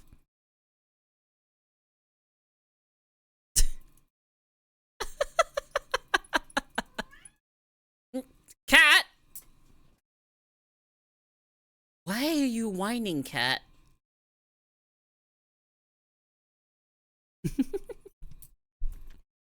Yeah. Hey, look, let me run an idea. I longed in the master duel and used my gems on evil twin packs and got nothing. Unlucky. I want to run something by everyone that's here right now. Okay, if you're listening, lurking, whatever, feel free to chime in if you want. I might make a poll. So, I have an idea for future streams. And one of the ideas is possibly doing like small board games, small hand cam board games, like smaller scale board games. So I've got a bunch of small board games. They're not very big. And they're like easy to pick up and for me to explain and whatnot. And I'm thinking that might be something I could do. It wouldn't be often, but I would have to, if people are interested in the idea, I am willing to look into it, because the way I would set it up is that I would play myself.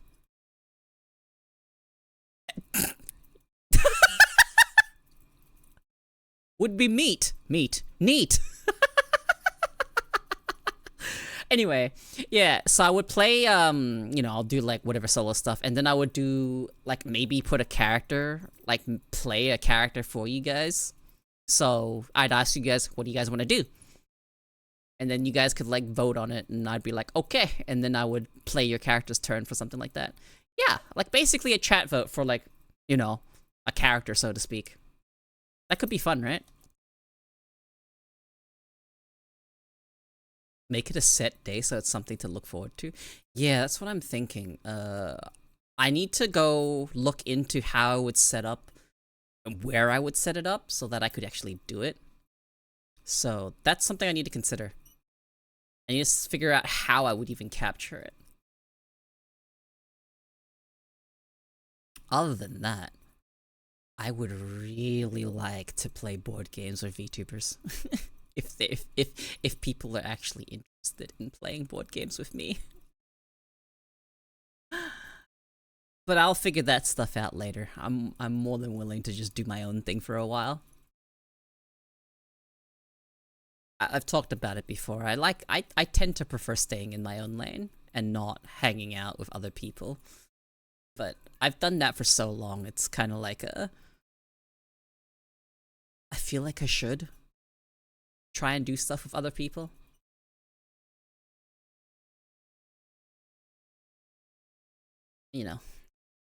Making an effort. But for now, it's just like, I need to figure out how I would set it up. I think I have a thing for it. I think I've got a camera I could use to capture like a table. So it's like a top-down view of like stuff. I'd more than likely wear gloves. Very more than likely would wear gloves.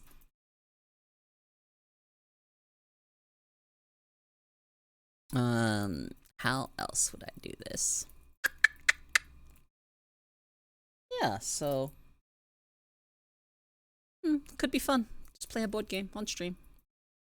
Go through the manual, explain how to play.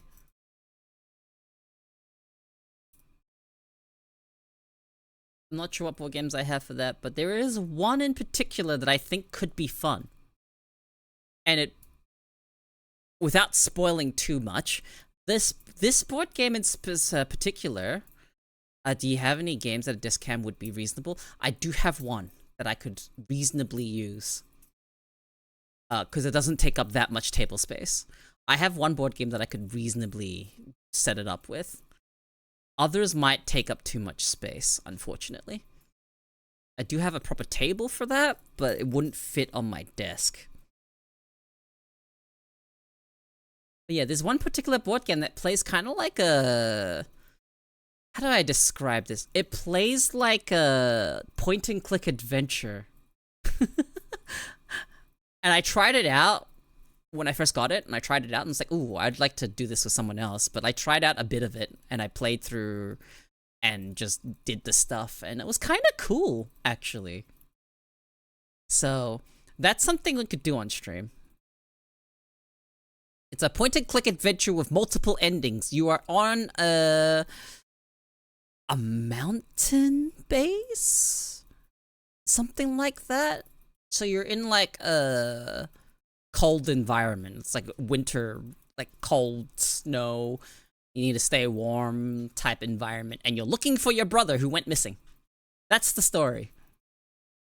And you're trying to find your brother. And there's a bunch of things that can happen to you throughout the story. So that's the game I've got. I think it's the first in a series. I think they're trying to make it into, if their first one's successful, I think they're gonna make more of them. So this is the first one they've made. I hope it does well, because it'd be cool to see other, like, games like this. Because it's such a cool concept. So the idea is, it's card-based, right? So you take a card, and the card has whatever, you know, like a picture of a dude, a fucking place, you know. It's a person or a place, usually. And then you have a bunch of cards that are considered action cards. And the action card has a hole in it. It's like a square, like, cut out in the middle of the card. So what you do is, whatever you want to do, like, you say you want to search something, you have the search action, you put the search card behind the card you want to interact with, and then you flip it over and look at what's revealed. So that's how that works, and there's like a huge deck that has all of that stuff in it, and I think that's really cool. What a neat system! What a neat way to do a board game, and you can tell it's inspired by actual point and clicks, and they were trying to think of how to implement that and make it analog. It's the best way I can describe it. They made analog point and click, and that's really fucking cool. Really fucking cool. Hi, Titan. So that's something we could potentially play. I might do that. You tell me with the research I've done so far, stuck in person for now. You like the concept of it? Yeah, I thought the concept was really neat. You just woke up? Good morning. Bit early, but good morning. Yeah, so we could do that, and I'd let you guys decide on what we do. Like a Munchkins a little? Munchkins okay.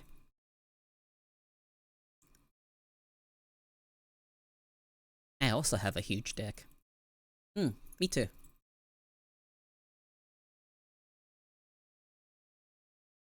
There are 56 cards in it because I have the Jokers and the rule cards.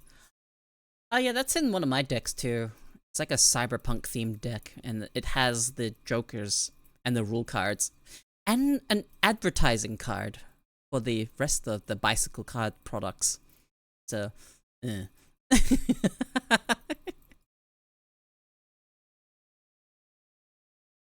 I wish I could do a game like Gloomhaven on stream, but that game is way too fucking big, and I think that's more of a I'll just enjoy on my own type of deal. Unfortunately, there's no real way for me to even, like, properly stream it because it's so big. There's literally no way for me to properly capture it. Game is huge. Even the Jaws of the Lion, which is supposed to be smaller Gloomhaven, is too big. I don't know. Maybe if I figure something out, that could be like a. I'd say if I did do something like that and figured out how to do like a longer form board game, I think I would do it like once a month. If that. I would pick like a day and be like, alright guys, board game day. And then we could either do a continue playing, like, I don't know, could be an option, I'll think about it.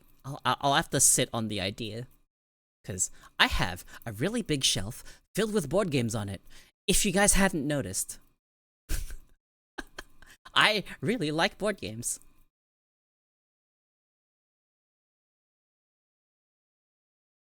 And I've ranted before about how much I think Monopoly fucking sucks dick.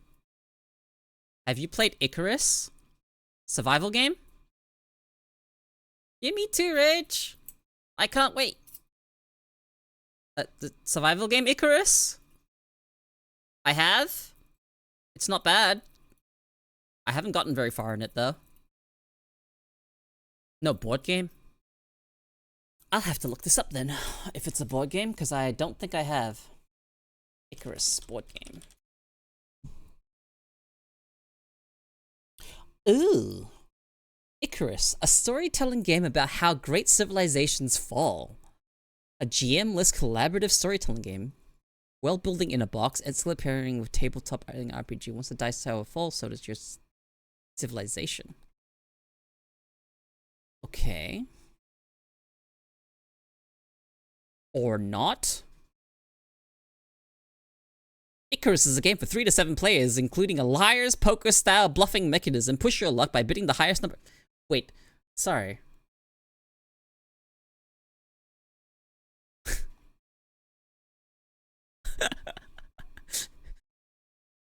That's a different Icarus.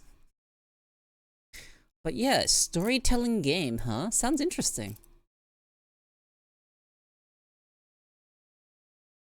I'm quickly...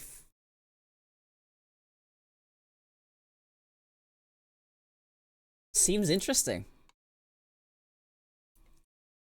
You love Icarus survival game? I've never progressed in that game. Never progressed. Game too hard.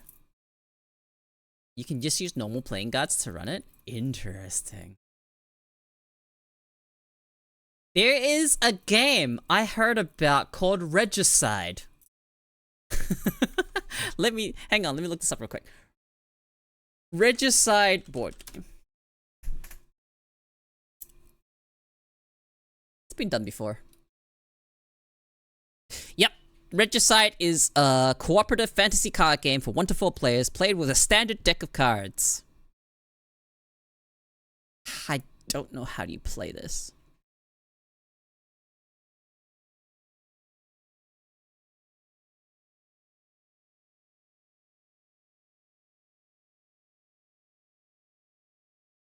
I'm not sure how it works.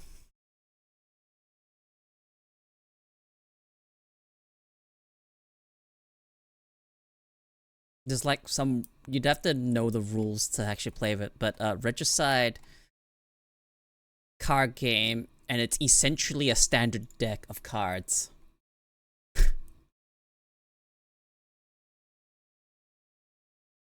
And I'm not entirely sure how it plays, but if you knew the rules to Regicide, you could play with any deck of cards. You just wouldn't have the art, I suppose, on it. So let me grab the link to Regicide and put this on screen so you guys can actually see.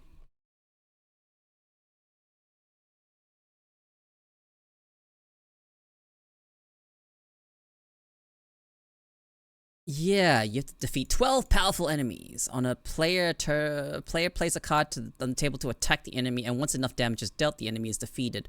Players win when the last king is defeated, but beware each turn the enemy strikes back. Players will discard cards to satisfy the damage, and they can't discard enough, everyone loses. Okay.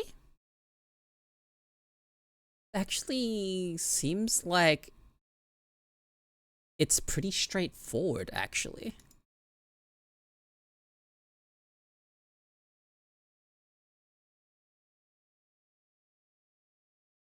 And the cards are themed, so where's the cards? Yeah. So it's essentially just a standard deck.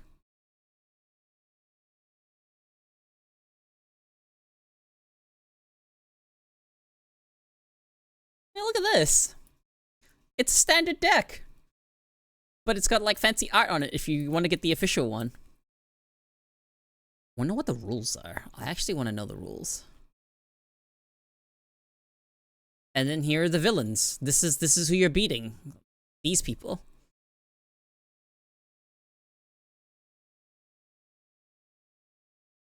I should buy this because this is actually really cheap. You'd have to sail the high seas, Co. Would I now sail the high seas to figure out the rules to Regicide, huh? Or I could watch a YouTube video on how to play Regicide, and I'm like, oh, okay, now I know how to play Regicide with a standard deck.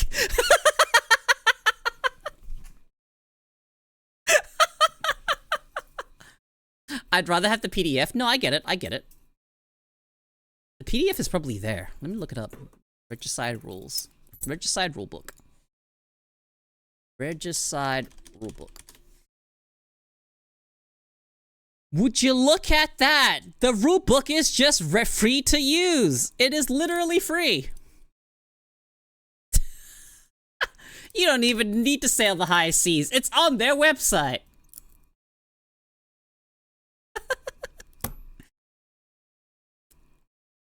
Activate suit power. Oh, wow. Okay. Castle deck, tavern deck. Ooh.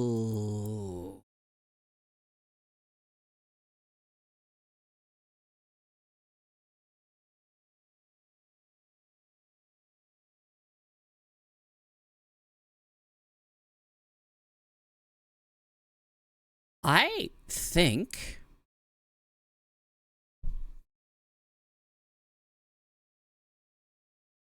I would actually like the actual deck for this. The actual branded deck.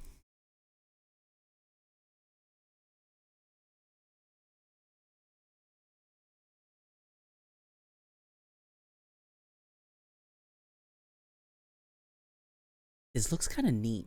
Players may not communicate to other players to reveal that information that which may reveal or suggest the contents of their hand. They may, however, remind other players of any public information, such as how many cards they have in their hand. Okay, so it's one of these. I have 2 cards in hand, or we have only 3 cards left in the tavern deck. Some examples are pretty. You can't. No, like specific communication. Yeah, Gloomhaven is a similar rule.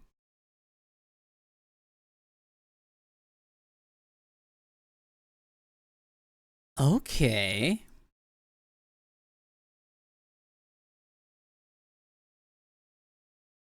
That's cool.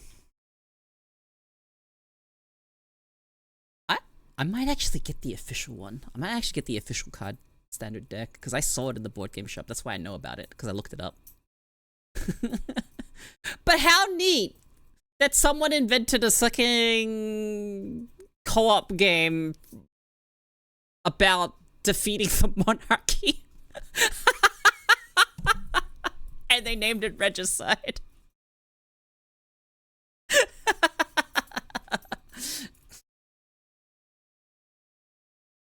And it was all use of a standard deck. You like the gobbles? Yeah, me too. I actually really like the art on that. That's cool. I might get it. I'll think about it next time I see it.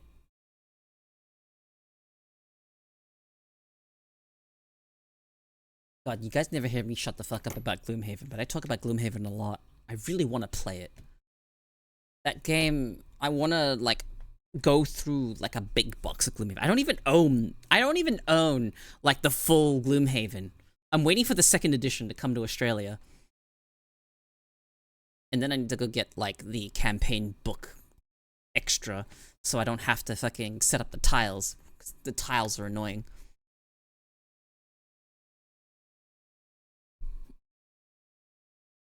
It's kind of cool to play a game. It's like a deck builder. Your deck is your abilities. And I think the video game actually does it justice. It's actually a good adaptation. The only problem I have with it is that you lose some of the tactile feel of, like, you know how I complain about video game adaptations just hiding the dice rolls that happen in the background? When you're playing a board game, rolling the dice is part of the fun, right? You know what I mean?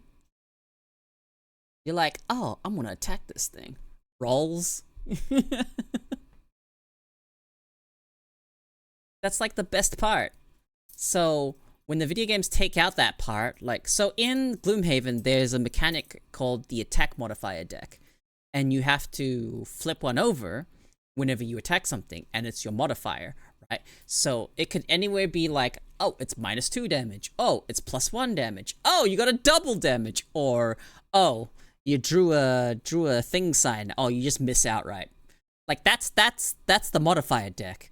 And that stuff is done behind the scenes in the video game, and I hated that. That's like something cool. Like you have a deck that's literally your dice essentially. And one of the things you can do is take out negative cards. As you level up, you get to take out negative cards, add in really strong ones, like more +2s, or add in some ×2s, add some fucking weird, wacky modifier cards in there. Like this one also adds an element on the table, and you can use the... Yeah, that stuff is cool! Why take that part out when you're adapting it? That's just how I feel.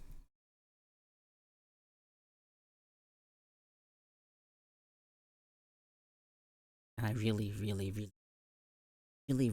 want to play Glimhaven. I really want to go through it. Because the base game of Glimhaven comes with 6 characters. And there's apparently a shit ton of unlockable characters, and I have not looked up any of them. And there's I just want to know. There's like unlockable stuff, and within each unlockable class, there is more unlockables for the class itself. Like, that's cool.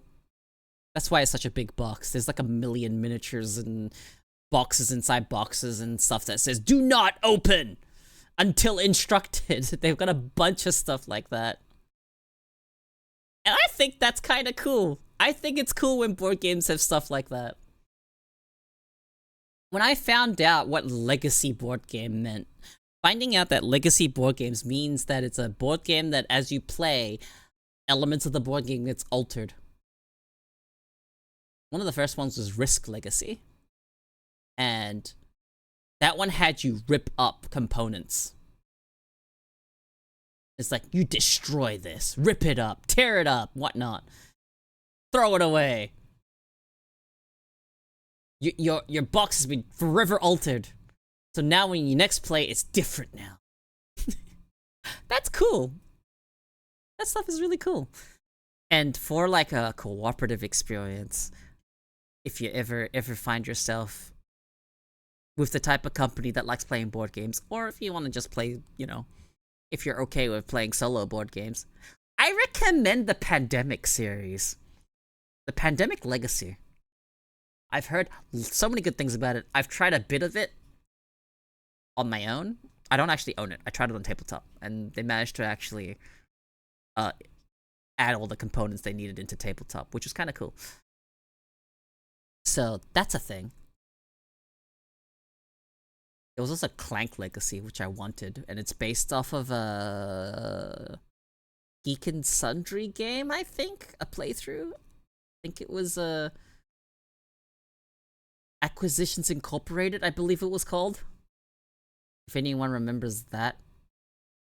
Yeah, there's a board game based on their campaign. So that's cool, but I can't get my hands on it. I've tried every board game shop I've looked at is gonna be like, yeah, no, this is not in print anymore. I don't know if you're gonna be able to find it. So the only way I'd be able to get it is to order online, and the risk of ordering it online is the box might come damaged. And I'm very particular about my board game boxes. I don't want them damaged.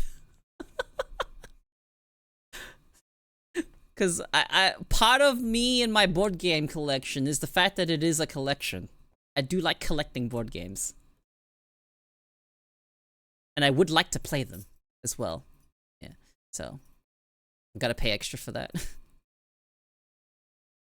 I do have one box that was a little bit damaged, which is a shame. Because I didn't have a shelf for it until fucking this year. So it's been like bearing the weight of a bunch of board games on the top of it. So it's a little bit damaged, which is unfortunate. I don't like it when my board games have like dings or like scratches or like stuff like that. It makes me sad. But sometimes you don't got a choice. Sometimes the box is a bit damaged and you just have to live with it. For some people, what the box looks like, what the board game box looks like, doesn't matter as long as the inside components are fine.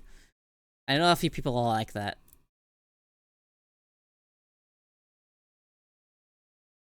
But if the box looks bad, how am I supposed to display it on my board game shelf? You know?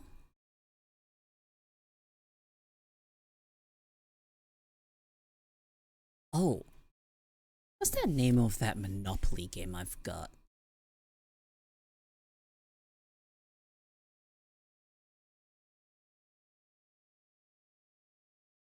You bought an industrial? I can't see. Dog.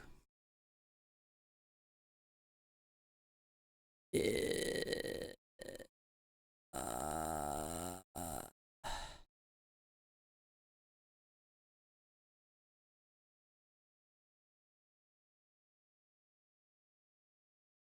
where's the version that had a card?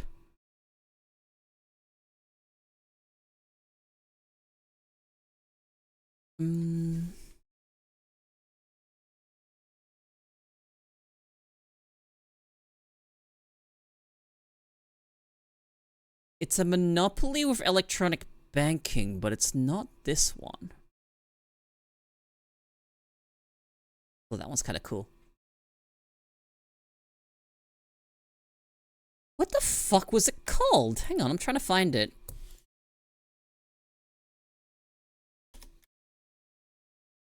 Hang on, I'm looking for this. I'm trying to find the version of Monopoly I have.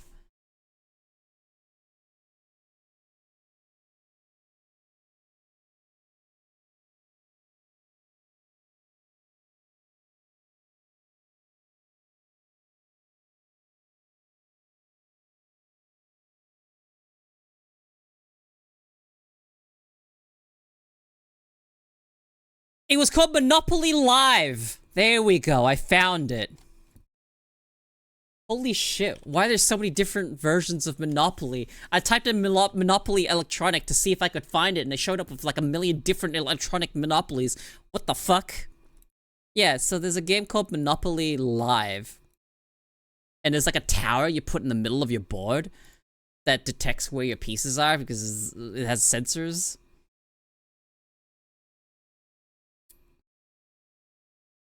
And it's like, roll the dice, and you cover up the piece, yeah. Did you think it was a whole live crossover?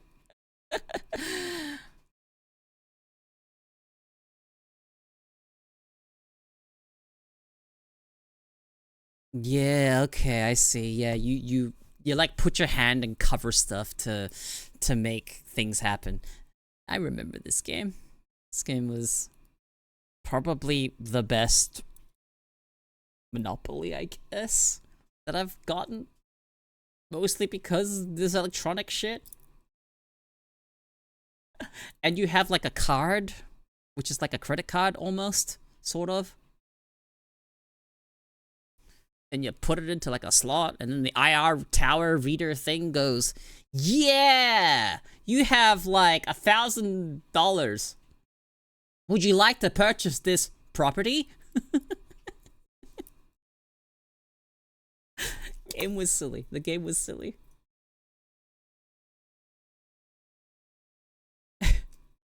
That's where the quote, I can't see, dog. When the IR tower is looking for a piece and it's covered, and it's just like, I can't see, insert piece.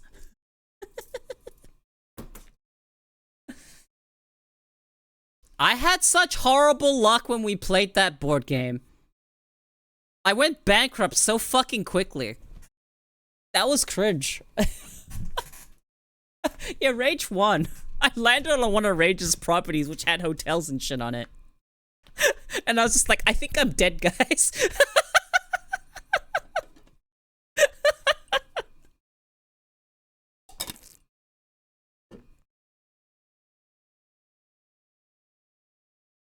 Oh.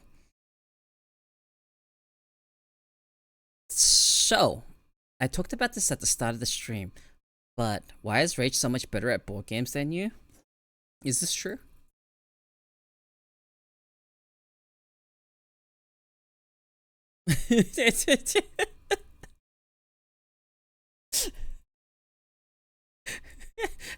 Wins once at Monopoly that we only ever played once equals better? I guess so. I guess, yeah, you're better. You know what, Rage? You're better than me at Monopoly. Sample size 1.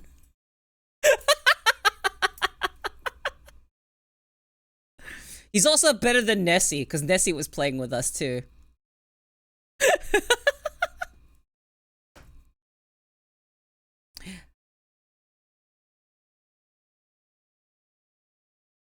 Yeah, okay, so ADHD medication. I'm at 20 milligrams now. And I think I've noticed that it is about the same, but more? It's so hard to describe.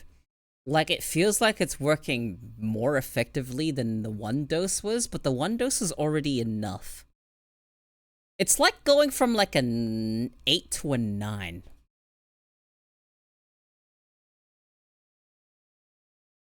Maybe 9.5. Another thing I've noticed, though, that doubling the dose made it last longer. So, there's that. It's really interesting. So I'm on 2 tablets now. Yeah, I don't think I've found the point where it makes me go, not yet.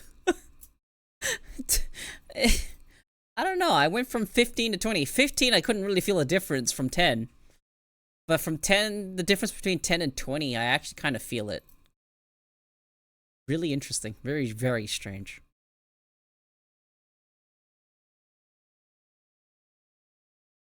I know, 5 milligrams put me at like a 4. And doubling it put me at like 8. There's a scale out, arbitrary scale out of 10 of being able to do what I need to do. And double it? Diminishing returns, of course. Feels like I'm at a 9. So strange. So strange. And I'm not sure if it's even worth taking double for such a minor increase. I don't even know if it's a minor increase. I can't tell. I'd have to do like something I really don't want to do and compare it to 1 and 2 doses. I'll have to figure that out somewhere later down the line. For now, I'm just following what my psychiatrist prescribed.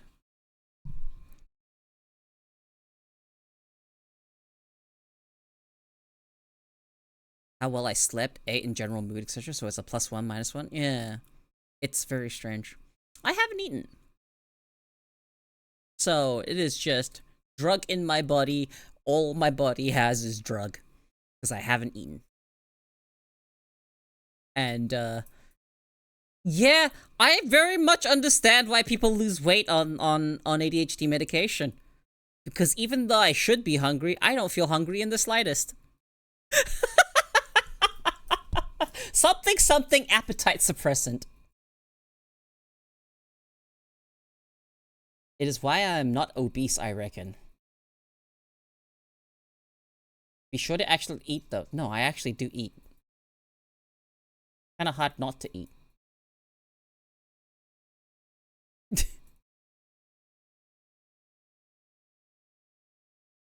I walk up, I get out of my chair.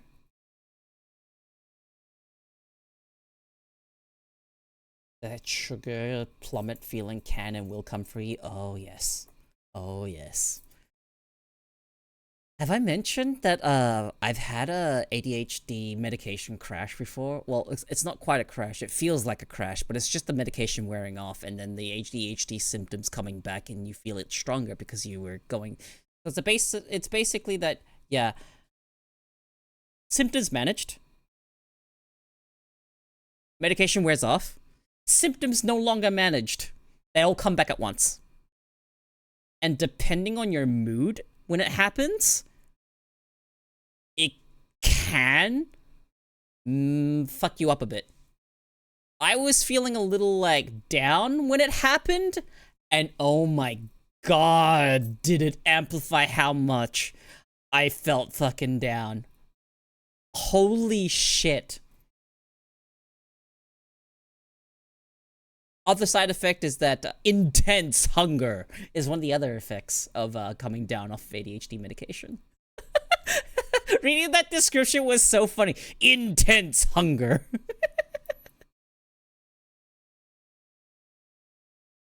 Yeah, so that's a thing. But it's been good. How many do I have left? I have a reasonable amount.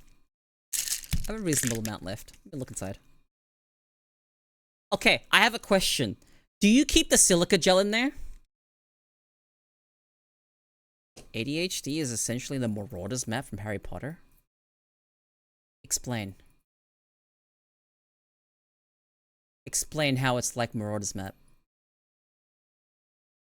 Because... what do you mean?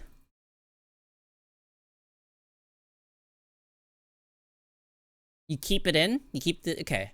I keep it in because the silica gel absorbs moisture. It gets in the way, which is a little annoying, but whatever. I keep it in there. I also keep it in some of my board game boxes. Some of them, though, they don't have space for it, so I just go, whatever.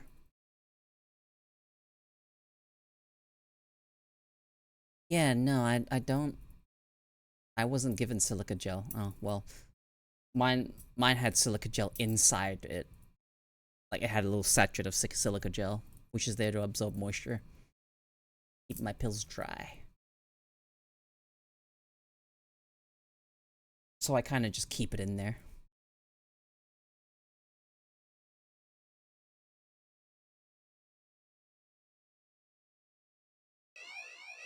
Who is it? Hello, Sumaki! Thank you for the raid! Welcome in, welcome in, welcome in. Alright, hang on. Sento, your time has come. Do the thing. I was about to take your job away from you.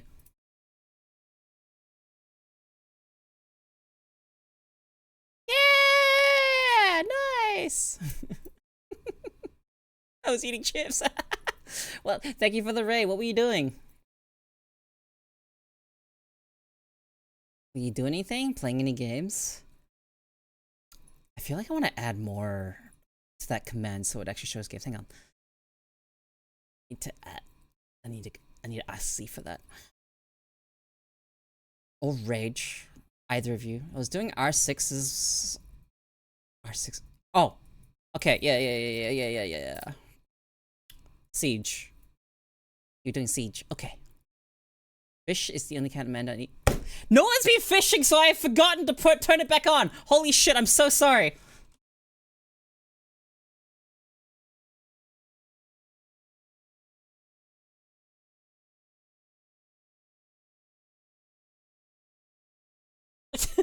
I'm so sorry, guys. I haven't turned on the fishing thing. Yeah, I'm doing okay. I've been talking about board games. I tried playing Slitterhead, which I want to like, but unfortunately don't.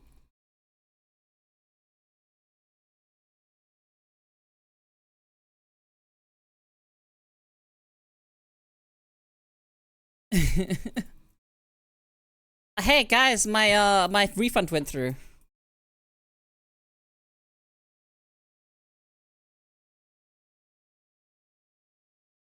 Yeah, my refund went through, so hopefully they give my money back.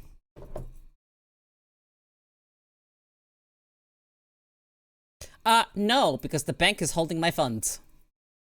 I can't do that yet. I have to wait for the bank to go, oh, you didn't actually buy that? Yeah, I have to wait. That might take a couple of working days. So I am locked out of $67. But hopefully that gets put back in my bank account. Monday at the soonest? Yeah, probably. Whatever. As long as it goes back. Gotta love the bank holding the money that's rightfully yours. Oh, I mean, yeah. Well, you know, that is what banks do. That is their job, to hold the money that's yours. Would you not say so?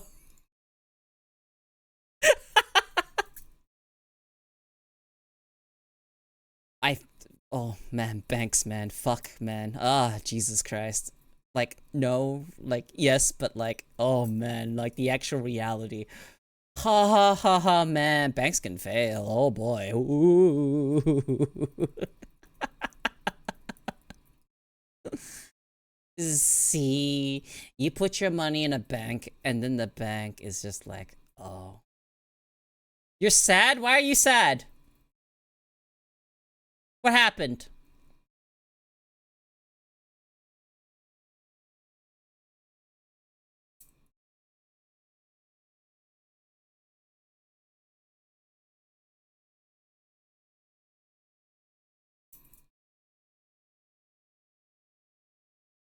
I wait with bated breath. Banks and credit people are the real ones running things. Midge? Why are you Midge?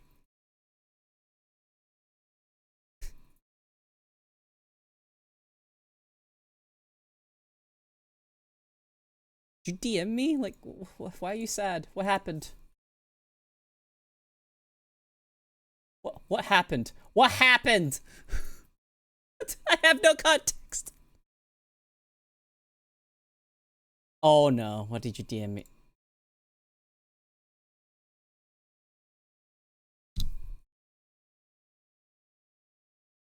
Oh no!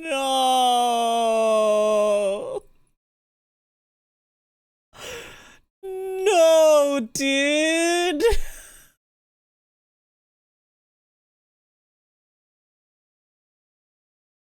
875 kill count at Zora. No magic fangs, 4 Tans fangs now.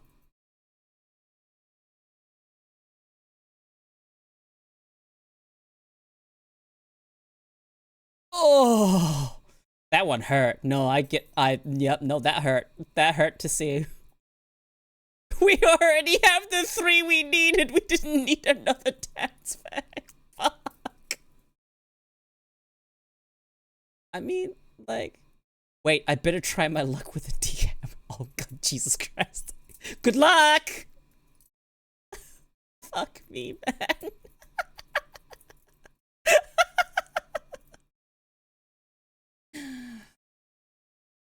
Man, that sucks. Oh.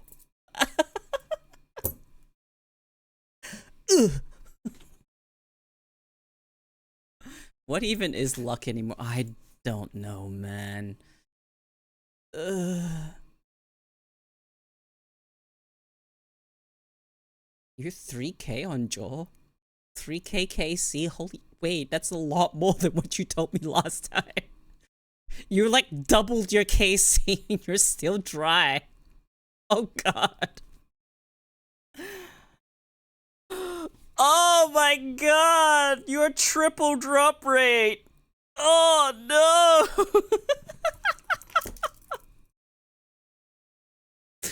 I get the worst luck at the most inconsequential shit. Like, there's a quest with like an RNG dialogue or some shit like that. And I will just continue to roll the fucking weird conversation where I'm just like, no, I don't have the fucking mithril ore. I have silver ore. Please give me the silver ore task.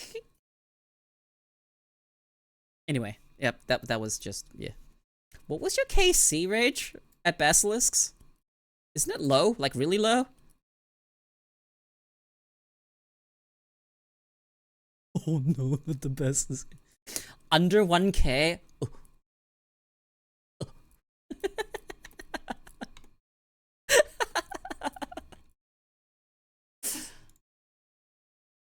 Yeah. Oh, you know where else I had fucking horrible luck? Opening that stupid fucking chest in fucking the desert somewhere. I forgot what quest it was. What quest was that? Was that Desert Treasure? Oh my god. I went through how many inventories of lockpicks? Was it 4? Like 5. Oh my god, it was 5.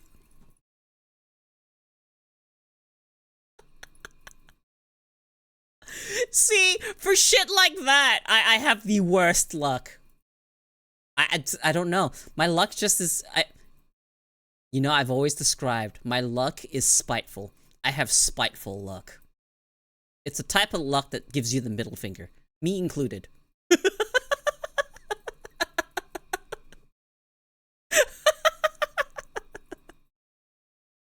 If my luck inconveniences someone else in some way, or makes them angry in some way, then I'll end up getting the thing. If it's something, and my luck is in the way that if it's something that doesn't quite matter, like at the end of the day, I'm gonna end up fucking opening that thing regardless. I will end up having to sit there for it. My luck makes me put in more time than I needed to, which is kind of irritating. But you know what? I guess that tracks for how my luck is. It's very spiteful. Just like me, I suppose.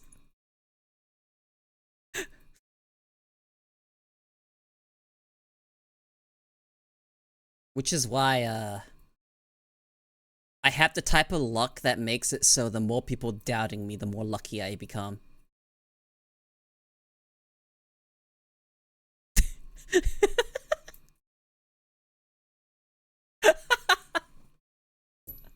And I have proven it time and time again through the MMOs I've played. With the friends I had.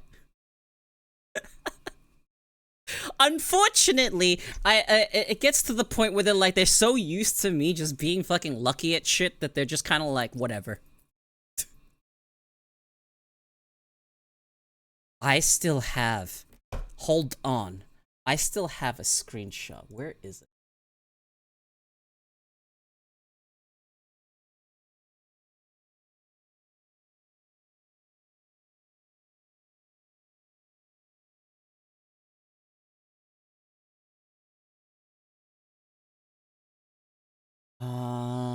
Let's see. Where is it?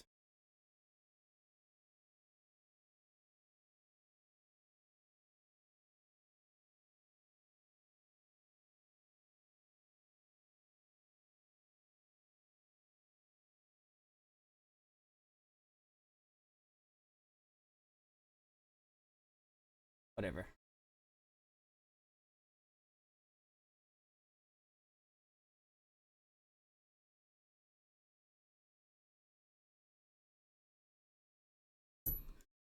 Hold on.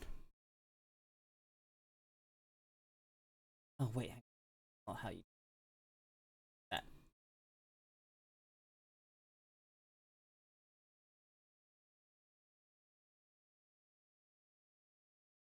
Uh, you know, you're gonna see my old username.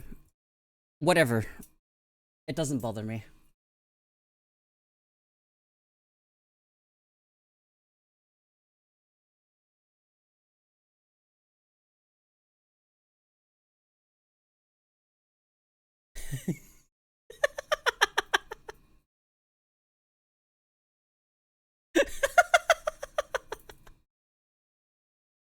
This was back when we played Arc Knights. Long time ago. Z only had 2 pulls. And I told her she'd get it in 2 pulls. And then she got it in 2 pulls. She didn't believe me.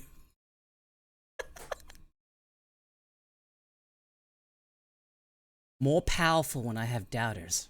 Never forget.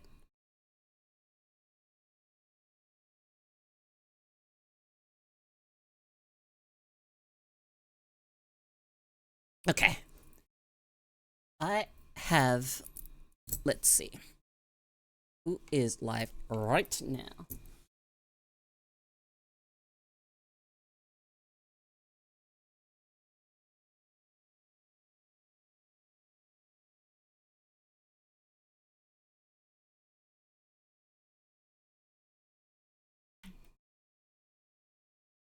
Is there anywhere I'm comfortable enough to send everyone?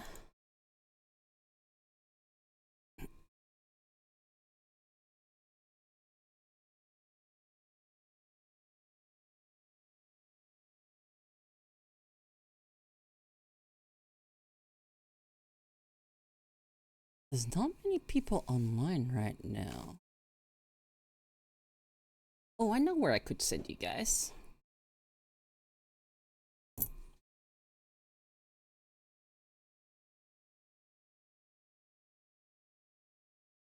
Alright. I'm gonna end stream, and I'm gonna send you guys here. No! Well, you don't want me to end stream. What do you mean, no? I've been live for like 5 hours already. That not long enough? Should I stream longer?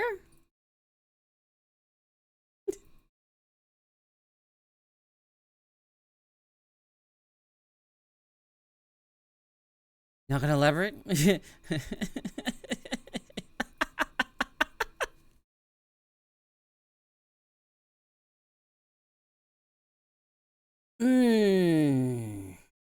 Anyway. I, however, would like to end stream.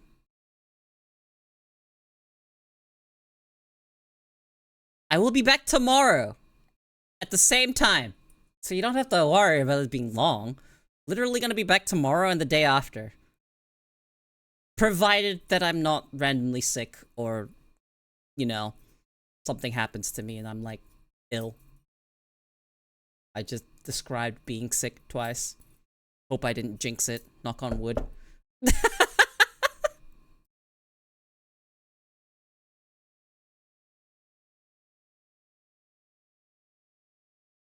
Okay.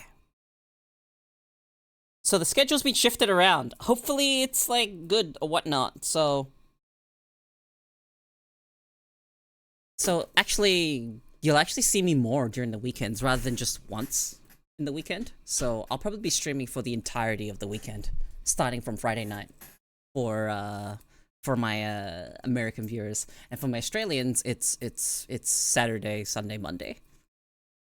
So I guess I ended up streaming an extra day. So 1 extra day for the Australians if they go back to work on Monday.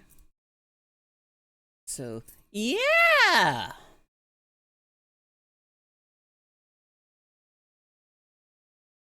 Alright, so I will have somewhere to send people. Here we go.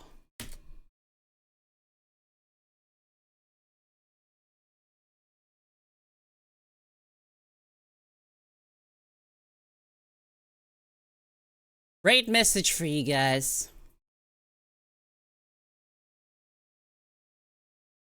That wasn't my brainchild. Someone else thought this raid message up.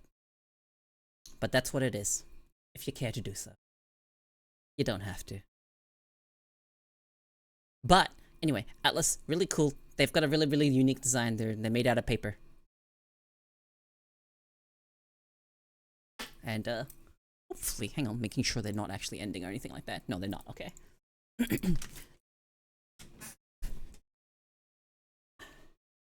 I look in their streams a fair bit, so see you guys next stream, eh? Goodbye. See you tomorrow.